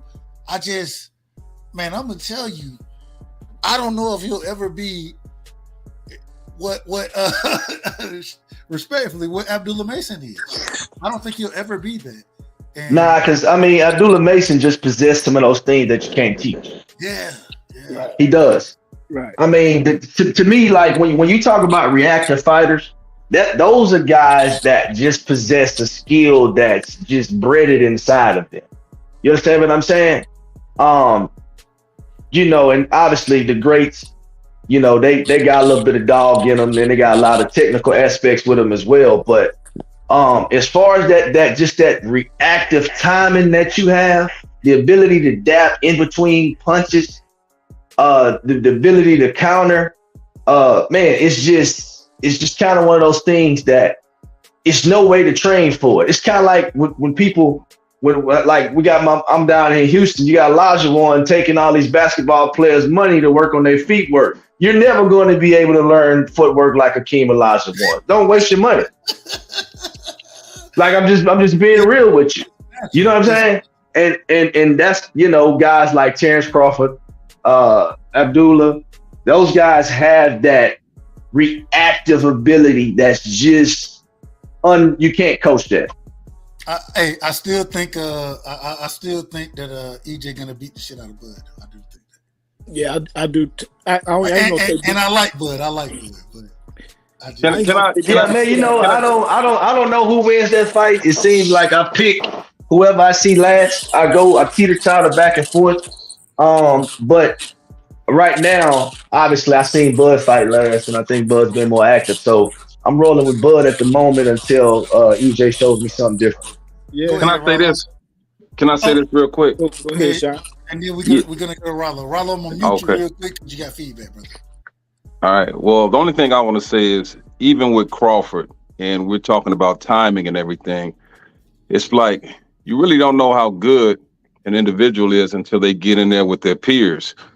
Like, for instance, I remember people being big on David Reed and Fernando Vargas. You know what I mean? But as soon as they ran into Felix Tito Trinidad, I won't say that they were exposed, but it's like now you're fighting one of your contemporaries. So we haven't seen Crawford in there with someone who we would think like, okay, this is a 50-50 fight. So we really don't know how great his timing is until he gets in there with an Errol Spence or a Boots or someone, you know, to that magnitude. What was hold on, let me ask this. What was EJ, in your opinion, what was EJ 50-50 fight? What was his 50-50 fight? Well, I would say when he went over there to fight Kell Brook, over in the UK, people felt like, hey, he had to stop him, otherwise he could be robbed. So do we get? Are we gonna? We not gonna say if that's a 50-50 fight for EJ, that ain't a 50-50 fight for Bud? I mean, you talking about years later? You talking about that same Kell Brook? Is that what we're talking about? I'm just asking the question. I mean, now if you want to talk about timing, well, that's timing. You know what I mean? It's like it's like you caught my man at the right time. You caught my man when Dominic Ingalls said, "Hey, I'm not going to be in your corner because I feel like you didn't make the weight comfortably." You know what I mean? So if your trainer leaves and he doesn't have faith in you, then I mean, there it is.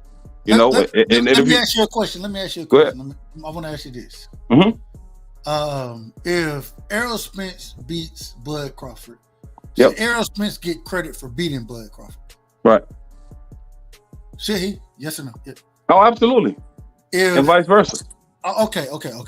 So at the end of the day, and we can have this debate and discussion.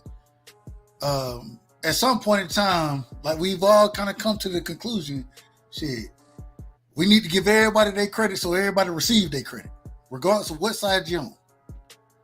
I understand that, but what I'm okay. Hold on. All right, go ahead. So what I'm saying is the same way, right? We give Errol Spence credit for beating Sean Porter, the Garcia brothers. Well, they not really brothers. You know what I mean. Ugas, right? Right. Damn it, give Bud credit for who he beat. And at the end of the day, the reason I said it because one thing that I'm starting to see happen is that we want to discredit fighters so much to say that this fighter is the better fighter. No, both of them are great fighters. We need to be upbuilding both of them. Why? Because when the winner wins, the winner deserves full credit from both sides, all the way around. Everybody should get a winner credit. I watched Tank Davis beat Ryan Garcia. Before the fight was made, people told me they tore Ryan Garcia down. Right? They said, "Oh, he ain't shit." I said it. I said it. I was one of those people. The problem is when Tank knocked his ass out in the 7th round, after knocking him down in the 2nd, people want to tell me Tank don't deserve credit for it. No, he does deserve credit. So we got to give credit. We got to give credit. But even with that being said, giving Tank that credit, will you be giving him the same credit for beating Ryan Garcia as you would beating Shakur Stevenson or Devin Haney or Frank Martin for that fact? You see what I'm saying? No, what I'm saying is we can't even talk about how great Tank is until he gets in the ring with Devin Haney. You could say he's the face of boxing because of the numbers, but if you want to talk about him really being the face of boxing because of who he's beating, we can't really give him that credit until he beats these number one guys, these elite fighters. Go ahead, Rollo. Yeah, and I totally agree with that. But as far as Spence and Bud, this is Sugar Ray and Herbs. You know what I mean? I think we done got so used to these promoters tricking us out of our fights that we ain't used to two great A+ fighters fighting each other. Every fight we watch, EJ's never had a fight that I sat out and watched and thought he was gonna lose. For my Bud fight though, Gamboa, are we forgetting who Gamboa? What he was doing? He was baby Mike Tyson when he met up with Bud, right? Y'all forget that? Was he not knocking guys out? I mean, hey, Gamboa at that time was like, yeah, he was one of the top guys. Right, he was one of the top guys. So that's Bud's 50-50 fight, and I guarantee you that Bud and Gamboa fight odds is closer than any fight Bud's had or any fight EJ's had. You know what I mean? That's the only fight I can remember watching Bud from round one, thinking, "Come on, pull this out, Bud." But I was You know what I pretty mean? much speaking about the 147 division. I wasn't even going back to all that. You know what I'm saying? Yeah, That see, far back. I got to take their whole careers into account. You know, because just it's like 168 and 175 to the cruiserweight. There's nobody that you see from 68. I mean, let me take that back because Morrell and Benavidez now 68, but 75 and 200. There's no Badu Jackman. You don't look at these guys and be like, "Wow, he's got it. This boy's back." You see what I'm saying? So sometimes Beterbiev, Bivol. What are we saying? So you're telling me that Bivol is Ennis Boots. Bivol's 30 years old with 19 fights, man. That man had to wait till he was 26. He beat Canelo Alvarez. I understand that, but I'm not talking about who he beat. I'm talking about when you look at him and see, damn, he got pop. This motherfucker super quick. Damn, that jabs like he can box. No, he can box. He can box. Yeah, hold on, real quick. Let me say this real quick, right? Because look, this is my deal right here. Just because we don't like a guy stylistically, and maybe he may not have some kind of flash that somebody think may be efficient to their eye, doesn't mean the guy can't fight. You understand what I'm saying? Because I'm a big Marvin Hagler fan, and I mean, he wasn't all no flash. He just get in there and just whoop on your ass, and that's just what he did. You know what I'm saying? So yeah, and then even when it came to a guy like Andre Ward didn't have no flash. He just got in there and he fought in his style, and he whooped ass doing it. I mean, you just got some guys that just may not be appealing to the eye. I know a lot of people didn't like the way Triple G fought. But a lot of motherfuckers got in there and said, yo, it looked a whole lot different on the outside versus when you get in there with them. So what were you talking about exactly, though, when you said not appealing to the eye? Well, I mean, this is my deal.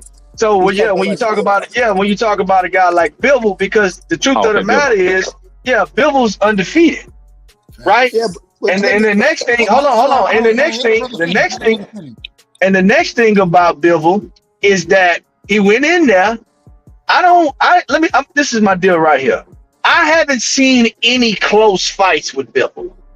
Not anything that make me feel like, oh man, that guy could have actually beat Bivol. The most of his fights that he's been in, honestly, although people really low-key shit on him and they thought he was the weakest in the division, this motherfucker just keep winning. So this is what I'm saying. It looks a lot different on the outside, but when you get in there, this motherfucker can fight, bro. Hey, Phil, it looked like Devin Haney fighting.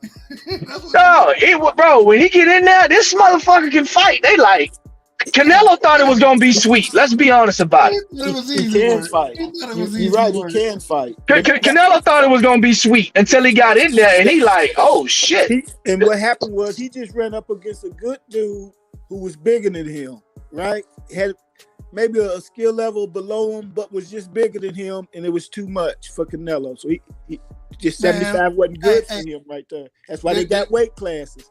But this is what I'm saying. Go ahead, Rob. And it's just like Loma too, right? These dudes like Bivol and Loma and Beterbiev, why he's 39 with 25. These dudes couldn't come in at 18 like what's the deal? Abdullah Mason. Abdullah Mason, right? Do y'all know about Camille Moulton? Say it again. Camille Moulton. Oh yeah, the little light-skinned dude. Looks like Tank. Right? Yeah. Right. You know about Lil King, right? Yeah. So my son is 11 years old. He's 12. He boxes, right? I train him. So some kids you can just see it. Some dudes you can just it's there, so they can go there at 20. To where Bivol and Loma, they gotta wait till they grown ass man to come in that league and fight. So this is what I'm saying about when there's nothing wilding about him, meaning he can beat grown man when he was 19. He had to wait till he was 27. Yeah, he's a polished good boxer, but when he go up against a Charlo or somebody like that, and he might be too big for them. Ain't nobody in 175 for me to really say he's got it like Charlo, or he's got it like Boo Boo, or he's got it like Keyshawn. You see what I'm saying? Hold on. What Charlo are you talking about? You talking about Jamal? Charlos, got it. Nah, hell nah. I don't. Nah. This is the fact of the matter is this right here. Look, I'm in Houston. You know what I'm saying, and I know the Charlos personally. Look, this is the deal right here.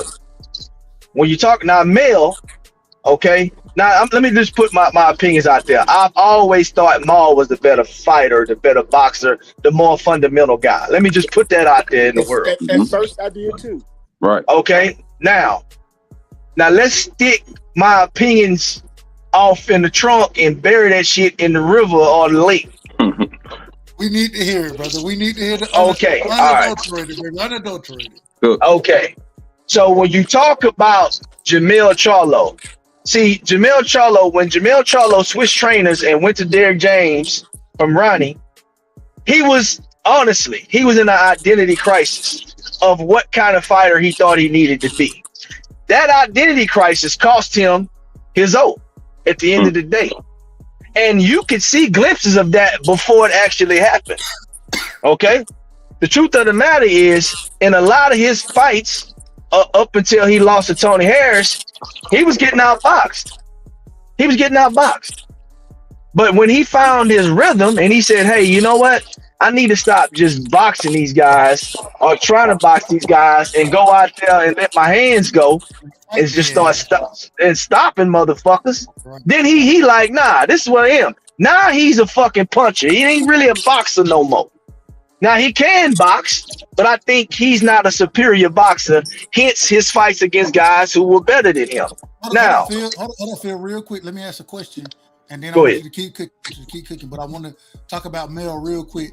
Do you think the transition from Ronnie Shields to Derrick James, do you think that made a difference in his mindset, in his ability to fight? And I believe during that transition was close to the time that he did lose that fight to Ronnie Harrison. Not right. Tony Harrison. Yeah. I don't know why I said Ronnie. Anyways, do you think any of that played a part? Him switching trainers. Do you think that played a part in how he's went from being kind of being confused to now being a fighter puncher? Or a boxer puncher, let me put it that way, a boxer puncher. All right, so look, let me tell you this right here, right?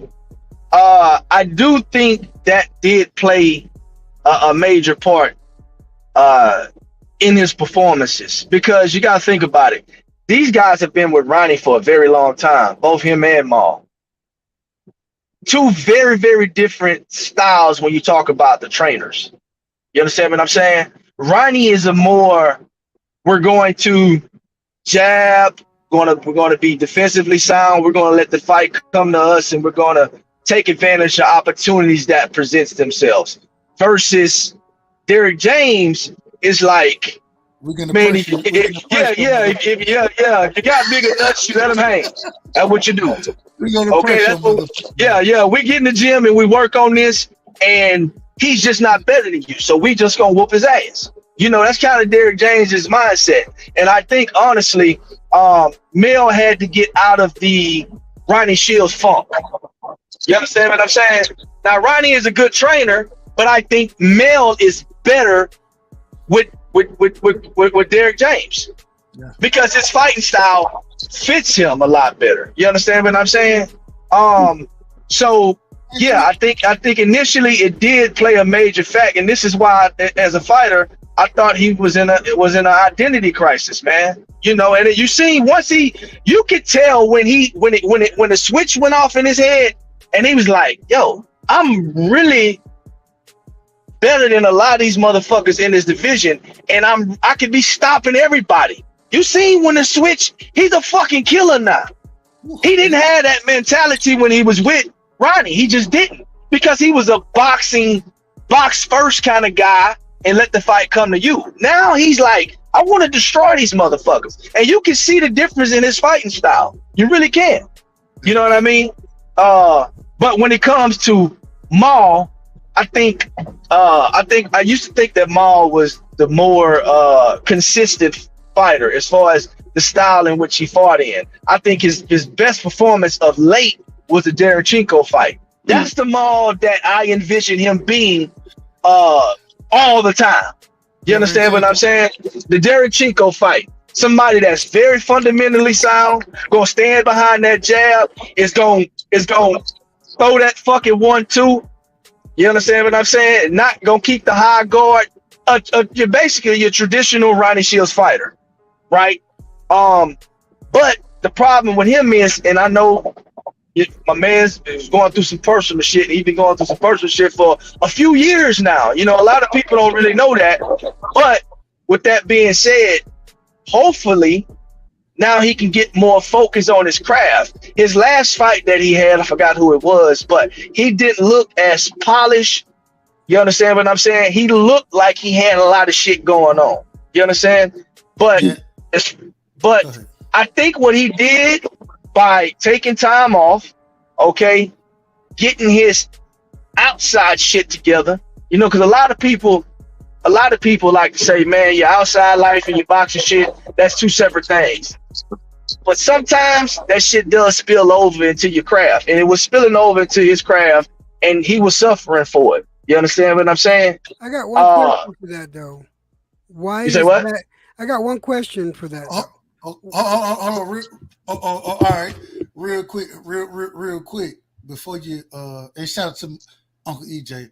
I just want to say you were talking about I believe Montiel when you were saying he didn't look good in that fight. He did not look good in that fight. Yes, Montiel. There you go. That's who it was. And I got but real quick, I gotta bring my uncle in the building, man. My uncle is in the building, showing love as always.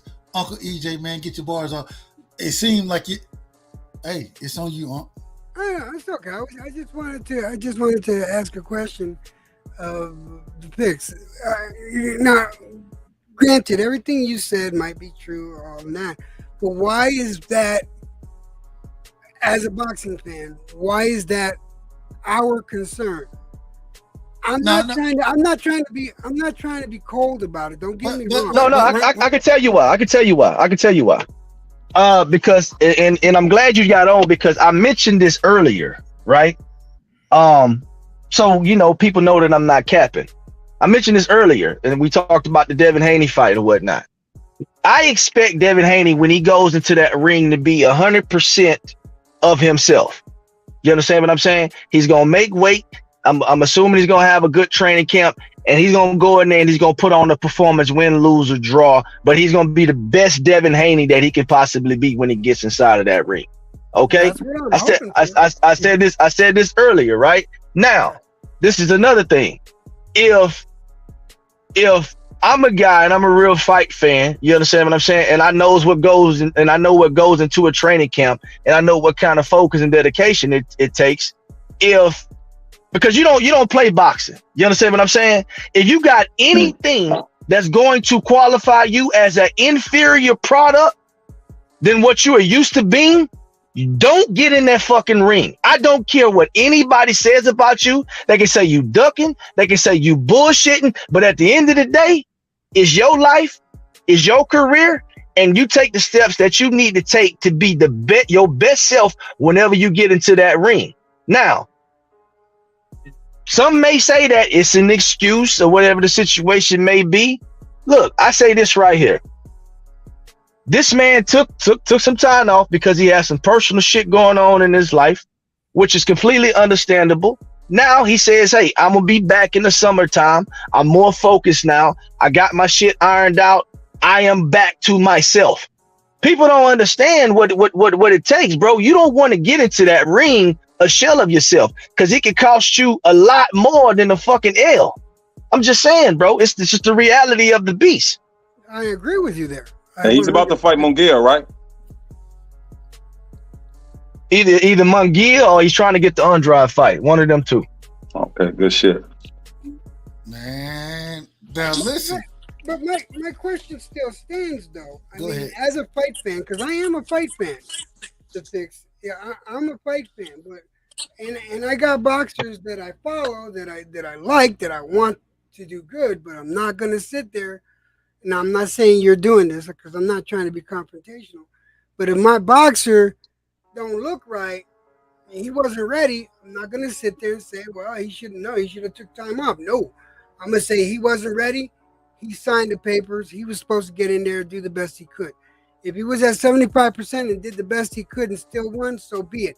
But if he was at 75% and lost, I'm not going to make excuses for the man. Not one bit. I won't do it because. So Now, yeah, let me ask that. I want to ask this real but quick. ain't nobody's making excuses for him though. No, I'm not saying you are. I'm just saying I am. I'm not going to make excuses for my boxer. You know what I mean? The ones that I follow. They lose. If they weren't at 100%, they shouldn't have signed the paperwork. And that's why I say that.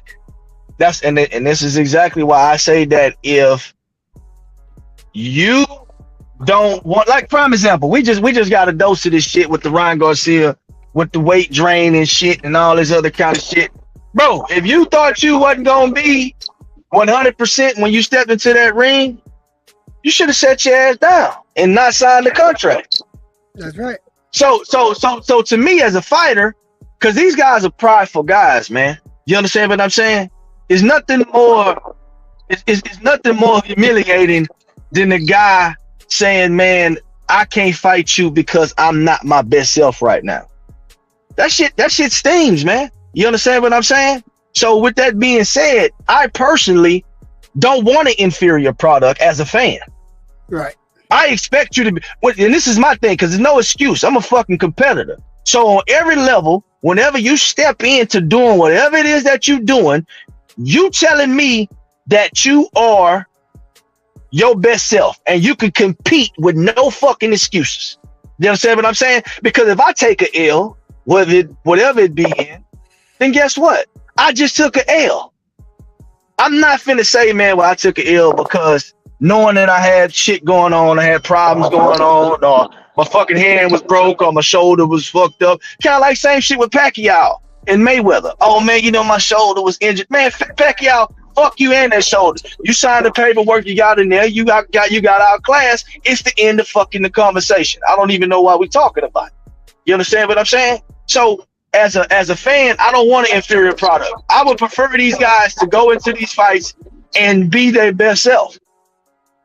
And that's just my opinion. But what about in the true instance that I brought up earlier, when you got someone like Dominic Ingle, who says that his fighter isn't ready for Terrance Crawford and refuses to, go in his corner. You feel me? Like if he sees that, or he saw something in his fighter where he felt like, hey man, you're drained. You're not going to get in there and beat this guy who's at this level. I don't feel comfortable with you getting in that ring with this guy who I know is going to knock you out, and you want to get in there anyway. Like, what about then? Yeah, so you got a guy like Kell Brook again. So I just spoke about it. These guys are prideful, right? Just think about what the narrative was when it came to Kell Brook and Errol Spence Jr., right? Right. Okay.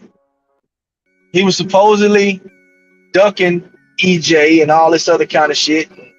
It was just a bunch of ridiculousness going on in regards to revolving around that particular fight.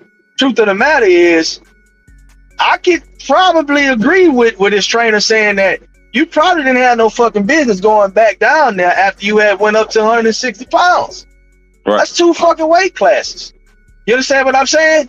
So his trainer wasn't comfortable with it because he's seeing what's going on. He's seeing that his fighter's suffering, and he knows he's not going to be 100% against a guy like Errol Spence Jr., right? Or a guy like Terrance Bud Crawford. You understand what I'm saying? Right. So, yeah, those fighters are prideful, man. Because at the end of the day, that's what they do. They're fighters. And you want to believe that you're your best self, but the truth of the matter is sometimes your mind will play tricks on you. And I think that was a case of his mind playing tricks on him. But no excuses, because once you get your ass in there, ain't no excuses, bro. Ain't no excuses. And did I think Kell Brook looked like he suffered when he fought against either one of those guys? No, I thought he looked fine. I thought he performed fine. I didn't see any lag or inefficient movements from him. I thought he looked good. I just think that he just was in there with better guys. Now, Tony Bellew versus Usyk, right? When Tony Bellew went back down to 200 pounds, right? I did see a lot of inefficient movement from Tony Bellew, because when he hit those mid rounds before he got stopped, man, he just wasn't moving very well. It looked like he was weight drained, because he had some success until he didn't. He was good in the first couple rounds, but I think that weight drop probably got to him in those that probably, I think it might have been like maybe the third round or so. I'm like, Bellew looking like he ain't looking the same right now, man. That weight drain might have gotten him. So I mean, sometimes you get in there and you see guys that you can tell that the weight drain got it, and some guys you can get in there and you can't tell at all. Because even with the Devin Haney and the Kambosos fight, guys were saying, man, I don't like how Devin's looking. His eyes are sucked in and all this kind of shit. But when he got in there and fought the motherfucker, he was sharp. He didn't look weight drained or any of that shit. He was putting that stick on his ass in there. So it's just all a matter of what your body do, and if we can see it or not. That's all I'm saying. No, I feel you. Mm-hmm. Sometimes, but like I told Dub, I've been watching boxing for a long time, and I recall before Mike Tyson. Well, first of all, he ducked out of the first fight with Evander Holyfield, the original fight. But that right there was a sign that he didn't feel confident. And even after that, in sparring, they were saying that he was getting roughed up. He even got knocked down by Oliver McCall. So you see signs of your fighter not being who he should be. Meaning, right after that knockdown of Oliver McCall, man, he goes overseas, gets in the ring with Buster Douglas, and what did we see with Mike Tyson? Like, he got his ass whooped from round 1 to round 10. You feel me? And even after that, when he got in there with elite fighters, he was getting his ass whooped. Yeah, I 100% agree with you on that. My crew, man, they know how I feel about Mike Tyson, and I'm not the biggest Tyson fan. You understand what I'm saying? Wait a minute now. You about to get kicked off the panel. No, I want to see what part did you disagree. Hold up. Wait a minute. Yeah, I disagree wait with a minute. Me and Mike Tyson got the same birthday. You cannot get on this panel and disrespect Mike Tyson. No, listen to me though. I'm not gonna disrespect Mike. But the truth is not disrespect. Yeah, exactly. Go ahead, brother. Go ahead. Like this. So this is what I'm. And we gotta get Rollo in here. The work that Mike did from I believe it's probably about 1985 all the way up to 90. His opponents, how good he was, the fashion in which he won, what he accomplished during that particular time is phenomenal. You understand? You understand what I'm saying? After 1990, everything that, when I think about Mike Tyson, because it's a tale of two careers for the guy, for me personally. You got him, obviously, when he won the titles, when he was undisputed, and then you have his run after that, which wasn't really a run at all.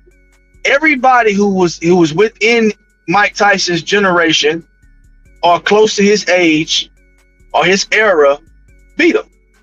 You know what I mean? And obviously he lost some fights that he shouldn't have lost. I think he should have beat Buster Douglas. Obviously the McBride fight, he shouldn't have lost that. Right? So it's the tale of two careers for Mike Tyson. So for me, when I look at his contemporaries, because I'm a big Evander Holyfield guy, right? Absolutely. When I look at, so he's one of my favorite fighters of all time. So no, he right with that though. Yeah, go ahead. So when you look at him as contemporaries, he fought against Holyfield, lost. That's somebody who people don't really notice, but him and Holyfield came up at the same time. Absolutely. You understand what I'm saying? Right. Okay, then you go and you talk about Lennox Lewis, which Lennox Lewis to me was a late bloomer, obviously. He got in there with Lennox. He lost to Lennox. He never got to fight with Big George because obviously Big George was kind of in and out of the mix, in and out of the shuffle, so he didn't fight against Big George. But he did get my boy he did beat Razor Ruddock. There you go. He beat Razor Ruddock. He beat Frank Bruno. He beat those guys. You understand what I'm saying? So when I think about Mike, I say, man, really? All of the high power guys within his era, he lost to him. He lost to him. Absolutely. But you cannot take away his accomplishments from 1985 all the way up to 90. Yeah. You understand what I'm saying? But again, if you, I don't mean to cut you off, but what I'm saying is, again, timing is everything. So if you're talking about beating Trevor Burbick, if you're talking about being Pinklin Thomas or Buster Mathis and all these guys are not Riddick Bowe. They are not Lennox Lewis. They're not Evander Holyfield. There you go. You there you go. And that's my point. Yeah. Hey, that's you can stop right there. You can stop. You can stop. You can stop. Hey, y'all ain't worth a damn. Hold on, but let me say it like this, Doug. But here's the thing, Doug. Can I say this, Doug? Can I say this, Doug? So let's just say, and that's why, even though my man right here who I'm talking to, I forget your name, bro, but Phil, right? Phil. So, yeah, that's me. Right. Even though we on different spectrums when it comes to EJ and Crawford, what I'll say is this: like, you've been watching, boxing for a minute, I can tell. So if like with you, Doug, if you really compare resumes or whatever you want to call it, if you're looking at Evander, who's fought Mike Tyson twice, who beat Buster Douglas, who beat Michael Dokes, who fought Michael Moore twice, lost once, came back, revenged that, fought Lennox Lewis twice, fought Riddick Bowe 3 times. Like, that's going through the fire. You feel me? And that's why, like, when I see the fighters of today, like, George Foreman. George Foreman. Hey, look, Big George Foreman. If you want to talk about Dwight Kwawi, you feel me, when he was at the lighter weight. You know what I'm talking about? Holyfield fought. Yeah, he fought. He fought. Just like if you want to talk about Pernell Whitaker, you talking about guys who fought, Buddy McGirt. You know what I'm saying? Julio Cesar Chavez, Greg Haugen, all of them. Feel me? Like, these guys were fighting. That's why now it's like, when I hear, man, it's hard for me to argue when it comes to Errol Spence and Crawford. Why? Because I'm disappointed at both of them. Because both of them have that real skill. They have the skill to beat damn near anybody. But when you're reluctant to get out there and, like, come on, man, even with Errol Spence, I'm an Errol Spence fan, but I'm like, damn, bro, you should have got another fight in by now, because you sitting back, you could lose because of your motherfucking inactivity. You could. Because I'm used to Sweet Pea. I'm used to Buddy McGirt. I'm used to Frankie Randall. You feel me? I'm used to Vincent Petway, Simon Brown. That goes for both of them, though. Both of them are. Yeah, for both of them. I'm just saying, I'm only speaking from Errol's side because I'm letting people know I'm not biased when it comes to this situation. You feel me? Like, right now, man, they letting Tank and the rest of these guys, they starting to overshadow them. They lapping them. Yeah. So it's like, goddamn. Look at I'm waiting for NOA and Fulton. I'm waiting for this fight. Me too. Hey, this is one thing I do have to say, though. I do have to say this. And damn, we gotta wrap the show because damn, it's 4:00 over here. Man, I'm sorry, man, for preaching though, man. No, you good, my brother. You good. I welcome it every time. We'll be I was coming at the end of your shit. I'm sorry about that, man. Wait, okay, EJ, you on the West Coast though. You know, you on that side over there, so it's early for you. It's still early for you. But I wanted to say this, like the brother broke it down. At the end of the day, man, it's about the fights, and all we looking for as fight fans is for the best to be fighting the best.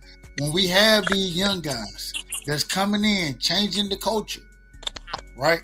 When we see a Ryan Garcia and a Tank Davis pushing to fight each other, when we see Devin and Shakur pushing to fight the best, trying to fight Lomachenko, you know what I'm saying, calling each other out. Well, this is a new culture that we're starting to, hopefully, that embeds itself into the fabric of boxing, and we get to see these young guys that's coming up in the divisions start to call each other out, start to want to make or start to want to have smoke with each other. You know what I'm saying? Not trying to just chase the top guy saying, fuck it. We just gonna fight and we're gonna prove ourselves accordingly. I know it's a dangerous sport, and at the end of the day, you're gonna lose. A lot of people are gonna lose. Maybe not everybody. Shout out to Floyd Mayweather, Rocky Marciano. Outside of that, hey, Joe Kazaki. There you go. It is what it is. So you're not gonna have too many undefeated fighters in the sport. And let's get these young guys. And I hope what we saw with Ryan Garcia and Tank Davis, Devin Haney and Lomachenko, we're starting to see guys pushing to make these big fights happen at a young age. This is what we need to renew the sport of boxing. We need these fights. This is why I'm upset that EJ and Bud, they holding the goddamn division up, not fighting them, fight each other so some of the other guy can get some shine. Yes. Yeah, they are holding the belt hostage. That bothers me. Holding the motherfucking division up. So at the end of the day, man, we need everybody to fight each other. We need the best fighting the best. And when we get shout out to my brother Contender Boxing, you know what I'm saying? He said it fantastically. He said, man, we control the narrative. Platforms like this one, Knockout, my brother Zone, you know what I'm saying? Uncle EJ, you know what I'm saying? My brother Phil, all these different platforms that's out here that's talking boxing. We talking more boxing than anybody else is. And because of that, we do control the narrative because this is where the people come to see and listen to what we're talking about. So we got to be pushing for the big fights. Hey, damn your favorite fighter. Damn my favorite fighter. I need the best to be fighting the best. This is what we're looking for. So my brother Sean T, man, we're gonna start with you. Give me your last words, my brother. I appreciate you coming on tonight. Thank you for your time and energy, brother. Give me your last words. Man, my last words is I appreciate you having me on the panel. Peace and love to the panel. You know, everybody who was here. Although I've been watching boxing for a long time, it's always good to listen to some of you guys cook because shit, I'm learning. Like all this sanctioning body shit that I've never cared about all that. All I cared about was, damn, Riddick Bowe, why you put that belt in the motherfucking trash can? You didn't want to fight Lennox, you feel me? I didn't know what was behind all that shit. I'm just like, damn, man, you robbing us of a great fight. So, you know, I just want all of us to be on the same page as far as, man, not letting these people feed us these bullshit fights. And, you know, we should have been had Wilder Joshua. We should have had Charlo Hurd. You know, all of that shit. You know, we should have had EJ and Crawford. We should have been had these fights, man, that we aren't getting. But now it seems like this is gonna be a good year for boxing. So, man, it's a small fraternity. We can agree to disagree on a lot of shit, you know what I'm saying? But we just have to, you know, continue to show respect to each other. That's it, man, you know? Absolutely. Appreciate you, my brother. You know, you always got a spot over here on the channel, man. Appreciate you always showing love. And man, we'll see you next time, brother. Absolutely. Yes, sir. Uncle EJ, we coming to you. Go ahead. I believe you have a special announcement you want to make. Go ahead, my brother. Go ahead. I just wanted to say, listen, I'm 75 away from my goal this year for my channel. My channel is predominantly boxing, but I do all other kinds of stuff. And I asked you in the private chat if it's okay, because 75 away from 1,000, guys. If y'all could help me push up above 1,000 subscribers, I would be very. EJ, man, drop your chat in the link, man. I mean, drop your link in the chat so that people know where they can click on to go find you. Sure thing. Y'all run it up and go show them love, man. Y'all go show them love. My thing is this. I usually do Aftermath. I do a show called Aftermath. It's after every big boxing match that happens on a weekend. Not every boxing match, but a substantial boxing match. You gonna do one for Canelo? I gotta do one for Canelo because if you don't do it, that's all the belts on the line. That's a fact. That's a fact. That's all the belts. You know, it's an undisputed defense. He could lose. I mean, I'm not saying Ryder's gonna beat him, but no, he can't lose. He's not gonna lose. But I wouldn't mind seeing him lose. I mean, I don't want to curse myself, but it would be nice to see a new face up there at 168. But it is John Ryder. Yeah, we know the reality of that one. Okay. Go ahead. I'm not a Canelo hater, but it's just that I just want to see some more of these guys mix it up, and I want to see. I actually want to see Canelo and Benavidez, because I remember I told you that's where my energy was gonna go if Benavidez beat Plant, and he did. So that's where my energy is going for 168. But I am going to have a special stream on the 21st because I will be going to. I'm going to go see the Loma Haney fight. Well, you're going to be in the building? You're going to be in the building? Huh? I'm going to be in the building, man. I'm going to be All right. I ain't mad. You're going to be in Vegas? I'm not going to stream from the phone because I heard that shit's just impossible to do. I'm going to record a lot. I'm going to try to get some interviews. So watch out on the 21st. I'm going to do a very special aftermath, let you see all the footage I got. And guys, help me. Please help me get to 1,000. Please help me get to 1,000. I'm going to tell you this. While you're there, do whatever you can to get some video. Post it as some shorts and you'll get your 75. I promise. Definitely going to throw shorts up. Yeah, I might do each round a short. I don't know if I can get in trouble with that. No, are y'all gonna go to the press conference? Yeah, I'm gonna get in there. Okay, all right. I got a friend of mine that can possibly get me in there, so yeah, I'm gonna go. Get some good footage, huh? Get some good footage while you're in there. I'm gonna try my best, man. I'm gonna try my best. Hey, put that channel in the chat though. I subscribe to you, brother. I just did. I'll throw it in again. Okay, all right.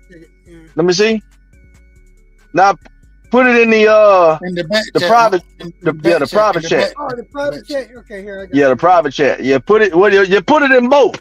Yeah, I mean, you know what I'm saying. Hey, we gotta get that 75. Put it in both. You know what I mean? There, it's in the private chat too. I appreciate you letting me do that, right side.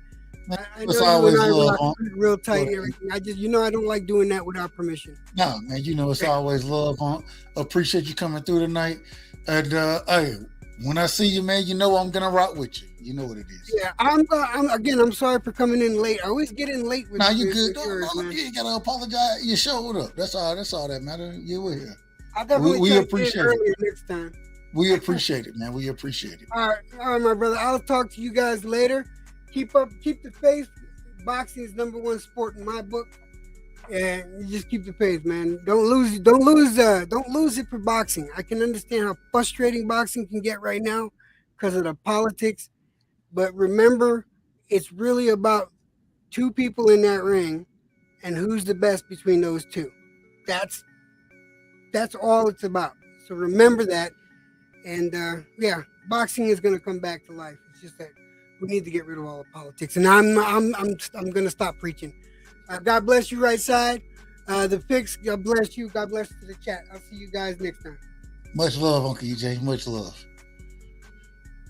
My brother Phil, man, appreciate you coming through. Hell of a job tonight moderating. Man, look, let me tell you something, man. Hold up. Before I'm gonna let you cook. Let me say it. Yeah. Hell of a job tonight moderating. I appreciate you coming on tonight. You got some great boxing knowledge, brother, and you blessed us. You blessed us tonight, and I appreciate it. You know what I'm saying? So nothing but love. But man, give me your last words and let the people know where they can find you because you're a wealth of knowledge, brother. Man, look, let me tell you something, man. First and foremost, man, I appreciate you letting me come on your channel, man. Speak my piece. You understand? It's very, warming, it wasn't like a hostile environment. It's my first time coming on your channel, man, so it was all good, man. Everybody on the panel was polite and gentleman, man. And you gotta respect that because YouTube can get hostile. You know what I'm saying? But no smoke. I don't want no smoke over here, but I don't. Man. Hey, it's all good. It's all good, man. I don't want no smoke either, man. I just, I speak my piece, man. I've been a part of the YouTube box community, man, for over a decade. And I just kind of, I stay within my little groups, man. I go to people's pages and I support where I can. You understand what I'm saying? But again, man, I appreciate you having me on, brother. To chop up boxing with you guys. Man, y'all can find me on my IG. I'm the Fix THAA_FIX. And I also have a YouTube page myself. It's called the Fix THAFIX. I'm gonna be doing videos, shorts. I'm starting going to a lot of fights and stuff, man. And these boxers that I engage with, man, it was always just me just kind of talking to them and hanging with them and just getting to know them. But now I'm gonna start really picking their brain, asking them questions and posting that stuff. So once I start doing that, man, I'll be around. I start dropping that stuff, man. You guys can subscribe to the page. But besides that, man, it was a pleasure coming on your platform, man. I'm gonna make sure I subscribe to you, man, because it was all love being over here, man. Talking boxing with you guys. All you guys are super duper knowledgeable, man. And like my man Zone said, man, we do it for the camaraderie, man. We do it for the glory of the sport, man. That's really why we do this shit. As far as our little crew go, called the round table. You dig what I'm saying? And it's always good to find like-minded individuals like ourselves, man. With that, man, that's my closing thoughts, man. And I just want to say I appreciate you again. Hey, man, I appreciate you blessing the platform tonight.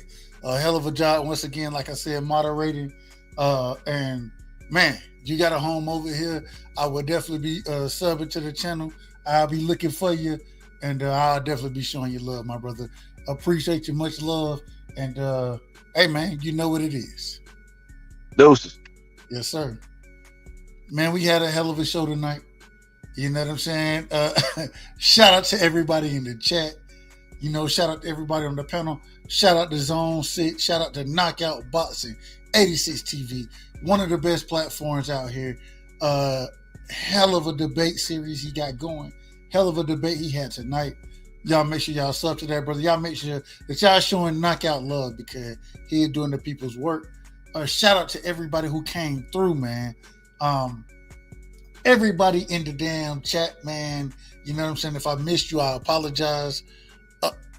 Everybody, man. So much love, so much respect. And hold on. My brother is back.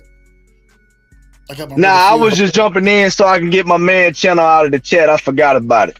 Yeah. So I jumped in so I can get my boy. My boy say he's trying to reach that 75, man. I can't talk about camaraderie when I show my boy no love, man.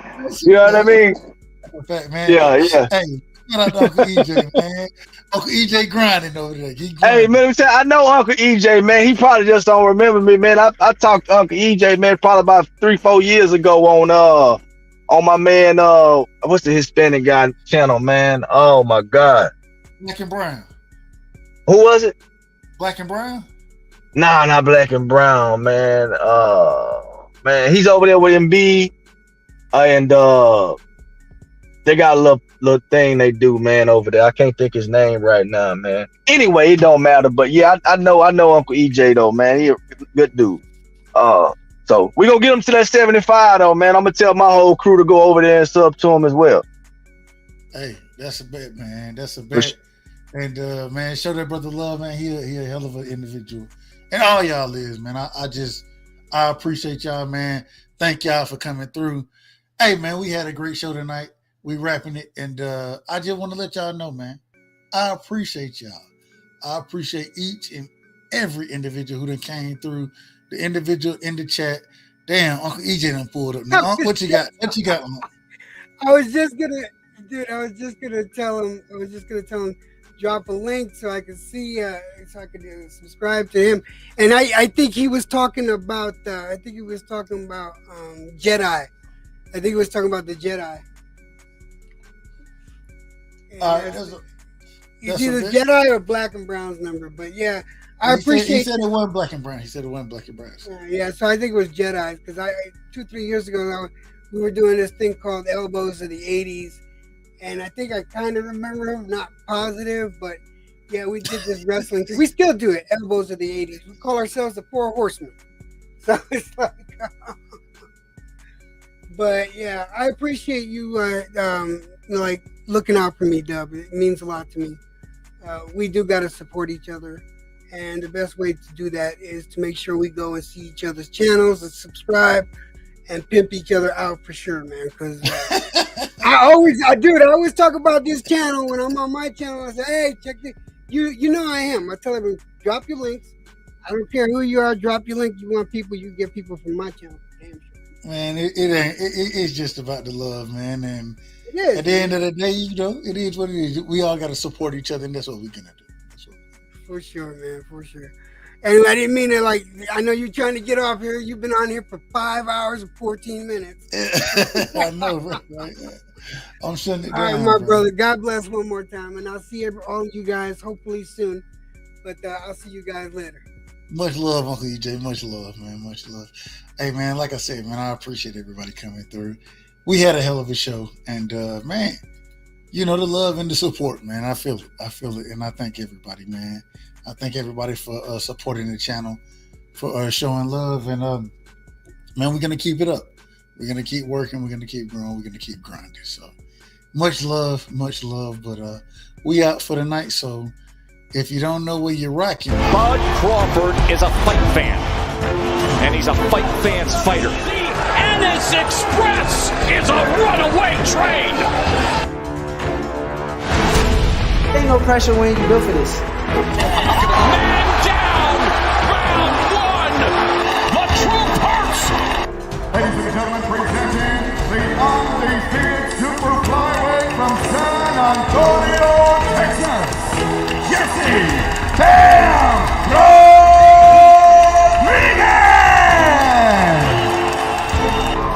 The universally recognized undisputed lightweight champion of the world, Devin the Dream